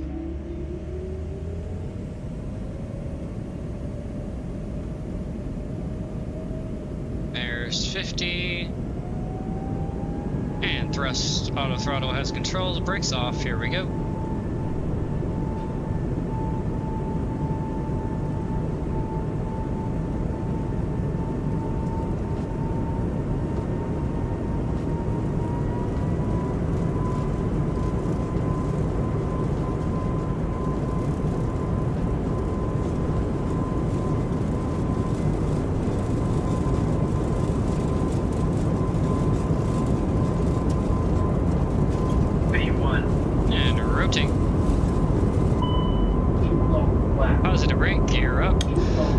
worry about that. That is a known bug that will be fixed.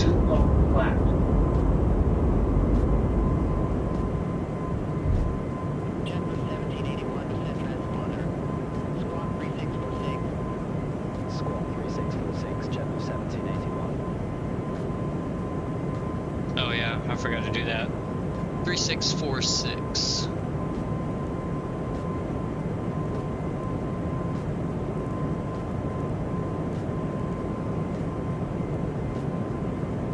JetBlue 1781, contact Boston departure.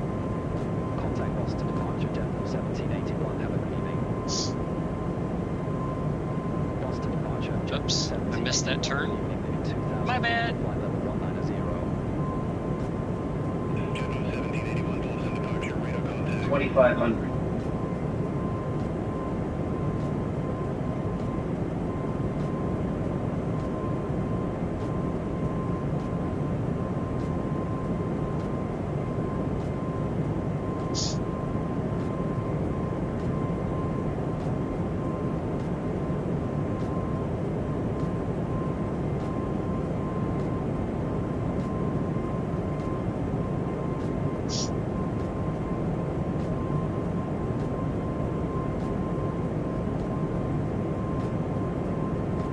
Alright, flaps 1.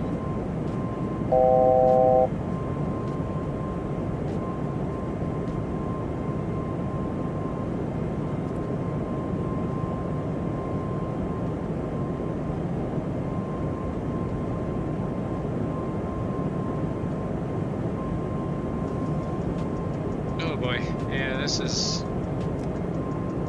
stuttering on me pretty bad here. Let me just let the autopilot go ahead and take over.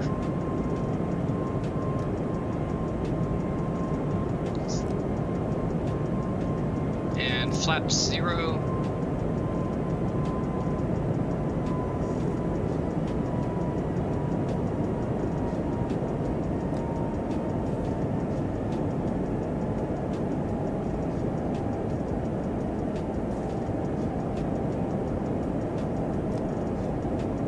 Turbulence.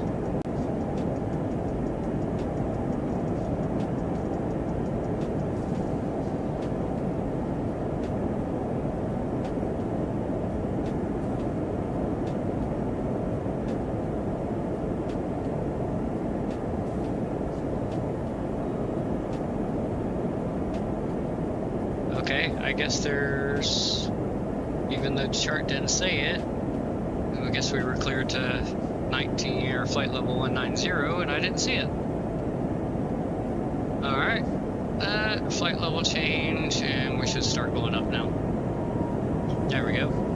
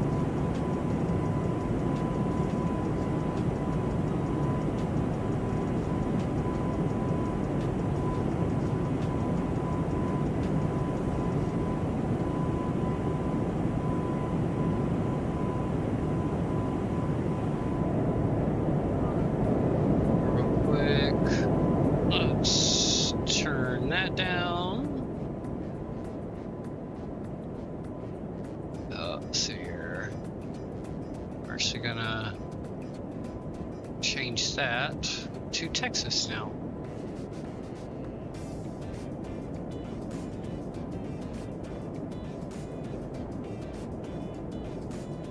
Alright. ICAS is checked and good.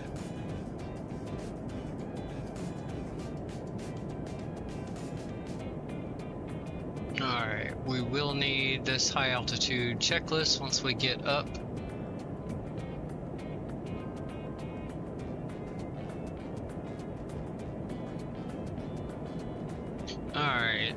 above 10,000 feet, we can turn the landing lights off.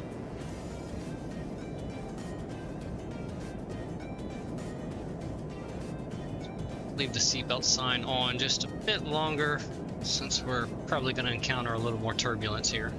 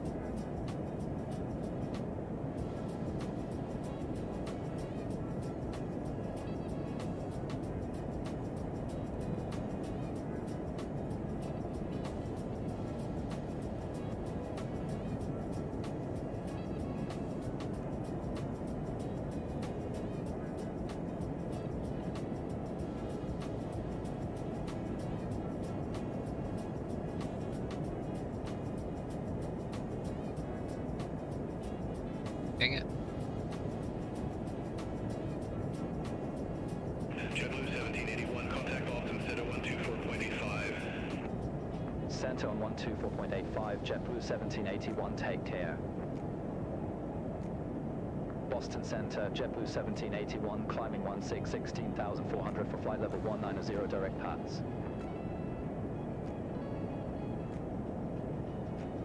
JetBlue 1781, Boston Center, climb and maintain flight level 380. Climb and maintain flight level 380, JetBlue 1781. There we go. 380 set. Air Shuttle 4078, contact Boston Center 127.65. Center on 127.65, Air Shuttle 4078.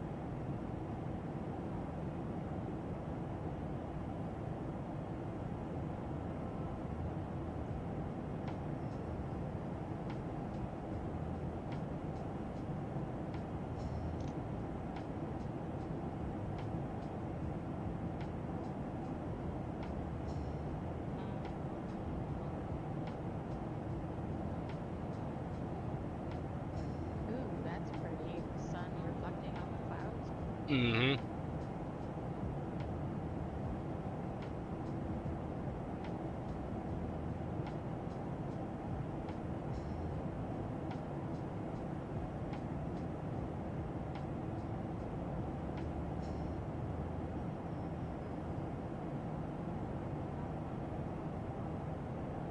Turn up the music here.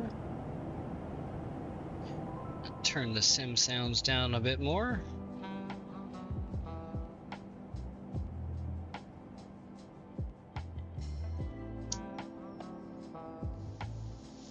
JetBlue 1781, contact Boston Center 127.65. center on 127.65, JetBlue 1781. Boston Center, JetBlue 1781 through flight level 212 for flight level 380 direct Nelly. JetBlue 1781, Boston Center, copy. We are on the return leg now. Oh, I need to go set standard pressure in here. Yeah, that button right there. Alright, there we go. Standard pressure set.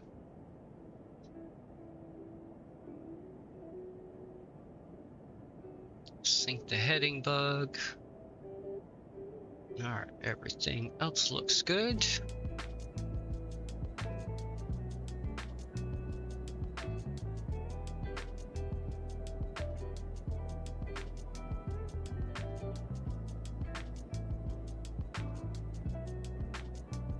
Boston Center, American 2338, flight level 401. American 2338, Boston Center, radar contact.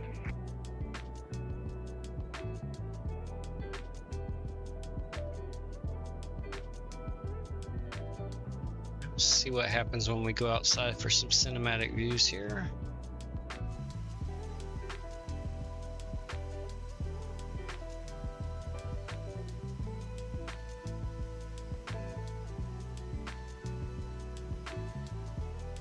Keep an eye on the altitude. Once we pass 35,000 feet, I have to go do that high altitude checklist.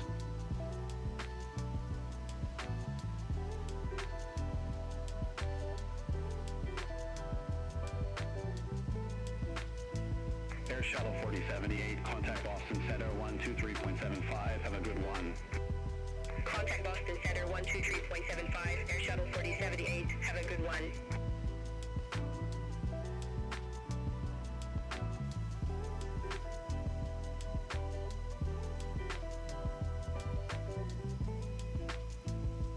I never forgot to update. See a route command.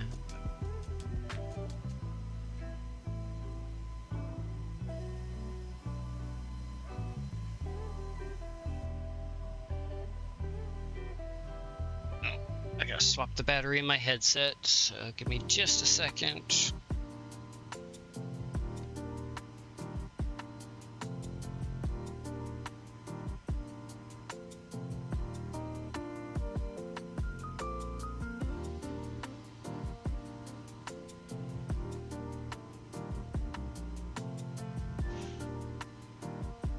Okay, there we go. And okay, yep, there's everything's being picked up. Good.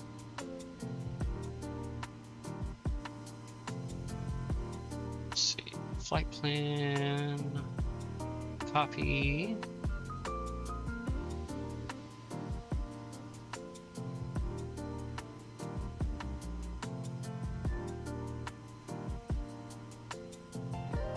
Boston Center, Southwest 3410, leaving 14,000 for flight level 400. Southwest 3410, Boston Center, radar contact, continue climb to flight level 400. Continue climb to flight level 400, Southwest 3410.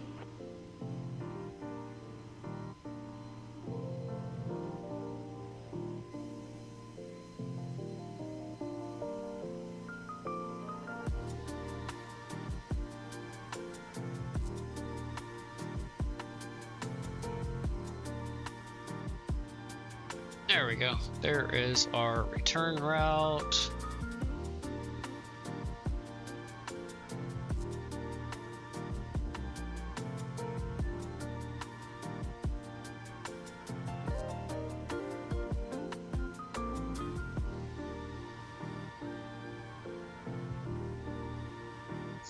So I did a little cheat on our arrival there. Was just it already had Texas in the flight plan with the as one of the final waypoints there on the ILS approach.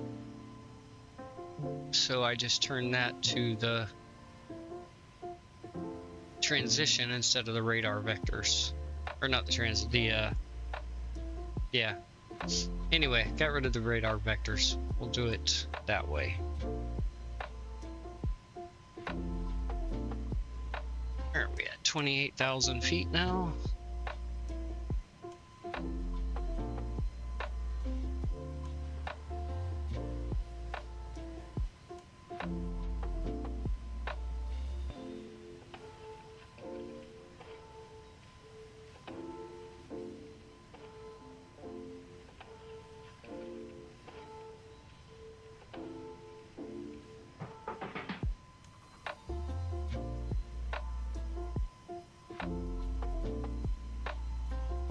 Nice view there.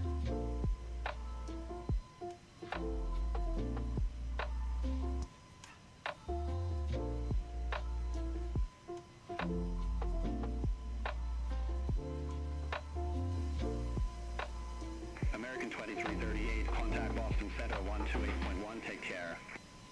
Center on 128.1, American 2338.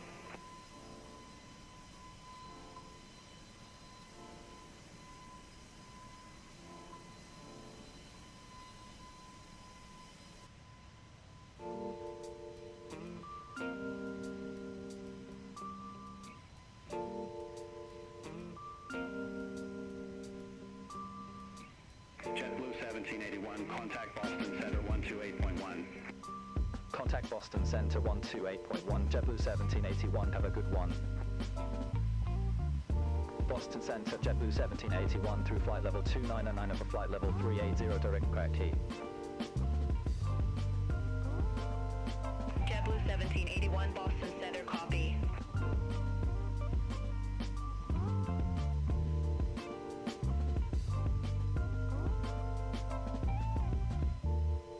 Looks like everything's fairly smooth.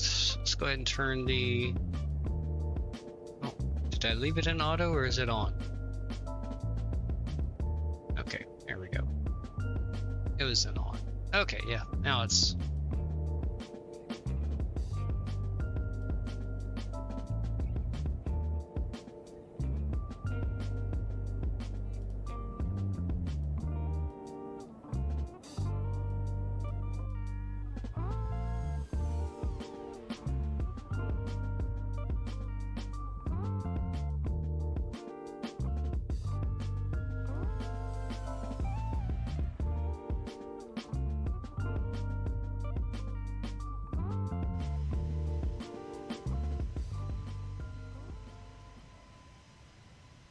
Hey, Zapso, welcome in.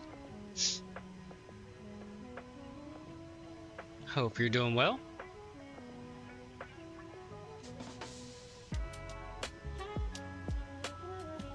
On our return route here back down to Destin, Fort Walton Beach.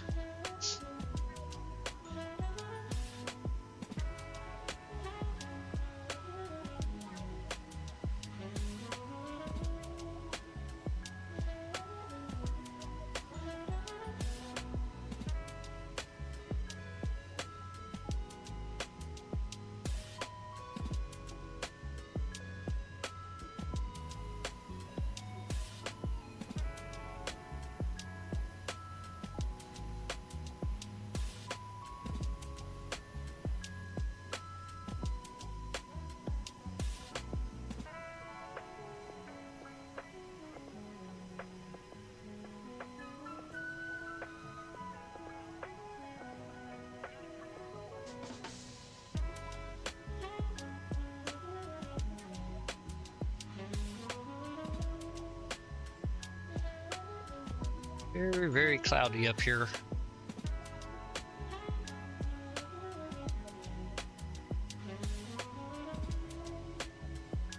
At 32,000 feet, so 3,000 feet, and then I need to go do that high altitude checklist. We're going up to 38,000 feet for this flight.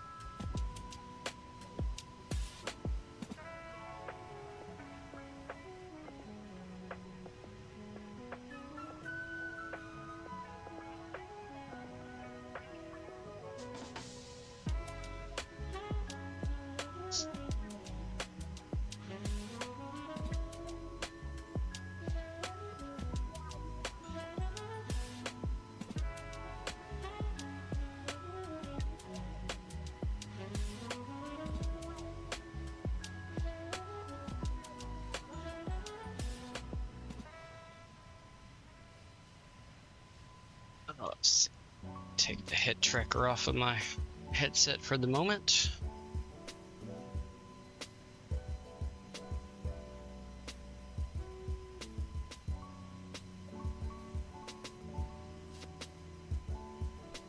So we reach our cruise altitude. I'm gonna go heat some food up real quick.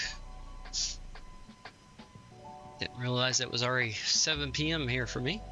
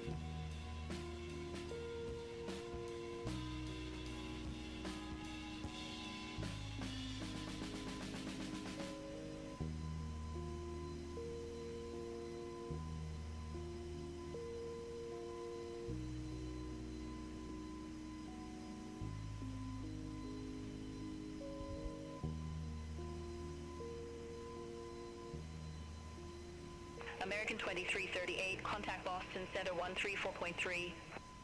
Contact Boston Center 134.3, American 2338.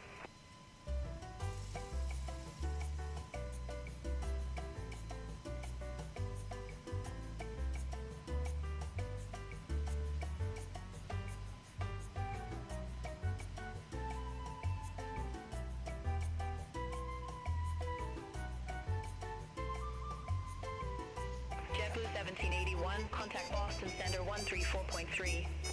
Center on 134.3, JetBlue 1781. Boston Center, JetBlue 1781 through flight level 348 for flight level 380. JetBlue 1781, Boston Center, copy.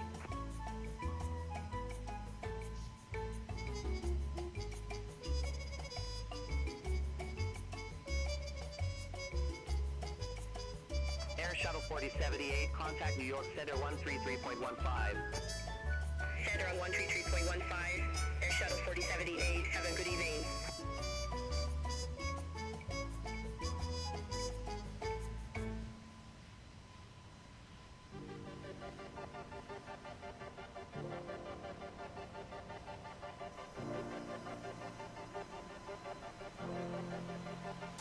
Alright, okay, let's jump back in here. I need to do my Alright, so we need to go over here and turn all the anti-ice to off. There we go, and we just have to avoid icing conditions, which shouldn't be a problem as we have no clouds or moisture to worry about. Alright, so descent and approach will be the next checklist.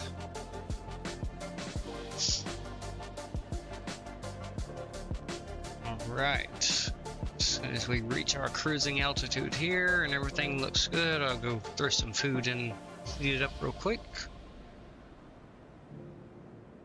My belly's starting to rumble a little.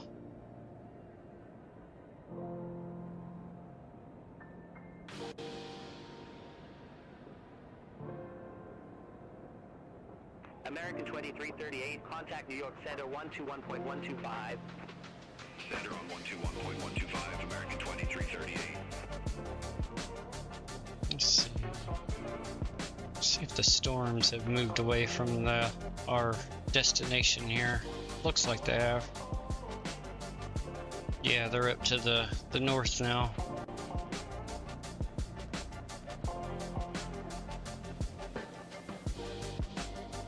JetBlue 1781, contact New York Center 121.125. Have a good one. Contact New York Center 121.125, JetBlue 1781. Had a nice lightning show on our initial departure out of Destin Fort Walton Beach there. Level 380. JetBlue 1781, New York Center.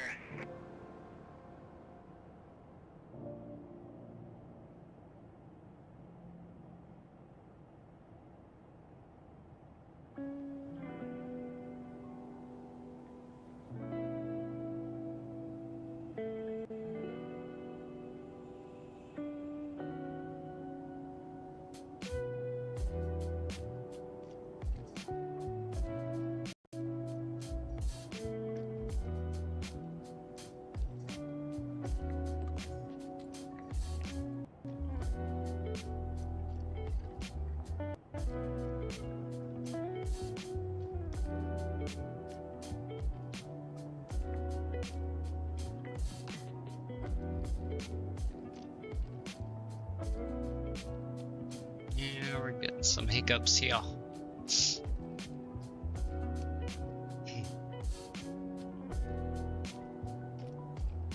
I've noticed that.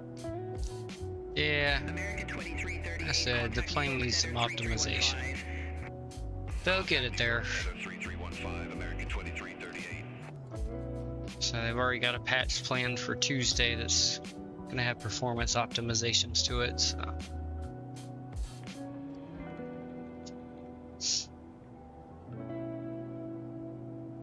It's recovered a little bit. Still not great, but JetBlue 1781, contact New York Center 133.15. Contact New York Center 133.15, JetBlue 1781. New York Center, JetBlue 1781, passing flight level 371 for flight level 380, direct C. JetBlue 1781, New York Center.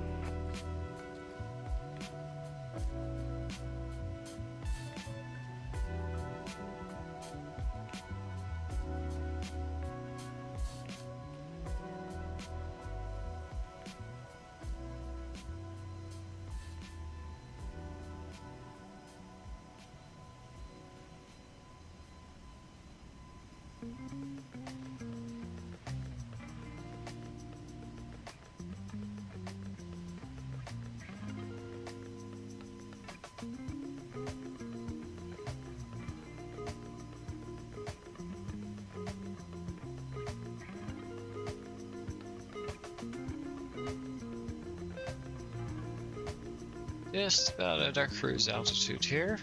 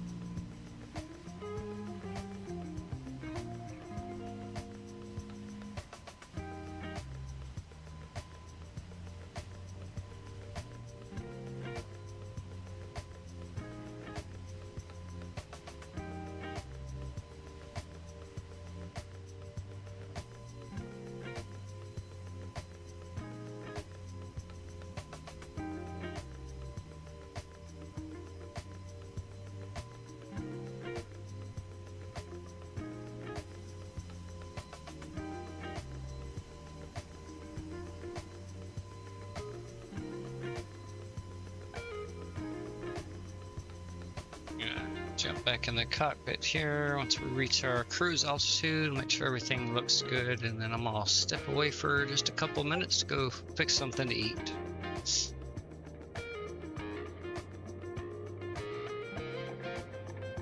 There we go. And 38,000 feet. All right, on our flight path. Mach 0.79, right where we wanted to be.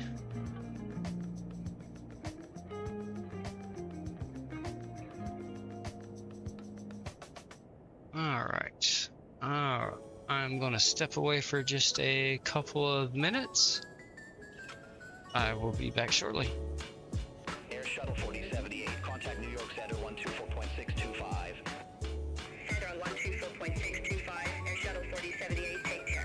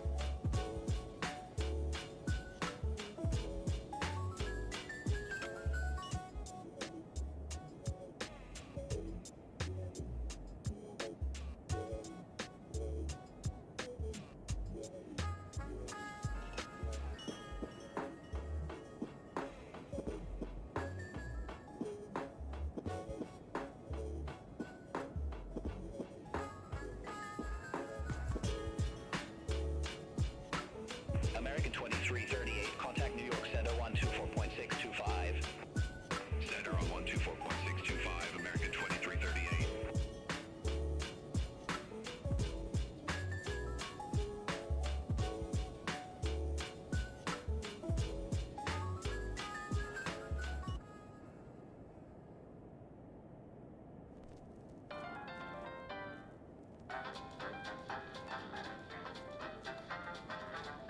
JetBlue 1781, contact New York Center 124.625. Contact New York Center 124.625, JetBlue 1781, have a good one. New York Center, JetBlue 1781, good evening, flight level 380. JetBlue 1781, New York Center.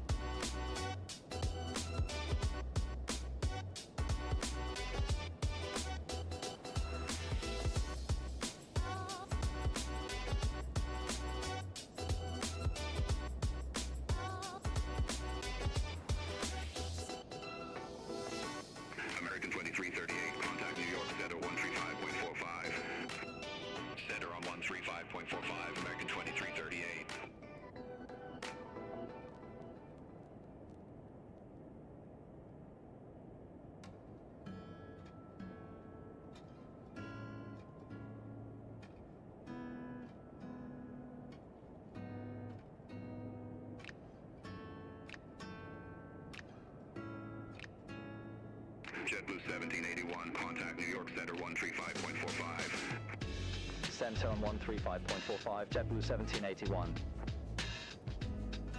New York Center, JetBlue 1781, flight level 380. JetBlue 1781, New York Center.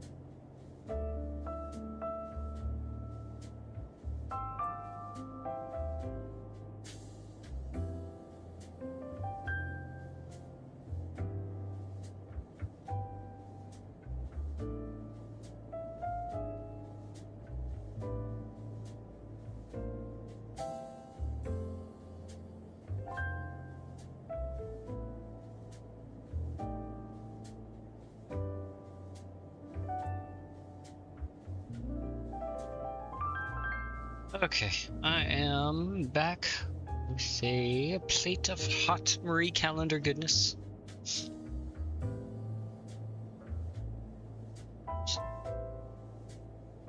I'm gonna keep myself muted here while I eat. Welcome back. Thank you.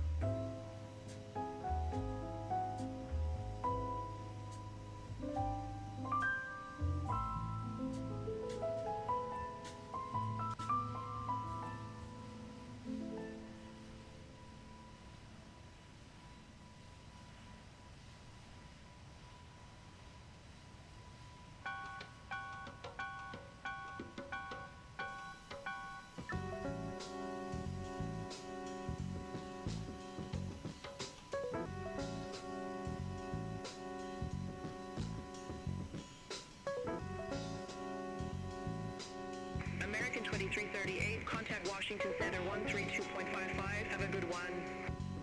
Center on 132.55, American 2338.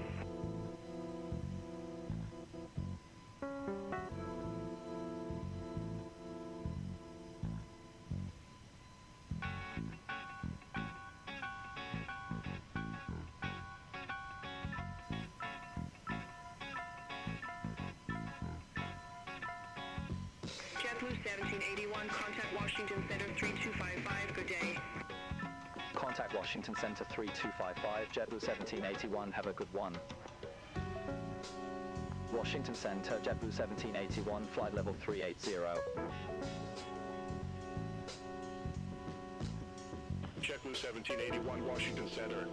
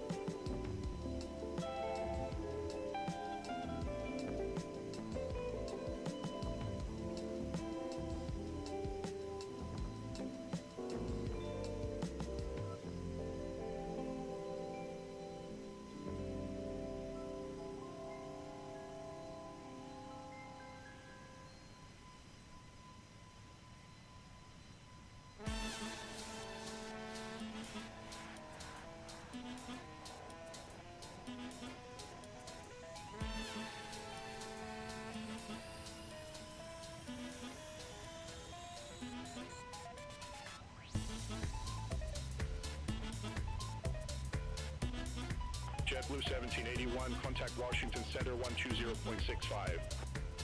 Contact Washington Center 120.65, JetBlue 1781. Washington Center, JetBlue 1781, flight level 380. JetBlue 1781, Washington Center.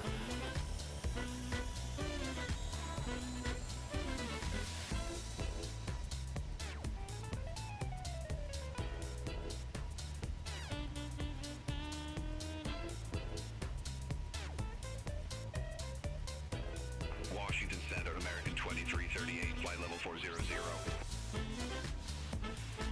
American 2338, Washington Center.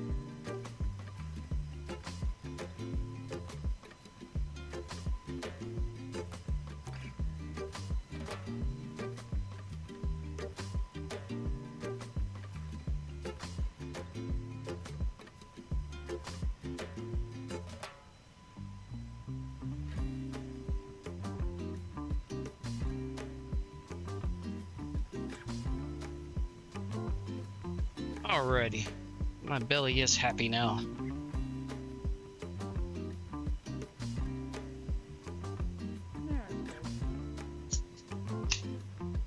hope you don't mind me taking screenshots for you. Nope, not at all, because I don't want to do it right now with the way the performance is. Although it's looking okay-ish right now. Knock on wood. We're in the mid-upper 50s on the frame rate.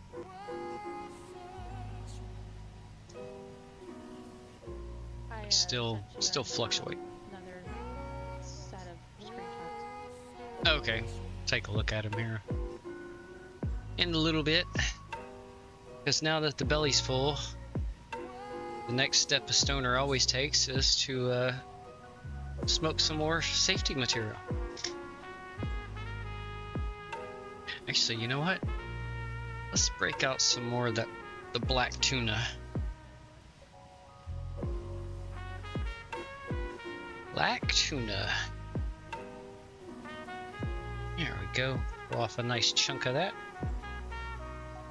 There was a screenshot that I wanted to get so bad, but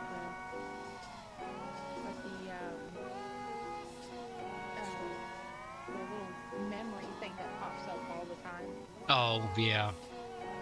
Popped up and went, damn it. Yeah, that was being a pain in the butt there for a few minutes.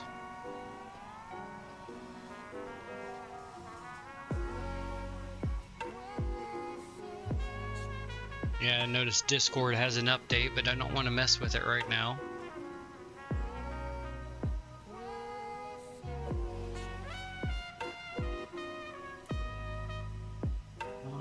Oh, actually, let's go into the cabin here and see what the cabin lighting looks like now that it's getting darker.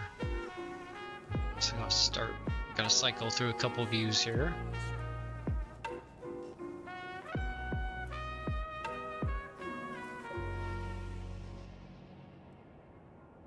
Oops, I forgot to close, or the flight attendants forgot to close the overhead bin there.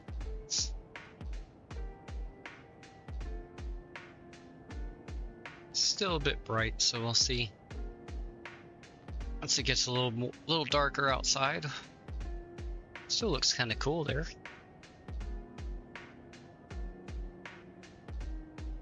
Yeah, it does. JetBlue 1781, contact Washington Center 121.675, good day. Contact Washington Center 121.675, JetBlue 1781, have a good one. I think it's in the, yeah, it's in here. Washington Center, JetBlue 1781, good evening, flight level 380. Oh, wait. Is it in... Hold on, having a brain fart. Okay, it went in this. Ah, that's right, it's in here. So yeah, you got your white, green, there's another shade of... Washington Center, American 2338, flight level 400. American 2338, Washington See what the difference of that is.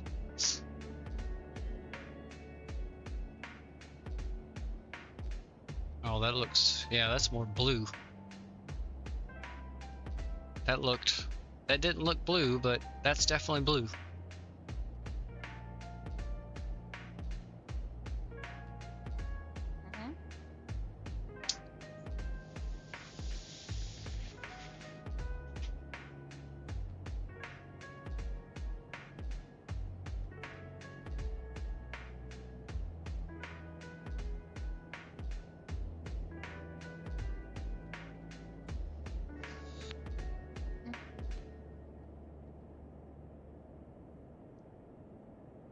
Green, I imagine this, one of these two is probably red.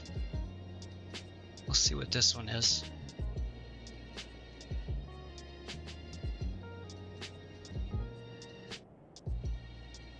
Yep, that's definitely red.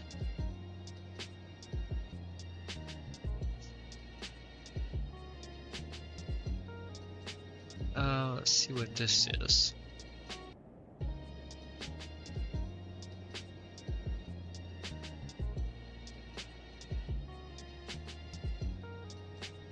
I guess that would be more pink, maybe? Yeah, kind of.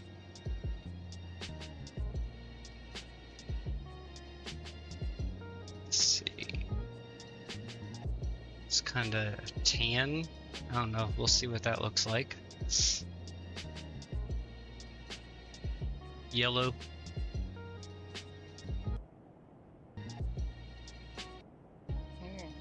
Yeah, kind of the dingy yellow white.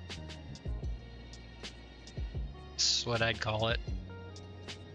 What the heck is this gonna be then?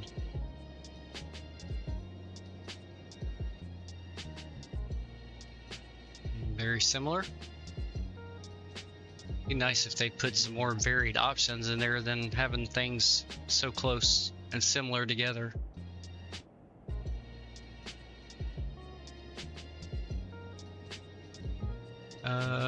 I didn't do green. We'll see what that looks like.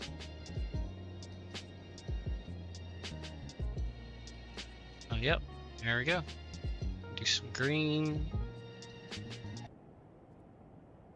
Oh, yeah. Up your butt with your stupid signal there. You know what? We're JetBlue. I know you like purple, but we're JetBlue, so we're gonna have to go with blue. Sorry.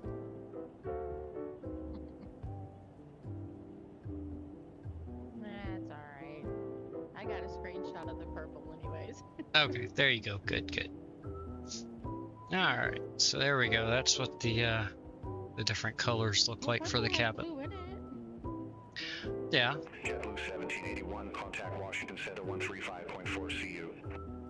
Contact Washington Center 135.4, JetBlue 1781. Washington Center, JetBlue 1781, good evening, flight level 380. JetBlue 1781, Washington Center, roger. I'm just gonna let the first officer handle the communications the whole flight.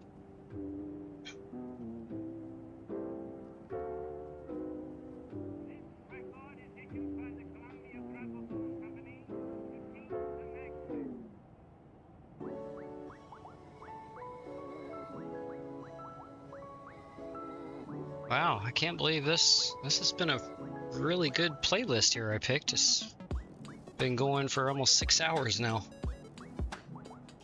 That's how long the stream's been going. 5 hours and 56 minutes.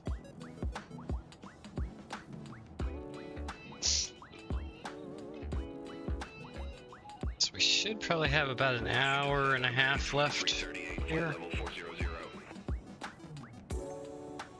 American 2338, Washington Center.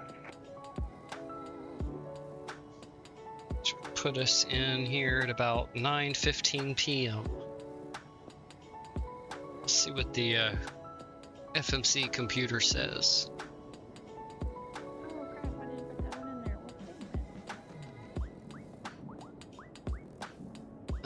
Let's see. 0221. Yep, about an hour and a half. A little over an hour and a half. That one in there.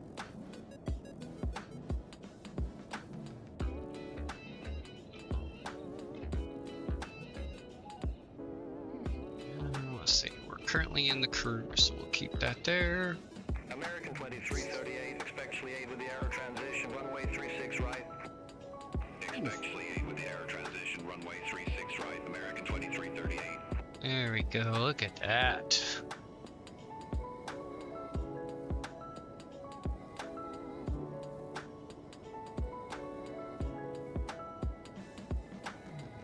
JetBlue 1781, contact Washington Center 127.925 CU.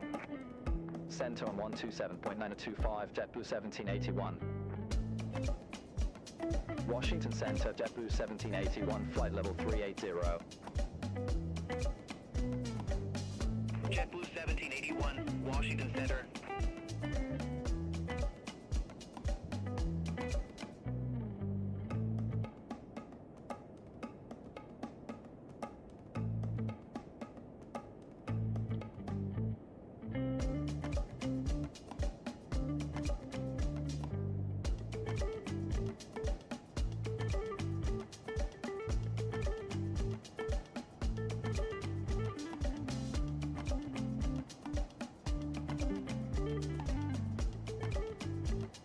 Bye.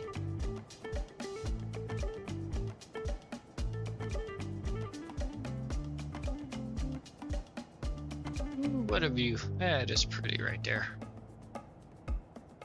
Washington Center, American 2338, good evening, flight level 400. Oh, take your message and shove it up your behind, Asobo.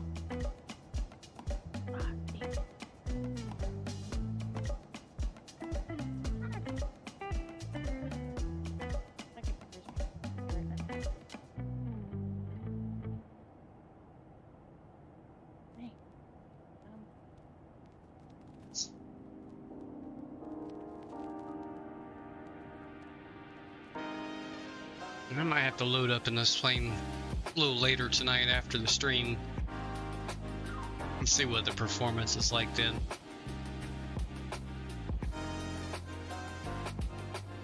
Like I said, this is a new installed AMD driver we're running on for the first time here, so it could be it's just compiling all kinds of shit, who knows. Because it didn't have this bad of performance on Tuesday when I was playing, or when I flew. I mean, I wasn't streaming through OBS, but I was streaming in Discord. So.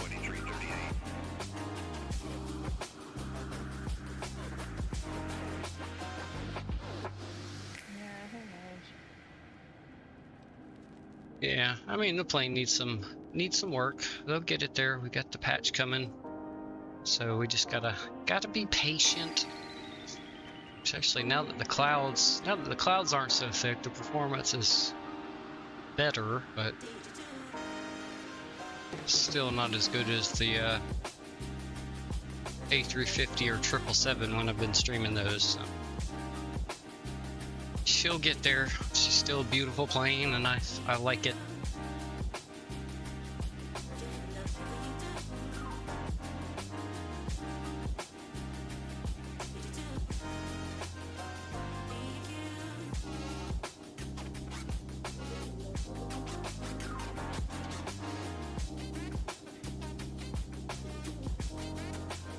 Huh.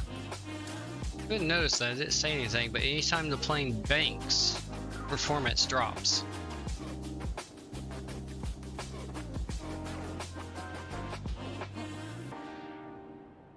That's weird. Yeah.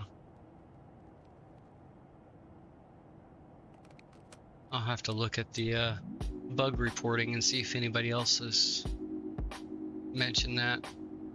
Because the banner's covering it up, you can't see it, but I do have a FPS counter up in the upper left of my screen here. Contact Washington Center 124.05. Contact Washington Center 124.05, JetBlue 1781. I just noticed when we did that little bank just a second ago, we went from the mid 50s down to 40. And then once it leveled off, it's come back up to the mid 50s again.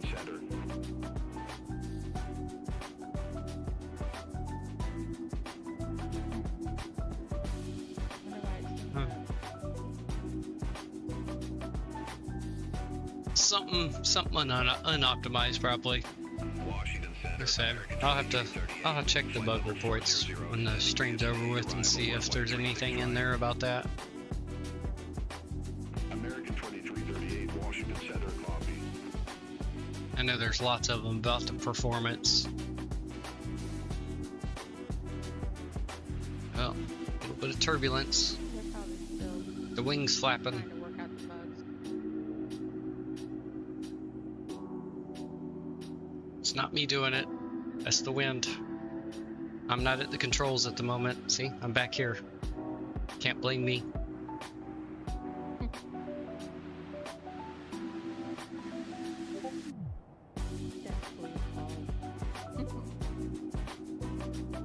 This one would be Mother Nature's fault. Let's jump up to the overhead real quick and let's turn the logo light on. Yep, everything else is where it's supposed to be. Yep, we still need to keep the anti-ice off because we're still above 35,000 feet. Let's go back outside here.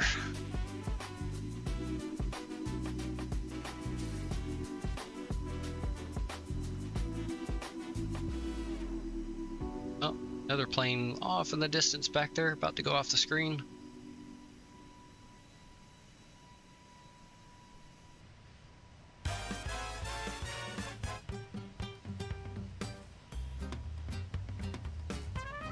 Look at that. That is pretty.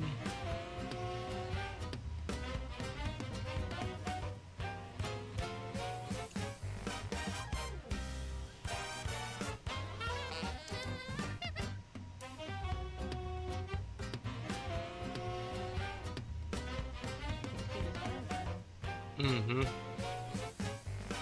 Yeah, that's looking off to the east there, so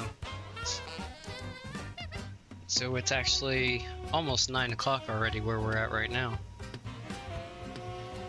We're flying over the Eastern time zone currently. Yep. Oh, look at that.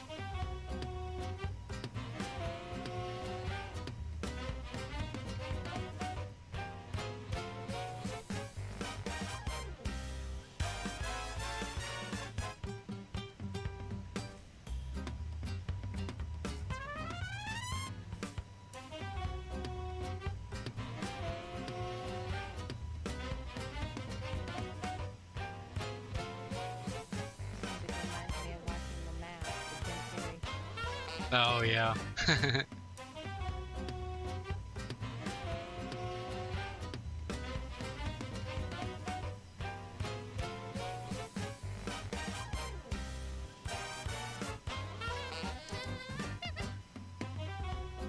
Yeah, everybody should have been enjoying their clam chowder dinner there in the cabin. I had steak, potatoes, and green beans myself, but only because down here in Florida you can't find real good clam chowder, so.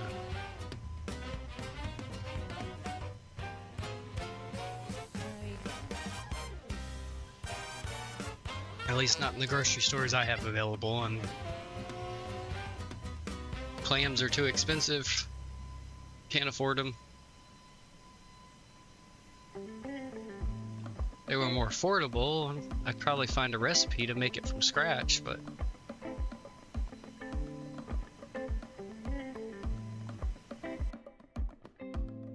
fly by.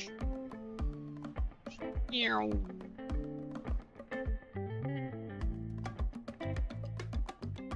Oh, that's gorgeous.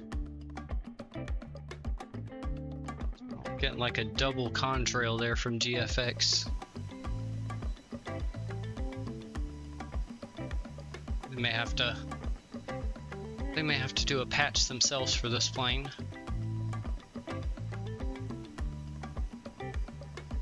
Something's giving it a quad contrail instead of just a dual.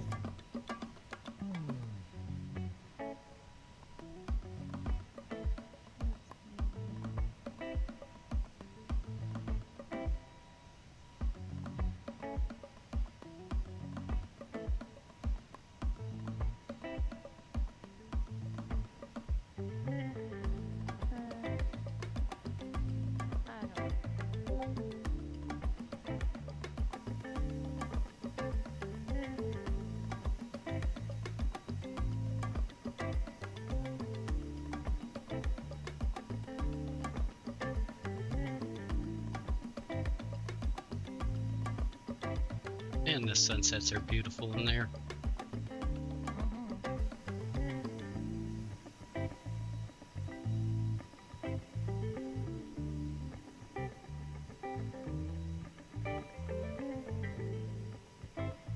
See, the ones that, the screenshots that I really wanted to get, they don't stay up long enough before they switch. Yeah, I know that. I've got the cinematic set to cycle every 20 seconds, but there's hiccups in its math, I guess, every once in a while, and sometimes it'll give you a view and then like 2 seconds later switch to something else, and yeah.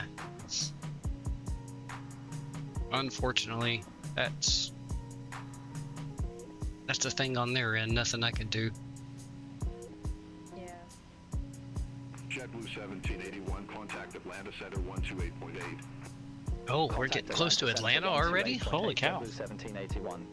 Let's jump into the cockpit here and take a look at the map. Center, JetBlue 1781, flight level 380. Let's hit map and rotate it. Oh. 1781 Atlanta Center. Now we're still a little ways from Atlanta. It's like right in this area somewhere, kinda. So yeah, we're still a ways away from there, but I guess Atlanta Center covers a huge area. Looks like we're more in North Carolina, I believe. Maybe slightly north, maybe still in Virginia here.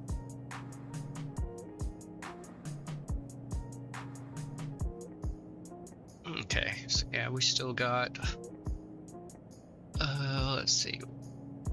I forgot, what did I say our arrival time was? 0221, was it?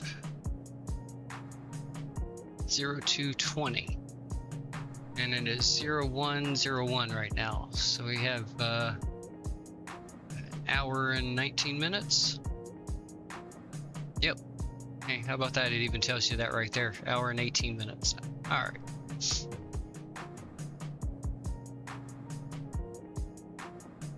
Actually, I'll keep this on that page there. Contact Atlanta Center 125.15. Go back outside Center again. 125.15, Enjoy this JetBlue 1781. sunset views. Atlanta Center, JetBlue 1781, flight level 380. Oh crap, I missed our runway. There it is down there. Steep approach. 1781, Atlanta Center, roger. Time to make everybody crap themselves again.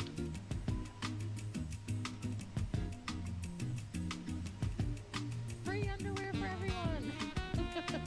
Yep. JetBlue will provide a change of underwear if necessary at the gate.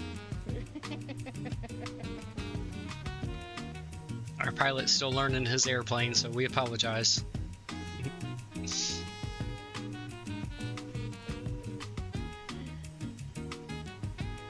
Or, sorry, our wannabe pilot is still learning his airplane.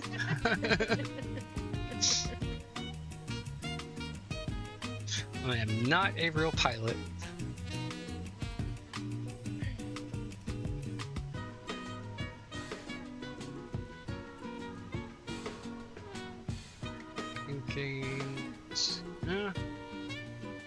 See what happens when we level off. Drop to 48. 50. Well, I didn't really do it that time. We're still holding about 50 FPS now.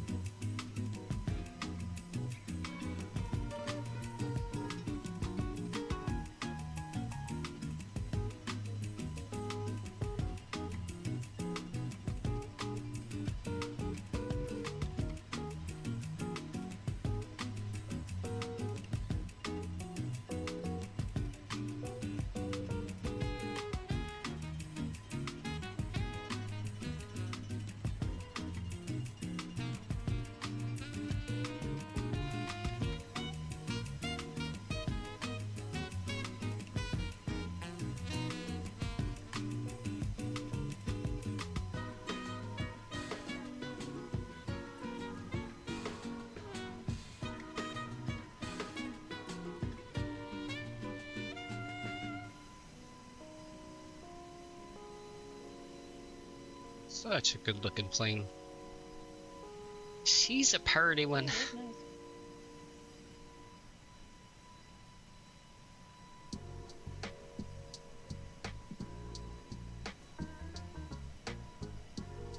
You got a pretty fuselage, girl.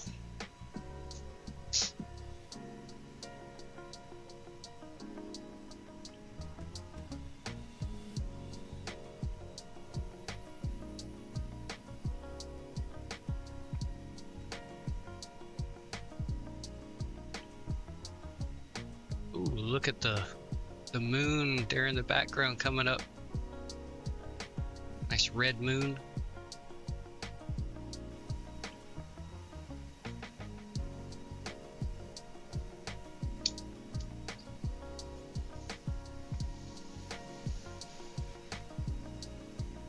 Oh, there it is again.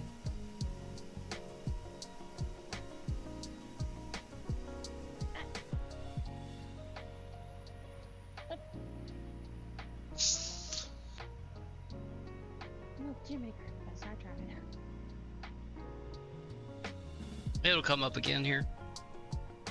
Woo. Made it to the mute button just in time before I coughed in everybody's ears.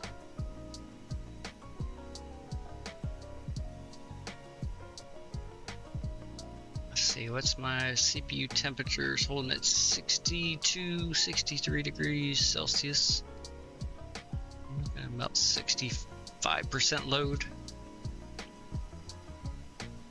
It's like, look at that, you have 35 more percent CPU to use. Why aren't you using it to give me my 60 FPS I want?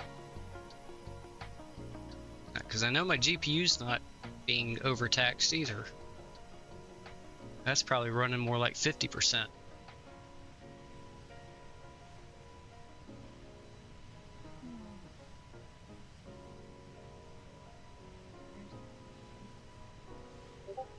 JetBlue.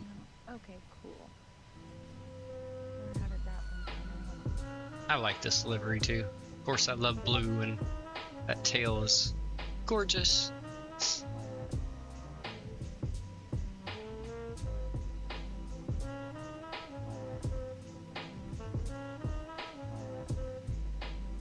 Wow, This song's got some bass to it. Yeah, it does.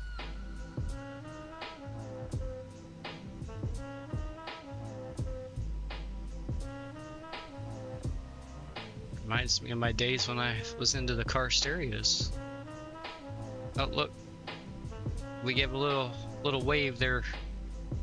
The wind's letting us wave.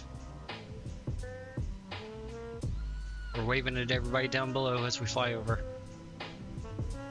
Hey guys, what's up? Oh, there we go. There's the moonshot. Get it quick. Oh, it switched. You bastard. That was not 20 seconds, chase plane.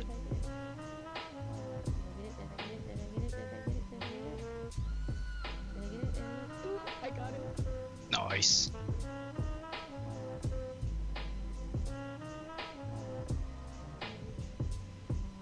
Dang, even at this volume, that's vibrating my eardrums with that low hertz bass note. Oh, there's one right off the tail. And all the city lights too.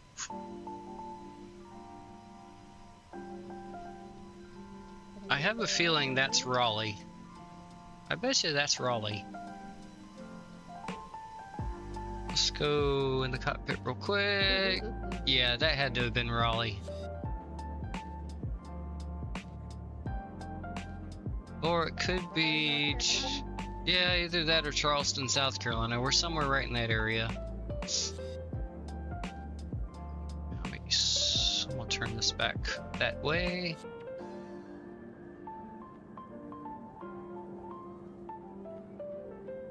Oh, it's hard to tell. It's one or the other.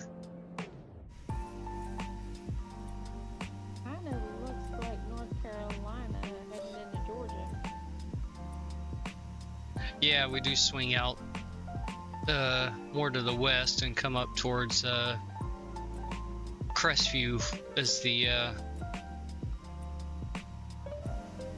first waypoint here in Florida we hit. So we come down Georgia, Alabama, and then Crestview, or Northwest Florida, into the Crestview waypoint, which is the airport there. Windows, get out of there.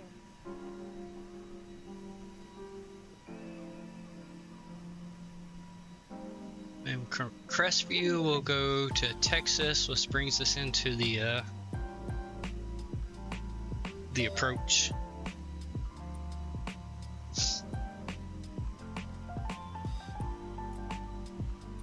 So there are no stars coming into Destin Fort Walton Beach. Welcome back. Thank you.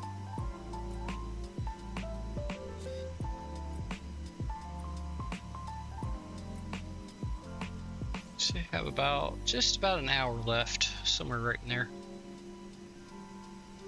Yep, see, we're getting double contrails off the engines.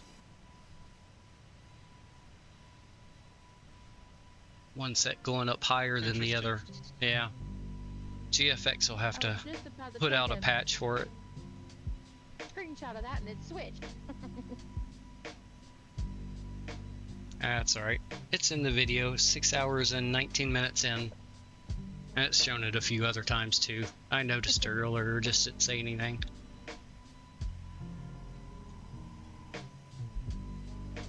That plane is getting jostled all around. Yeah, it's a little turbulent through here. A little bit earlier, it looked like we were waving back and forth to everybody on the ground. Yeah, I saw that. I've been watching. Oh, there we go. Look at that view with the moon back there. Ooh.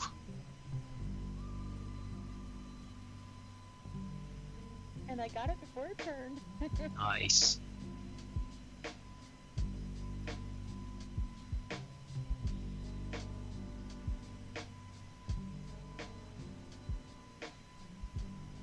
Yeah, format's definitely better without the clouds around. We're not hitting 60, but we're at least getting mid 50s to upper 50s. Get close. Oh, I saw 59 for a split second there.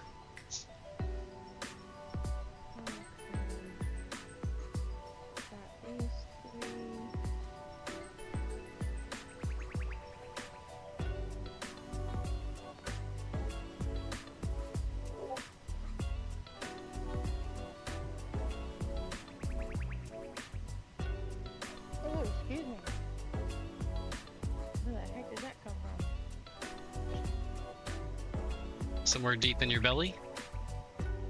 Probably.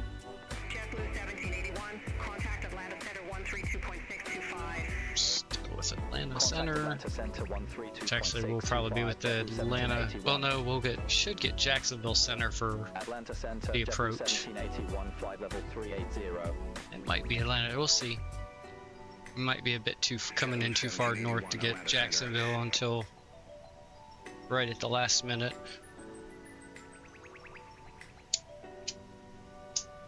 JetBlue 1781, contact Atlanta Center 135.35. Center on 135.35, JetBlue 1781. Atlanta Center, JetBlue 1781, good evening, flight level 380. I think ATC enjoys playing past the stoner around. JetBlue 1781, Atlanta Center.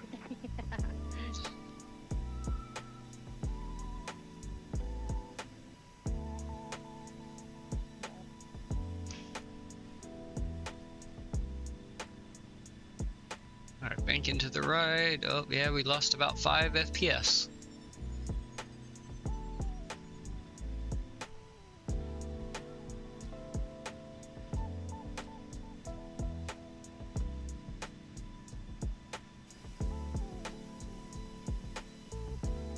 Ooh, pretty.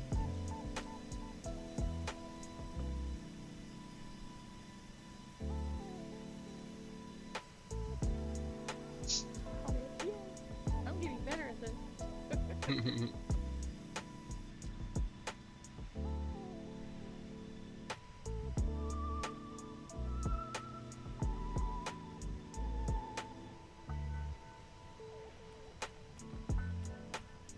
Well, this will be the first nighttime arrival I'll be doing with this plane, and I haven't successfully done a daytime one yet, so this will be fun. Well, they've been successful. We haven't crashed. We've just done some very steep approaches. Well, you actually might do better because you're dealing with lights. You can see the lights no matter what. Well, I had the runway on the last into Boston there, but she's a slippery plane. You gotta keep a hold of her pretty tight there. Especially if you're a little bit too high, man, getting that thing down without gaining too much speed is not easy to do.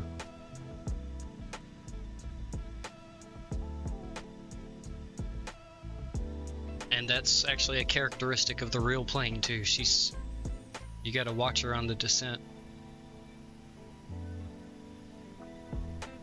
Now that last descent there into Boston, I just about had the spoilers out halfway for pretty much the whole descent. A few times they went to full, and I think the only time I retracted them when we leveled off at that one altitude restriction there at, I forgot what altitude it was, 12,000 feet or something like that.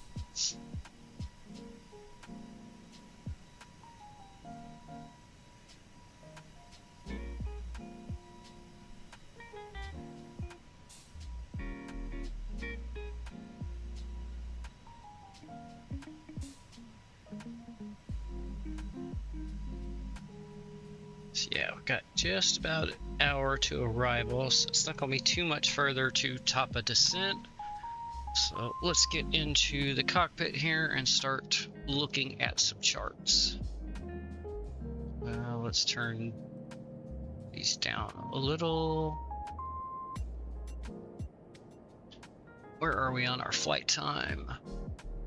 93 minutes and 40 seconds, so just over an hour and a half. Alright,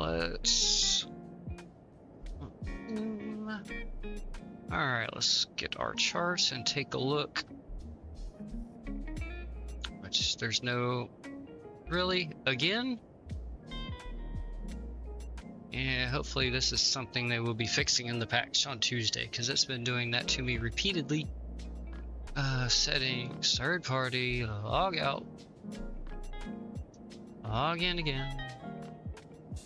Browser. Open in the browser, please. Thank you. Approve. Allow.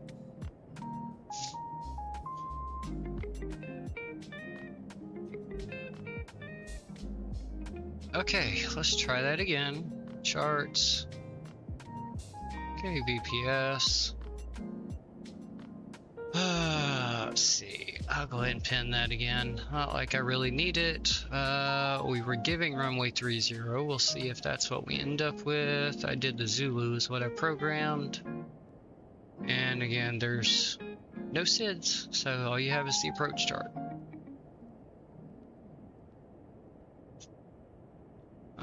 Let's see. ILS intercept is 1600 feet.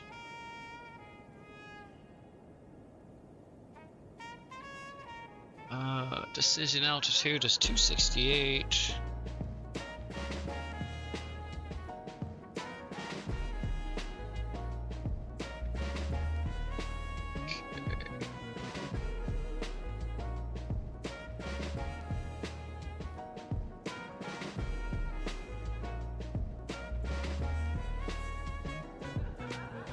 So they'll be coming from Crestview, and then coming in here to Texas, and then into 30 if that's what we get from beyond ATC. So let's check out the weather here real quick. 310 at 5 knots. Okay, or no, actually the winds are calm. 0, 0, 0, 0, 0. We have no winds.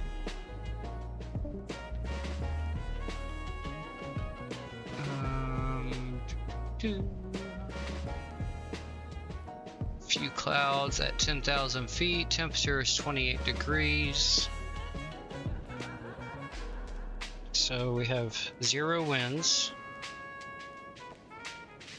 Or we're not getting a reporting from the winds on the METAR. Let me look at the real world weather here.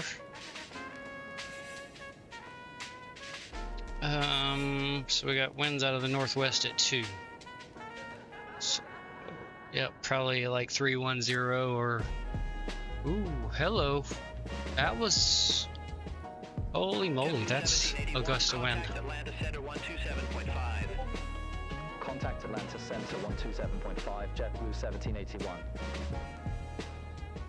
Atlanta Center, JetBlue 1781, flight level 380. JetBlue 1781, Atlanta Center. Alright.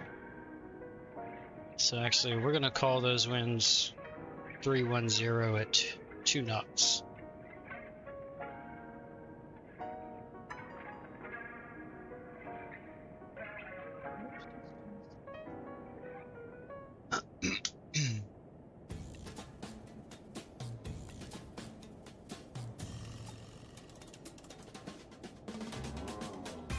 Let's see here.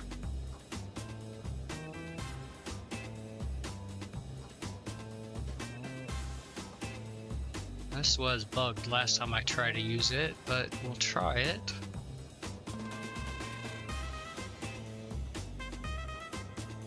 See what it does this time. Yeah, it still comes up with crazy numbers.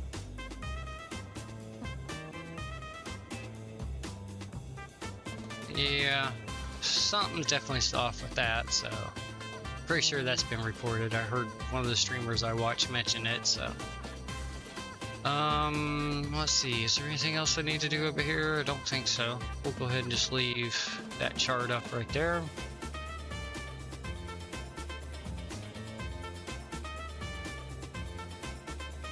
Oh yeah, final approach course is 303.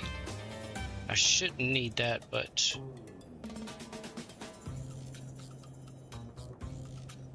say 303.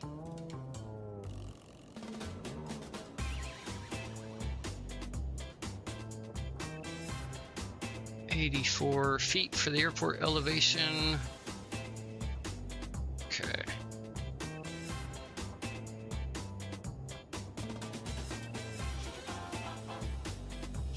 Let's go ahead and reduce the range on that. There we go.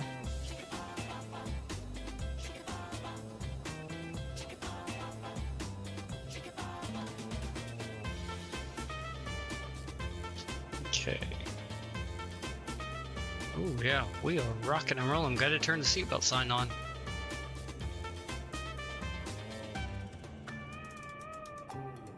Bouncy, bouncy, bouncy.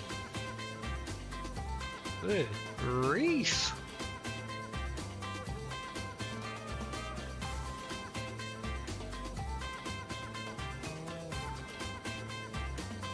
Oh yeah. The winds are 84 knots coming from just about directly to our right side, from our right side. Anytime it fluctuates, we're getting thrown around.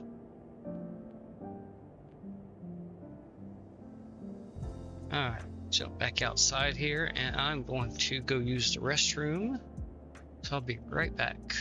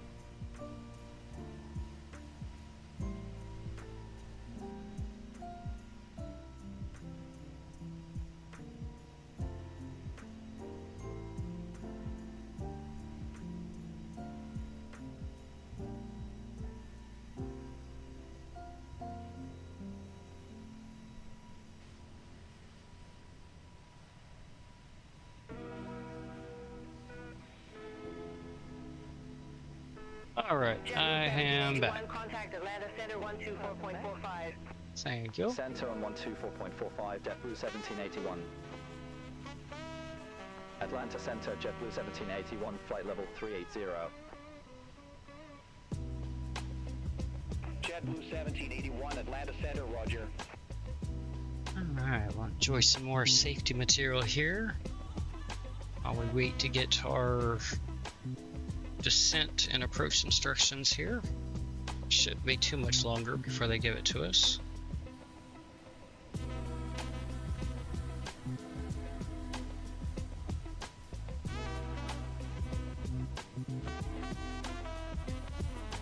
What a beautiful sunset.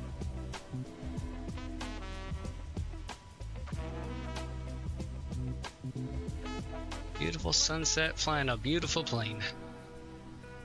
Might have a few little hiccups here and there, but still like it.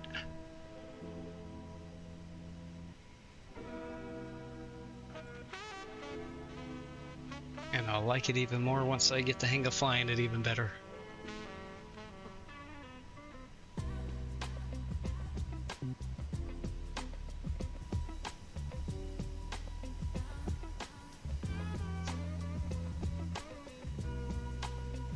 Departure out of Boston was okay, except the performance became a problem, so I just had to turn it over to the autopilot. It was getting too hard to keep it on course with the stutters and everything.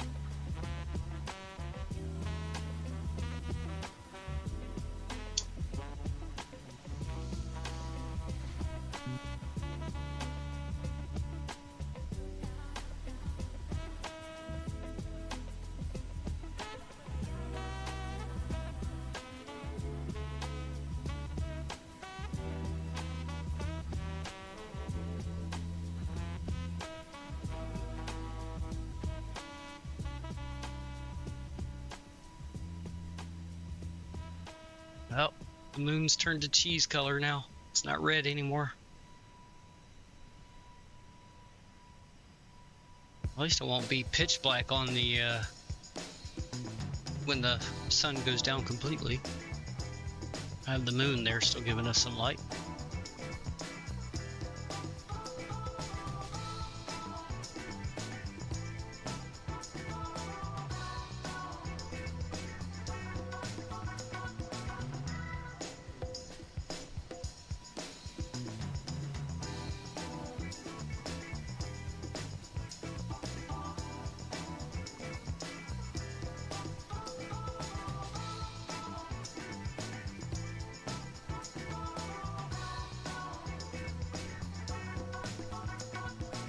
go ahead and jump in here and we'll get a little head start on the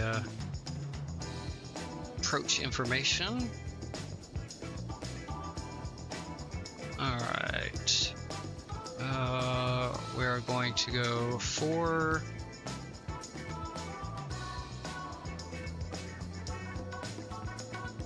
And 310 at 2 knots is what we're going with on the winds. Did I write down the temperature? I thought I did. Maybe I didn't. I forgot to write that down. I'm a ding dong. I think it was 24.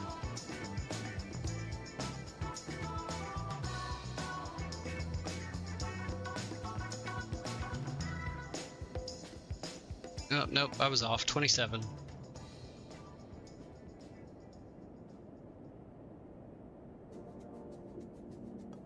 Right, and damn it, I didn't write down the QNH either. I'm a ding dong.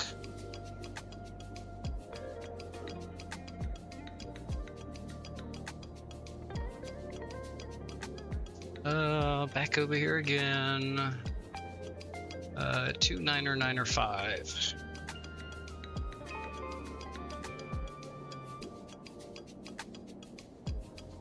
Okay.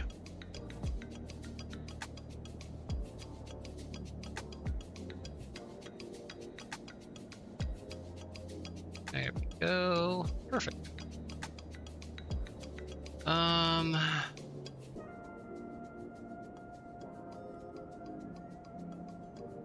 Failed. Okay. Why did you fail? What did I not do right? Do I have to put something in here? Alright, we'll do a +5. Let's try that again. Oh, there we go. That's what it was. Okay, we need the +5 in there, which I think he did say that's what they usually do. I just forgot. Alright, so there we go. That is set for the landing. Now we just wait for our instructions. JetBlue 1781, contact Atlanta Center 127.5. Center on 127.5. That's just another radio handoff. 1781. Atlanta Center, JetBlue 1781. Good evening, flight level 380. JetBlue 1781, Atlanta Center, roger. If we do get to land on runway 30, we should have a short taxi back. Because there is no turn-offs until you get down towards the very end of the runway. And that's where the terminal's at.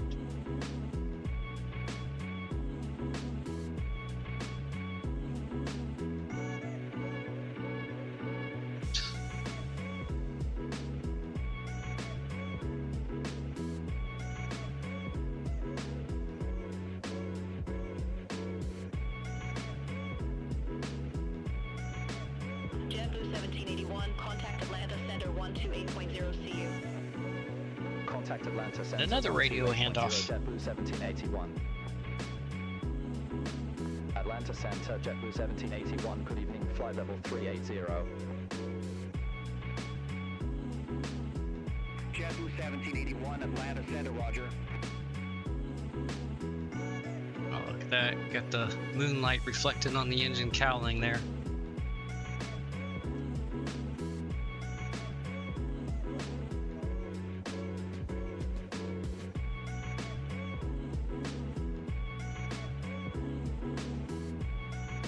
Oh, there we go.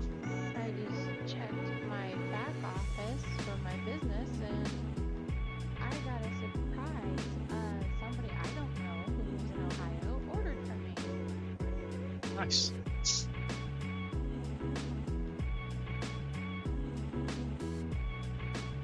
I hope they continue to order more and more stuff.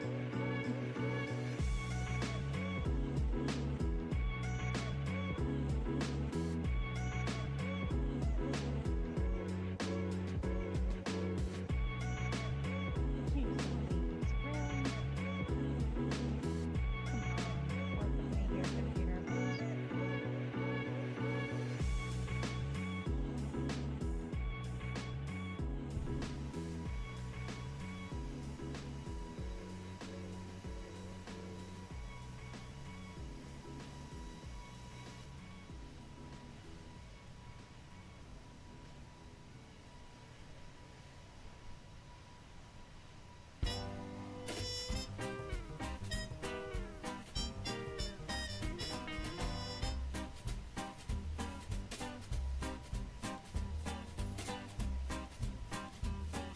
There we go. Look at that.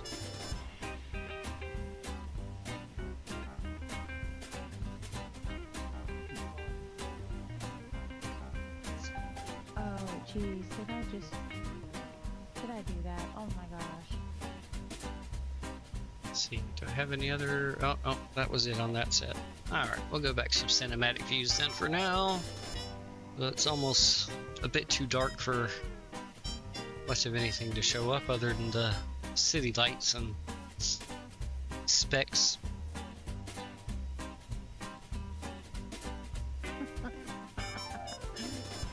I did do a screenshot of that, and I ended up screenshotting my other monitor.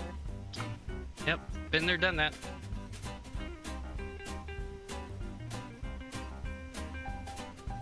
I was like, dang it.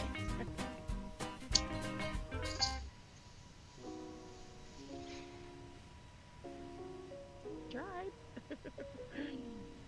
Holy cow, black tuna is kicking me right in the lungs. Ooh.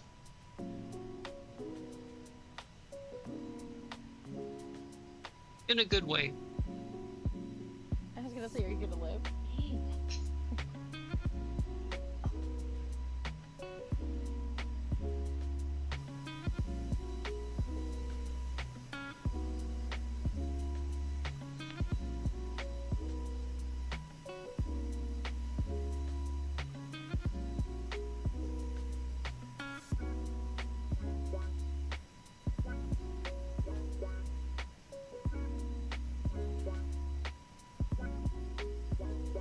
Let's jump back into the cockpit here, so it shouldn't be too much longer before... Oh, actually, our top of descent is right there. So we still got a little ways to go before we get to it.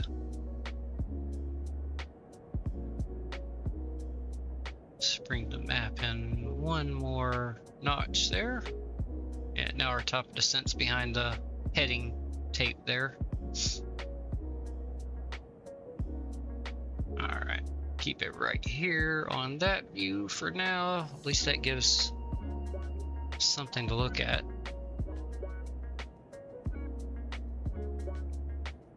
Actually,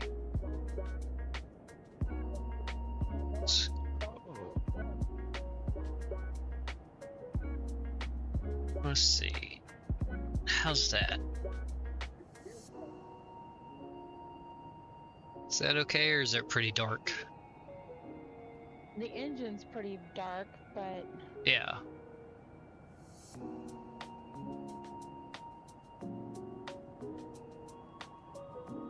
the background's really pretty. Alright, let's try. There we go. Whoa, close up.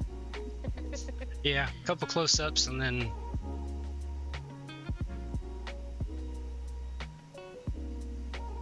there we go. That doesn't look too bad on my phone. JetBlue 1781, contact Atlanta Center 120.45. Just another radio handoff. Contact Atlanta Center 120. No instructions yet. JetBlue 1781, see you. Atlanta Center, JetBlue 1781, flight level 380. JetBlue 1781, Atlanta Center.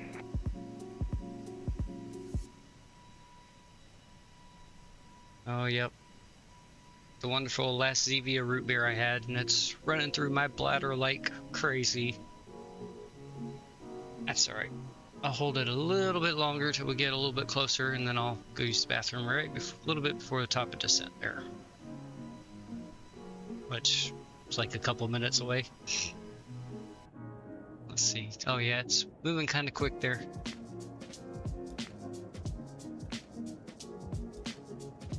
Let's see how I should be able to route page, and let's see. Oh yeah, 1 minute 46 seconds away. Okay, actually, then let me go ahead and go use the bathroom now. Then I'll be right back.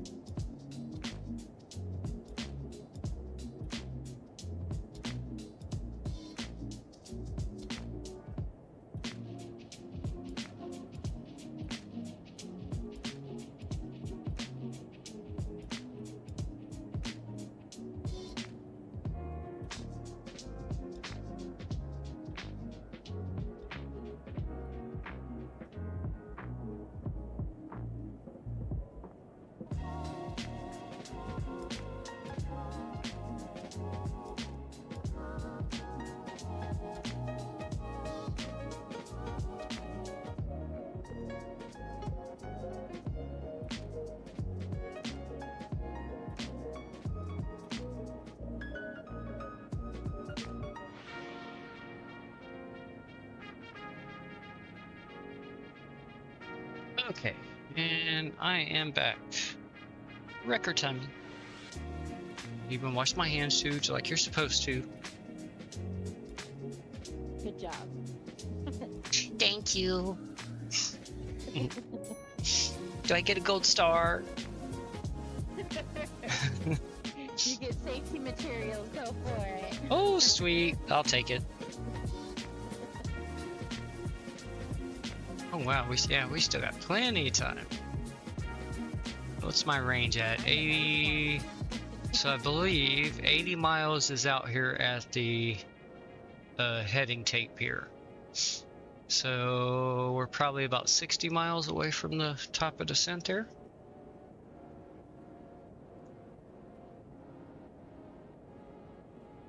If I had to guesstimate.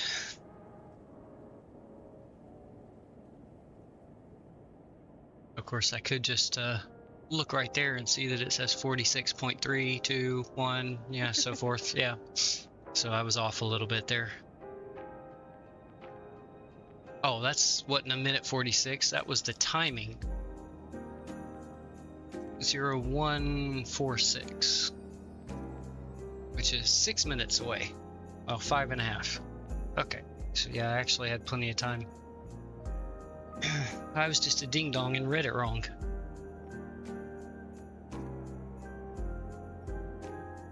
Oh, seriously? Christmas song?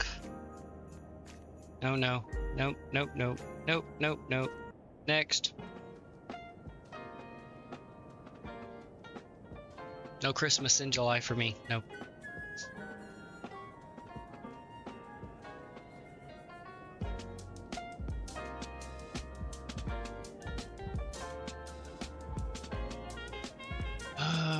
Yeah.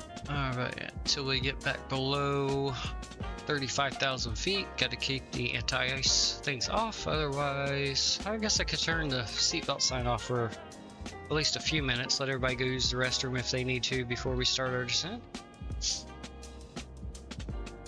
been smooth so far for the last little bit, actually for quite a while, but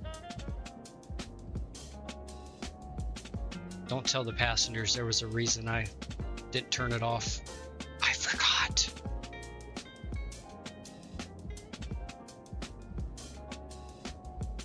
But that's just between you and me, don't tell them. Yeah.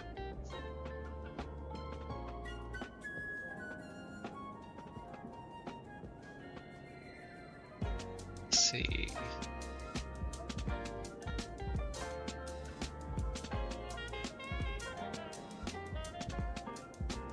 Oh, the chrono must recycle once it gets to 100 minutes. Because there's no way we've only been flying for 19 minutes and something seconds. Yeah, because that one says 20, almost 30. Okay, so yeah.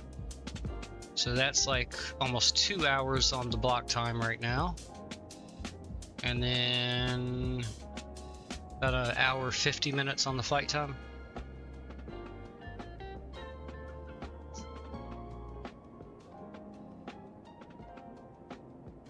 Actually almost 2 hours here and then 2:10 on the other.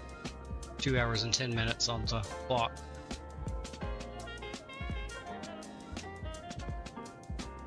Oh, we've got a little bit of a tailwind here right now. And actually when we make this left-hand turn up here, we'll have even more of a tailwind.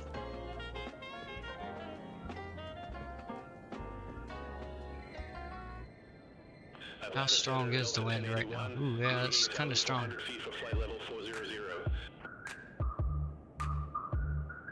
Delta 1081, Atlanta Center, good evening, radar contact, continue climb to flight level 400. In that case, Continue climb to flight level 400, Delta 1081. here. This is something I saw that pilot do last night, because he had the same circumstance. And you change this to 2.5. Oops, crap. There we go. That'll still put it. Execute. Descend and maintain flight level 190, JetBlue 1781. Alright, there's our initial descent. That is set, and then once we reach the top of descent, we will start going down. Oh wait, we've already passed it. Crap. Alright, I need to go flight level change, and that should start dropping us. Yep, throttles are cutting back first. Let's go ahead and drop out a notch of speed brakes to help us.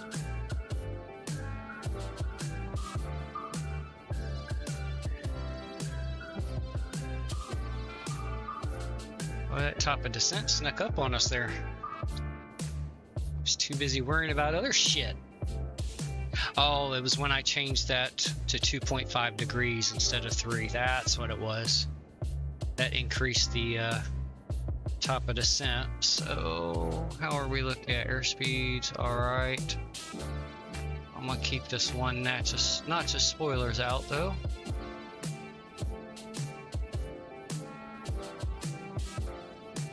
Go ahead and lower the music down a little bit here.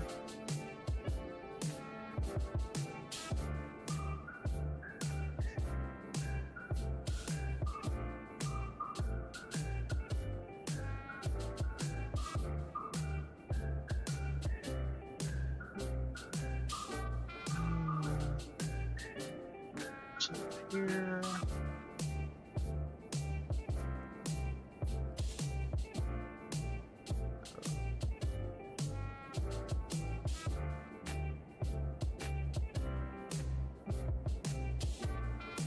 There we go, that's better. Alright, there we go. We're getting a good nose down. Oh, yeah, we're... Oh, okay, no, we're speeding up for purpose there. Okay. Should intercept the planned descent there shortly.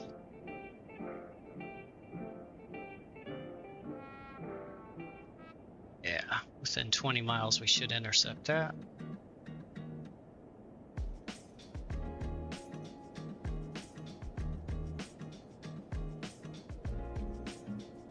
Airspeed looks good.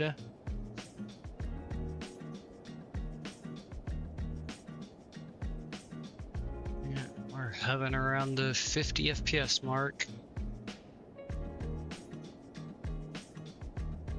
Okay, we are below 35,000 feet. I need to turn the anti-ice back to auto. Delta 1081, contact Atlanta Center 134.905. Have a good one. Set on 134.905, Delta 1081. Alright. FMS is set. Oh, I don't think I forgot to set that. Shit. Or did I? Oh wait, I'm on the wrong. That's not where you set the minimums, you ding dong. Let's see. There. JetBlue 1781, contact Atlanta Center 120.95. There. And it is 268. 1781, have a good one. Atlanta So we'll put it at 270. Leaving flight level 303, descending to flight level 190. Alright, there we go. JetBlue 1781, And yep, there it is, set. That's what checklists are there for. Alright, we're gonna go auto brake low.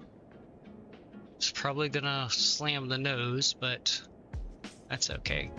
ICAST auto brake low is all we have, so we're good there. And we've already looked at the ILS chart and good there. Alright, before landing checklist, so we don't need that just yet. Or well, we'll need it, but we aren't going to complete it just yet. We won't be setting our altimeters just yet until we drop below 18,000 feet. 1781, leave Crestview heading 163 direct Eglin Air Force Base, Destin, Fort Walton B. Yep, already doing that. 163 direct Eglin Air Force Base, Destin, Fort Walton B, JetBlue 1781. Oh no, actually, no, they're vectoring me different ways. So 163. Hold on, I'm gonna let it finish this turn. Alright, 163. Let's switch that to heading.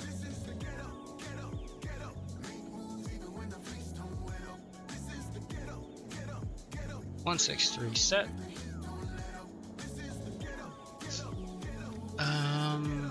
We're alright. Looks like we're still, yeah, we're still descending.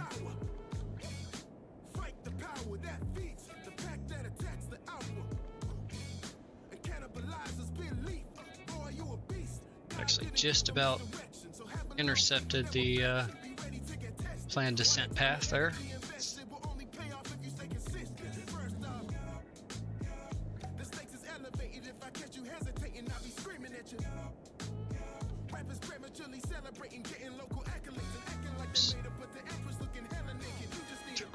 There we go.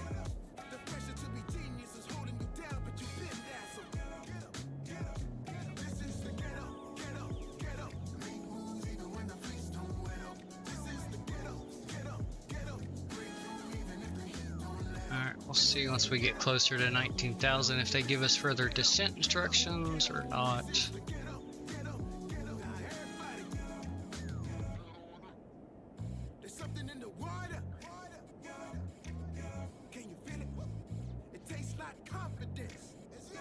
JetBlue 1781, descend and maintain 9,000, altimeter 29904. Descend and maintain 9,000, altimeter 29904, JetBlue 1781. 9,000 set. Perfect.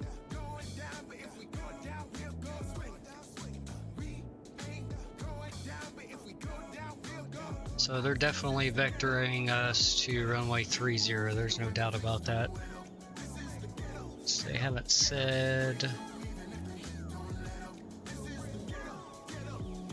Yeah, they haven't said rich runway yet for me, but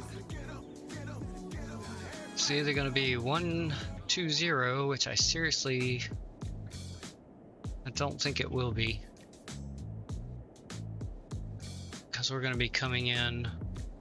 Yeah, because we're vectoring over this direction. I mean, they could vector us here and turn to 120, but I'm suspecting we're going to come out here to line up to 30. You better do that beyond ATC.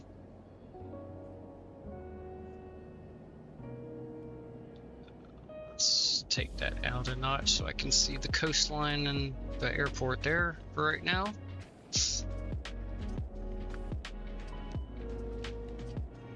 What do I got?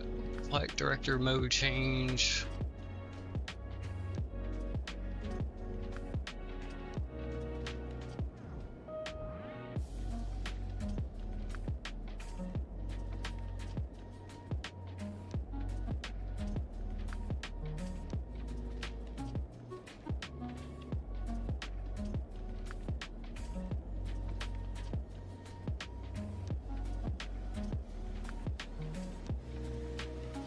That no, I don't want to mess. I'm gonna leave that alone for right now. We'll leave it alone for the moment.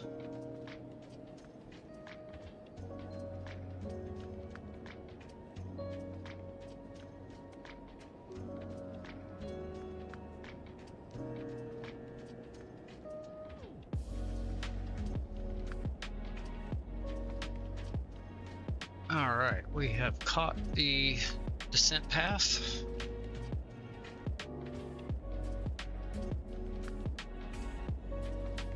I swear, if they do a last minute runway change on me,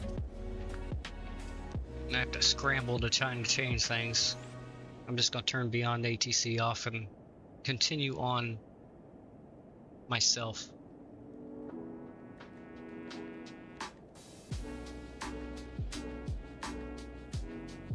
Change a planned runway, you should let somebody know way ahead of time.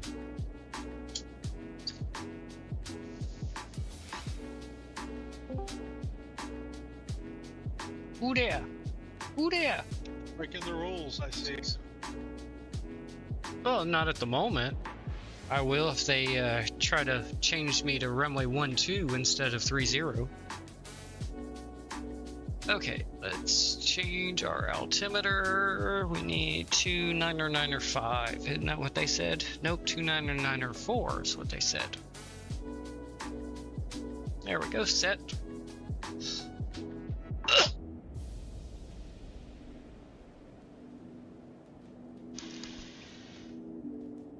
Alright, let's go ahead and put the seatbelt sign back on. Boom. JetBlue 1781, contact Jacksonville Center 134.3. Oh, there we go, Jacksonville Center now. 134.3, JetBlue 1781. Jacksonville Center, JetBlue 1781. Good evening, leaving 17,000, descending to 9,000 feet. JetBlue 1781, Jacksonville Center, copy. Alright, I guess I'll dare try the replay recording here. Launch the program. Bring it right here. And wait until we get closer to start it. Yeah, so far not affecting anything, have it running in the background. We'll see what happens when I start the recording. Oh, we have our altimeter set now, so we can check that one off. And the rest of that is not ready yet.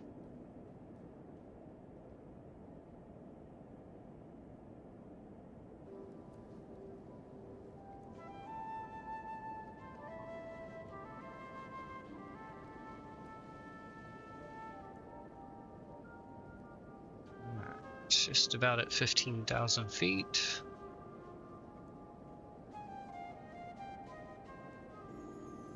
Okay, yeah, I already did.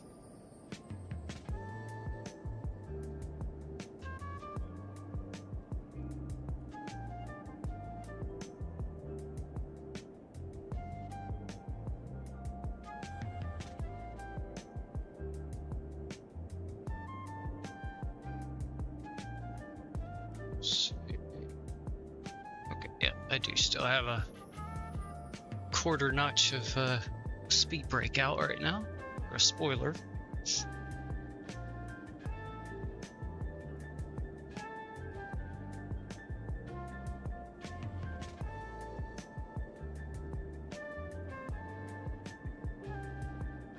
Might get a little bumpy coming through the clouds here.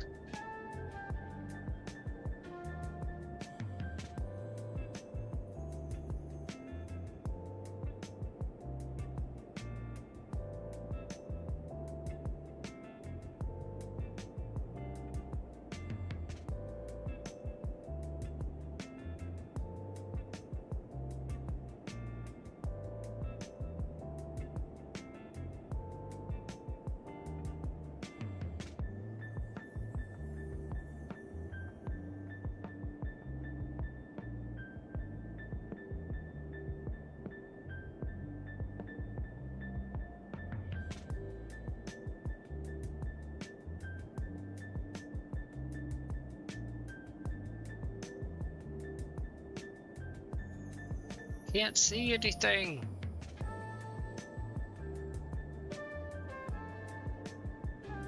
Yeah, I don't think I gotta worry about the ground coming up. Yeah.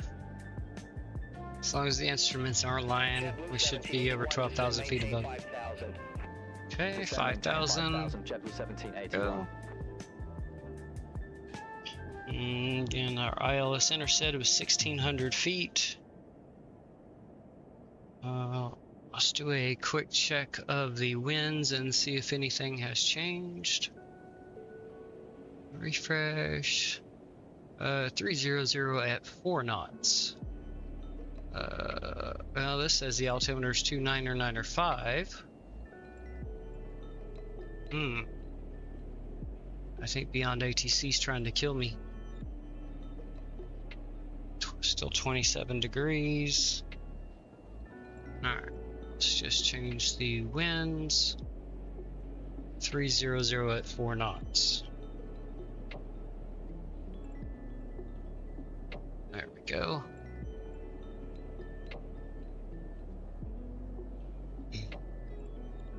Alright, I'm gonna put 29904.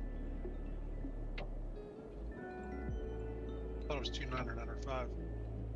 Well, Beyond ATC said 4.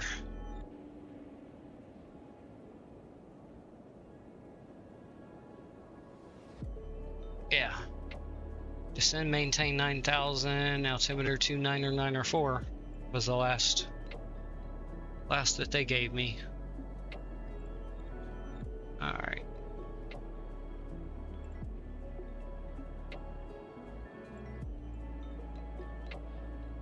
We're not walking away from this one.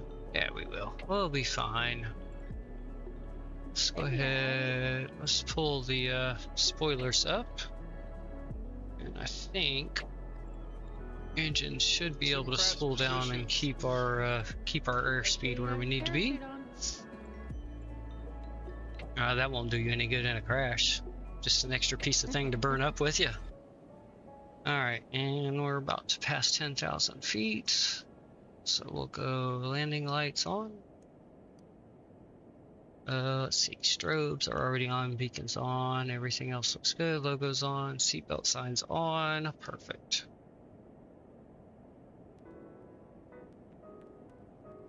I'll be the crazy passenger that put the parachute down and jump out of the damn airplane before it crashes. Alright, there we go, and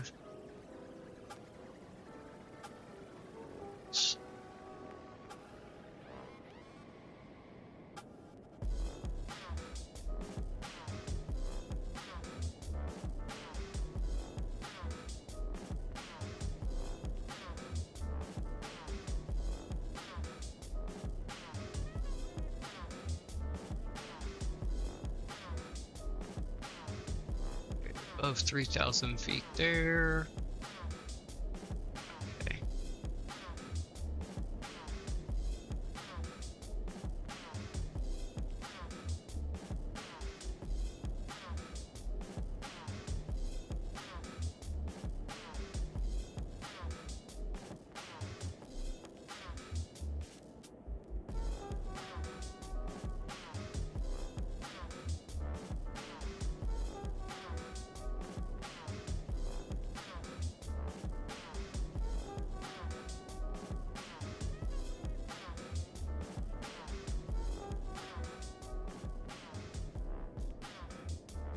A little more on the music.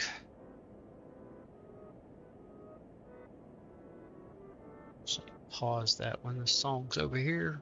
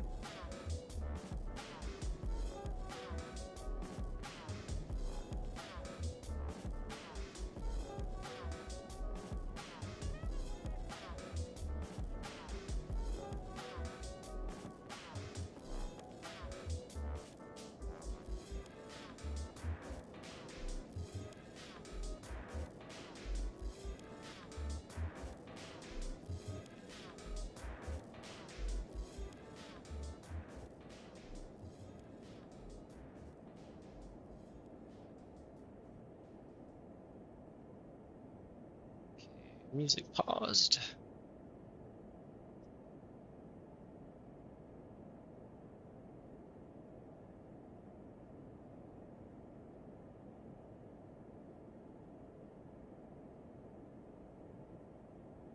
I haven't heard any of my universal announcers. No, it hadn't been picking up anything.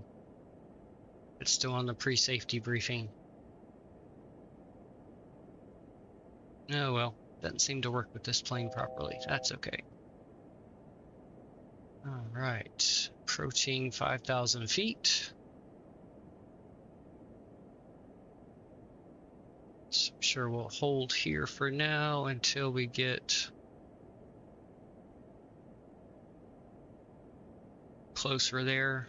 probably get a vector soon to the right.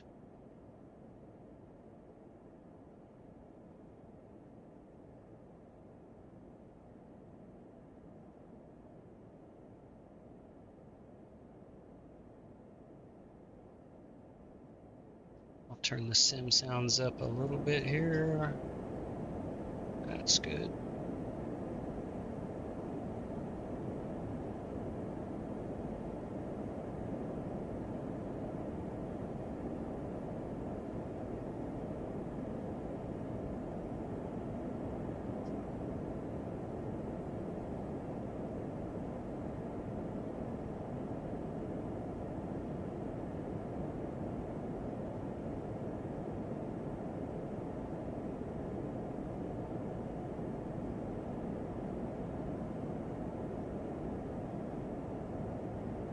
JetBlue 1781, contact Jacksonville Center 119.1. Just another radio handoff. JetBlue 1781, see you. Jacksonville Center, JetBlue 1781, 5,000 feet. JetBlue 1781, Jacksonville Center.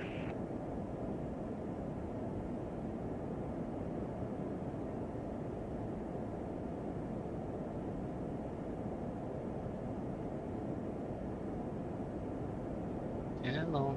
Yes, some further instructions. Oh, no. Egg-on approach. Should get some vectors with this, though. Egg lane, JetBlue 1781, good evening, 5,000 with information, Tango.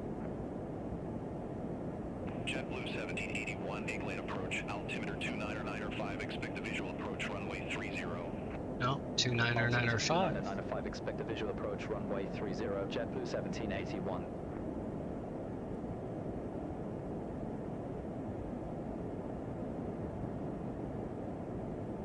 Oh, we have rain.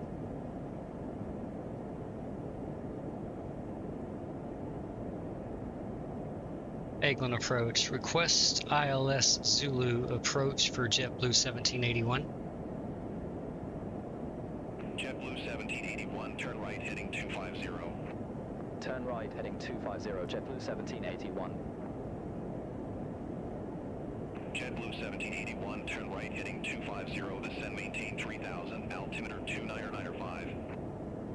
Turn right heading 250, descend maintain 3000, altimeter 299.5, JetBlue 1781. Aircraft calling for new approach, say call sign. I told you. Thank you. JetBlue 1781, roger, say approach.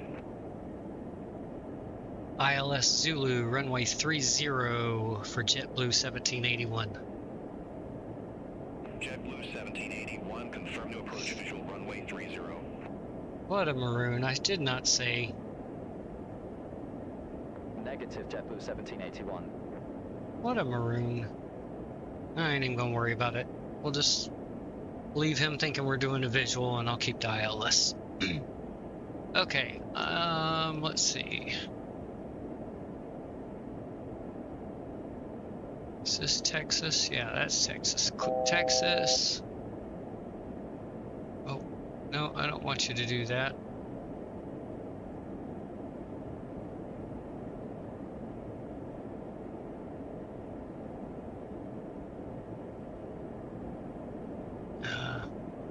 No, don't do any of that. Stop. Okay, let's do it this way then. Route.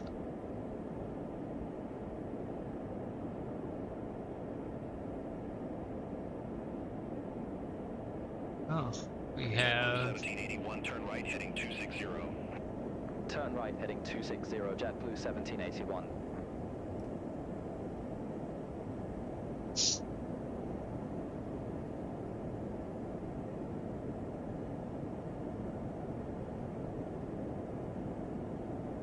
Alright, and if we do execute, we should be heading direct to there, except I forgot one thing.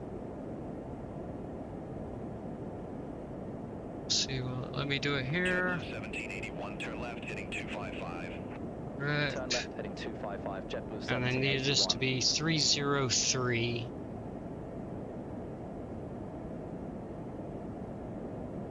And done. Execute. Stop that.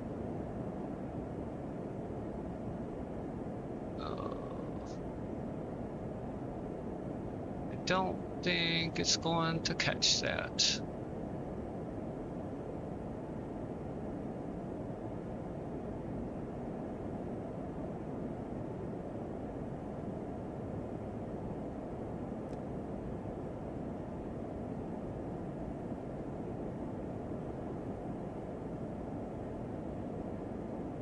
Try this again.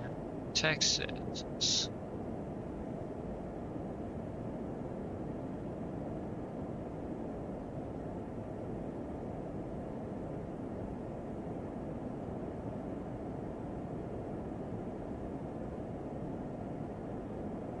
No, it's not doing it. Oh, let's see if I go.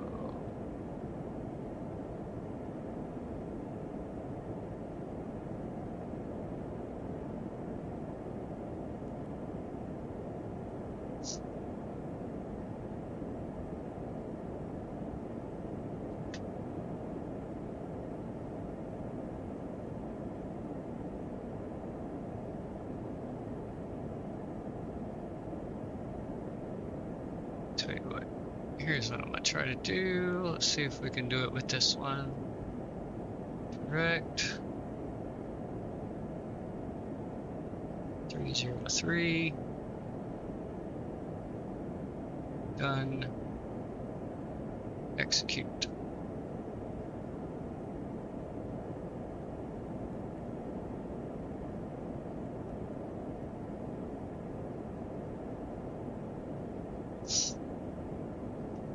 Yeah, I'll have to learn.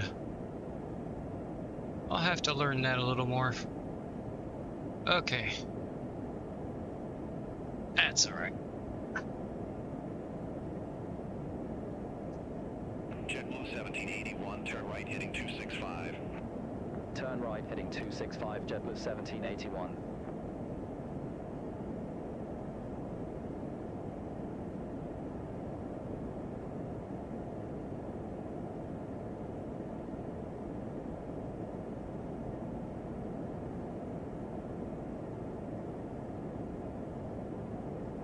Let's flip over to manual speed. Slow down. We don't need to be that fast. No, no, no. Slow down, slow down. Let's go down to 210. Actually, let's go down to 200.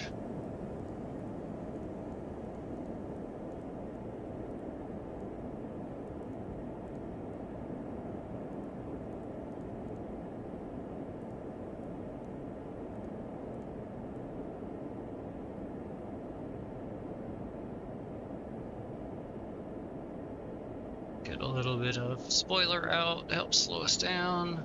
JetBlue 1781, turn left heading 255. Turn left heading 255, JetBlue 1781.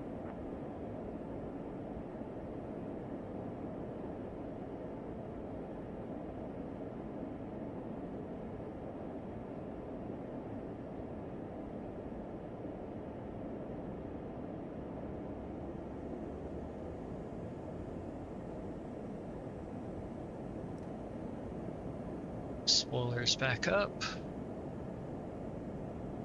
And oh yeah, flap 1.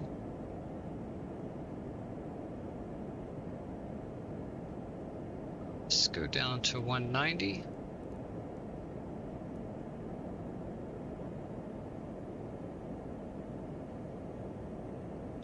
Do I not see our VREF speed showing?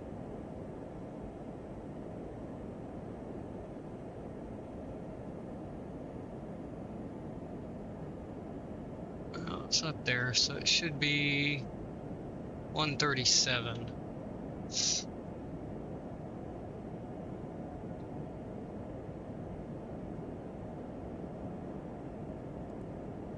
Oops, not that much. There we go. Let's go 180. And flap 2.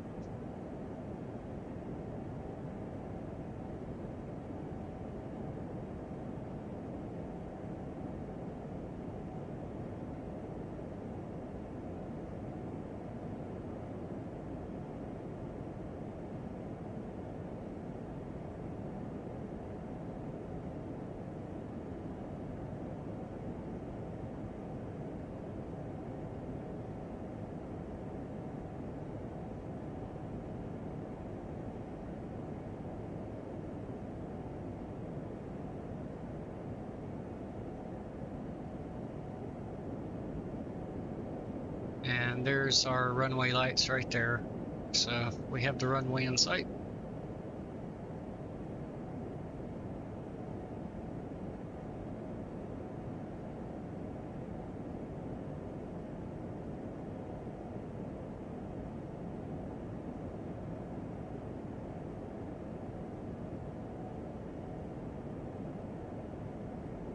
We'll go ahead and check off cabin ready, because they should be by now anyway.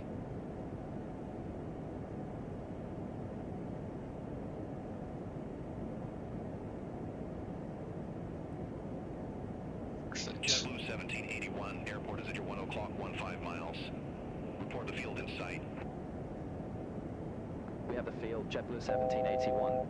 JetBlue 1781, cleared visual approach runway 30. Clear visual approach 30, JetBlue 1781.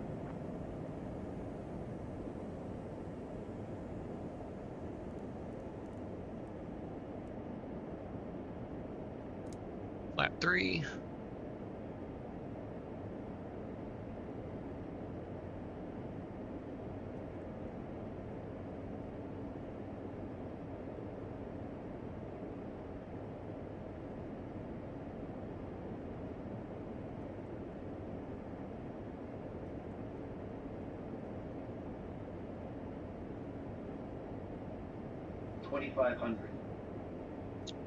Gear down.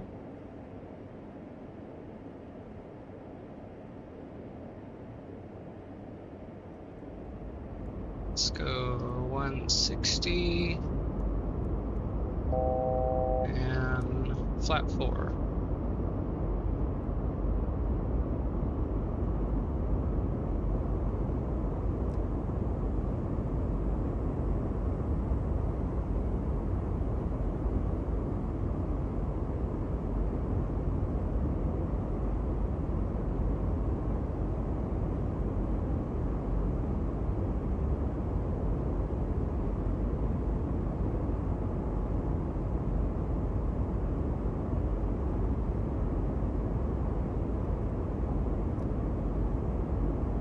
Oh no, I don't want meters.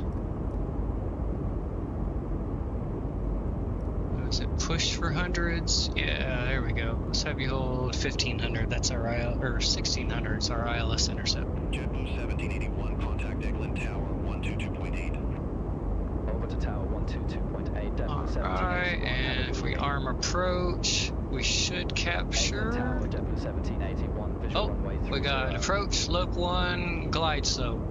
Perfect, I think I got it. Eglin Tower, wind 300 at 4, runway 30 cleared to land.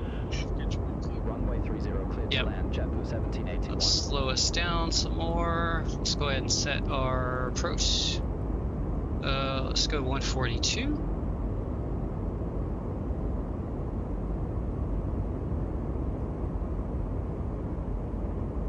Okay, and let's start the recording.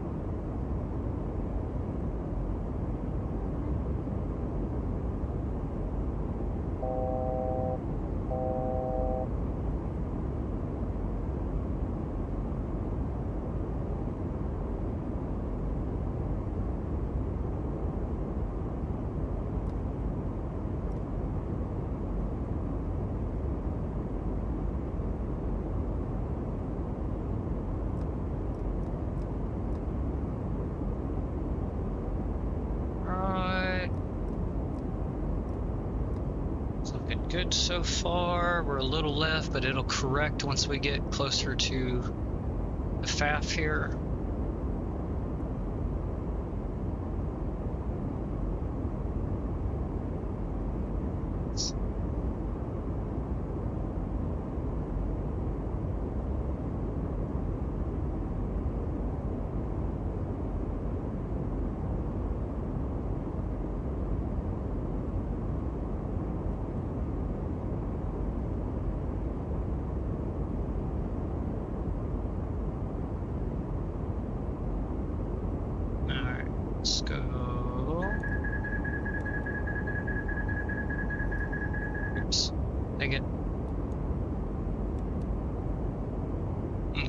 Airplane. Auto throttle. and my throttles.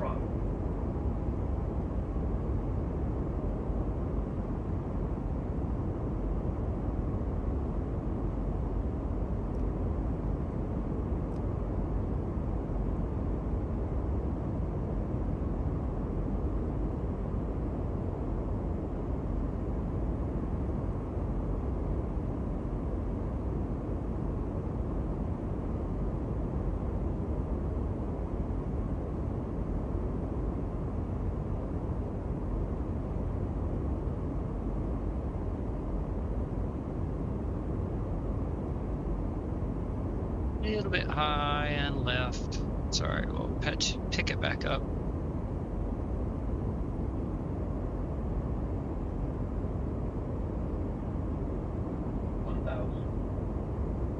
Checked.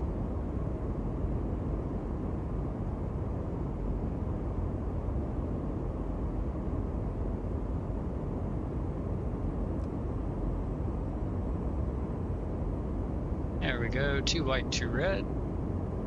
Told you we'd pick it up.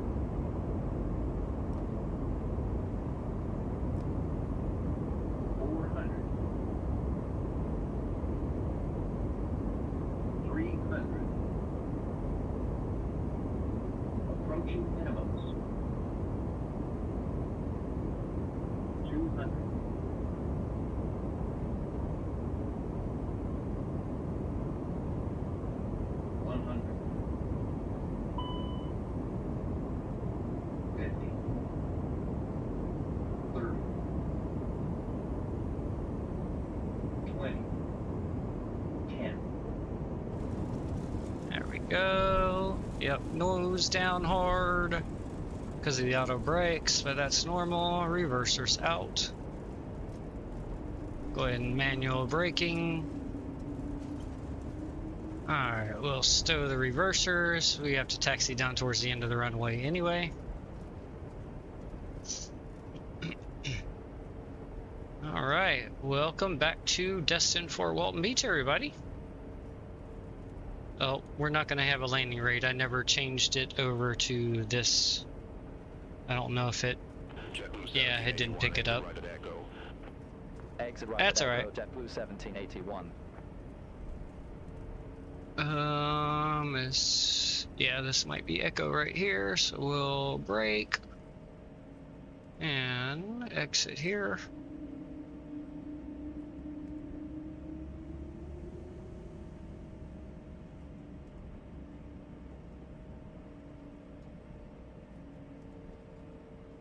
I know I turned the landing lights on. Why are they not? JetBlue 1781, contact ground 131.775, see you. Stop Ground right here for a minute. JetBlue 1781. Brakes, parking brake on. Let's go overhead. Yeah, they're on. Weird, they're not showing. Alright. Taxi light to narrow.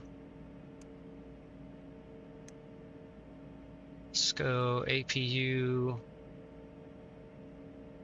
Actually, we don't need to because we're doing the replay, so we're just going to drive to the gate, park it, and then we'll load up on the replay there. So we're going to leave everything else the way it is.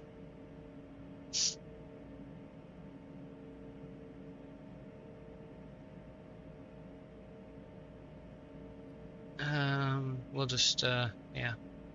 We'll go ahead and close beyond ATC. We don't need it anymore. We'll stop our flight time. So we had 2 hours.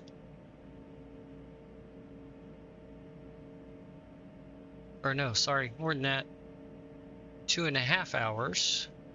Looks like maybe 2 hours and 32 minutes. Somewhere right in that range. 5 minutes, 36, I don't know, somewhere right in there. Because I think it ticks over right at 100 minutes. So now we're at another 60, so 160 minutes. So yeah, we'll go with that, 160 minutes. All right, parking brake off. Yeah, lights are not showing up. That is weird.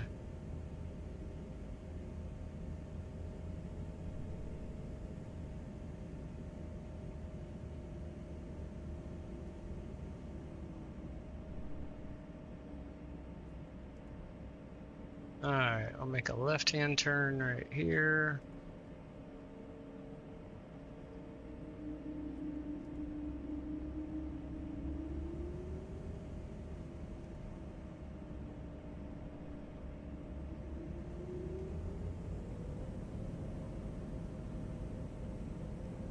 That is weird.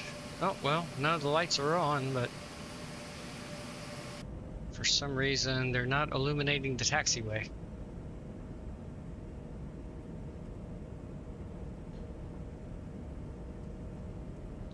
Let's see. Recording, we can stop that.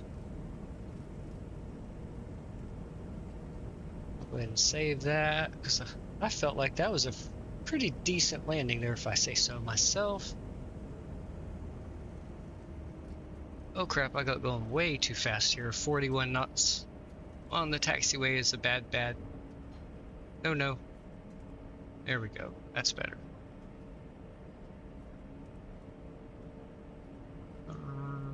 Yeah, we'll take this one. Slow down some more. Save that. Perfect. Oops, I slowed down too much. I'm gonna turn those sim sounds up some more. We gotta have some more whale noises here.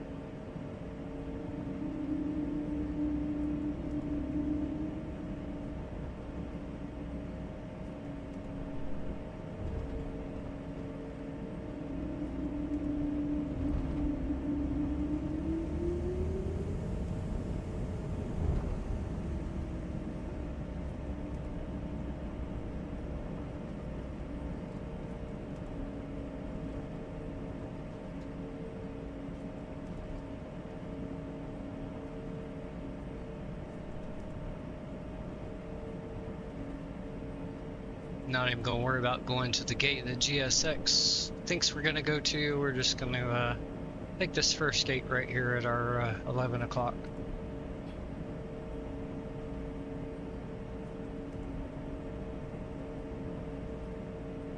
Alright, let's see here. We'll go taxi light off. We'll be nice to the ground crew.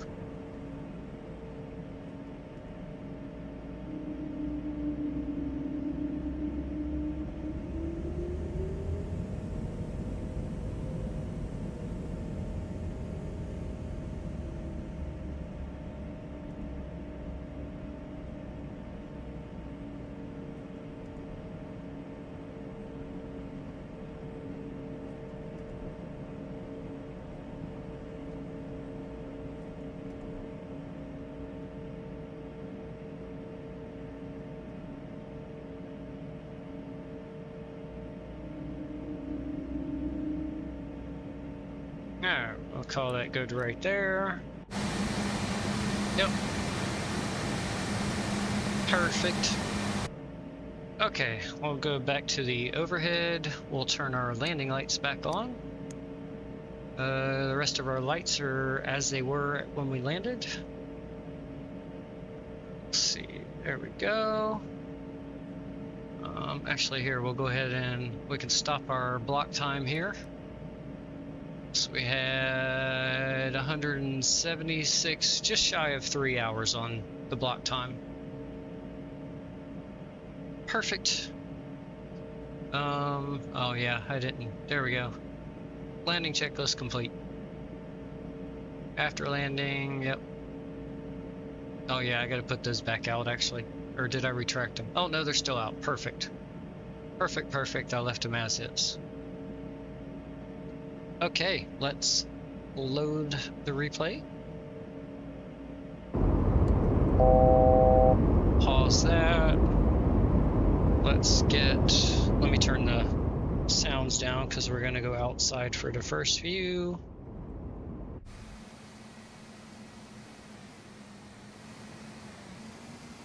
Yeah, that's the first view I want to do. Go like that. Let's come off to the side a little more. And let's bring that forward. Let's see, okay, there's the runway. So we'll bring it back to about right here. Alright, and we'll resume. Hopefully the camera goes where I think it's going to. Yep, perfect.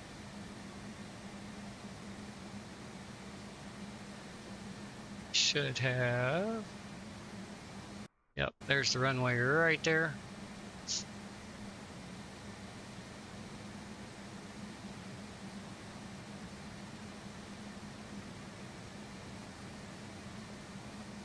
The lights are definitely on. Yep, yeah, they're definitely on. They just, for some reason, weren't showing up on the terrain. Could be a performance issue. Maybe it's sacrificing that to get better performance, although it's not that great as is. But hey, this approach was definitely better than all the others I've done so far. I'd say it's probably your best lanes in this plane so far. Oh yeah, absolutely, 100%. Let's see, how did I float it real bad? A little bit, but I was still in the touchdown zone there before the last couple sets. Yeah, it definitely veers a little bit there. Wow. Yeah, it's really slippery on the once you touch down. All right, let's bring that back. Let's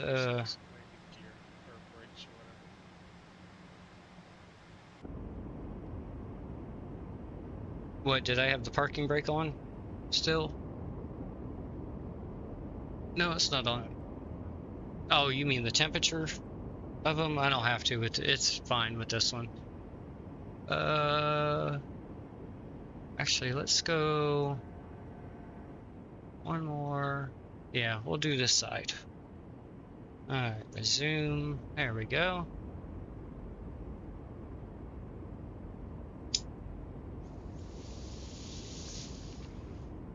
Tell you what, we'll let some music play while we're watching this too.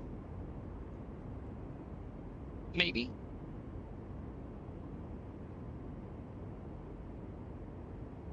Oh, here it comes.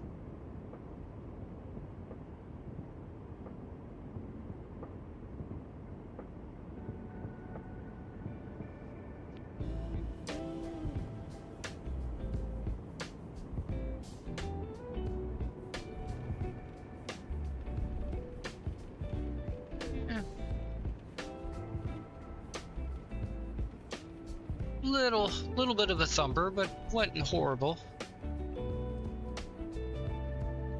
Let's see. Let's go for a. Yeah, this view is what we want for the next one. Right there, and resume.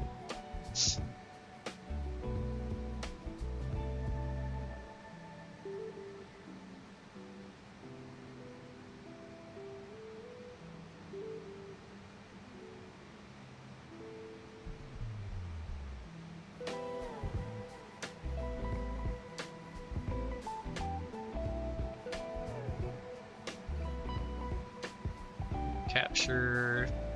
I hovered it right there along the glide slope there.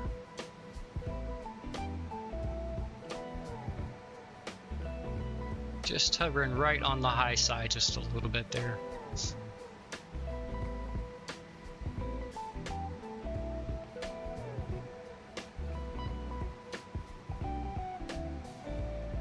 Yeah, I flared a little bit early there.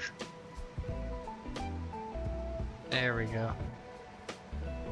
Oh yeah, there's that auto brake nose slam right there, and the weeble wobble. Alright, well, we'll watch a couple more here as we say the goodbyes. I hope everybody enjoyed the round trip flight here. Not sure what we'll do for the next one. May fly something else on Sunday and give them a chance to get the patch out on Tuesday, and then maybe we'll give this a go again in a week. Don't get me wrong, I love the plane, but yeah, it definitely needs some performance boost to help it along there. Again, hope you enjoyed the flight. I'm your pilot, Casper Blazin, and I hope you will join us for the next one here with Blazed and Confused Aviation. Enjoy yourselves and have a great evening.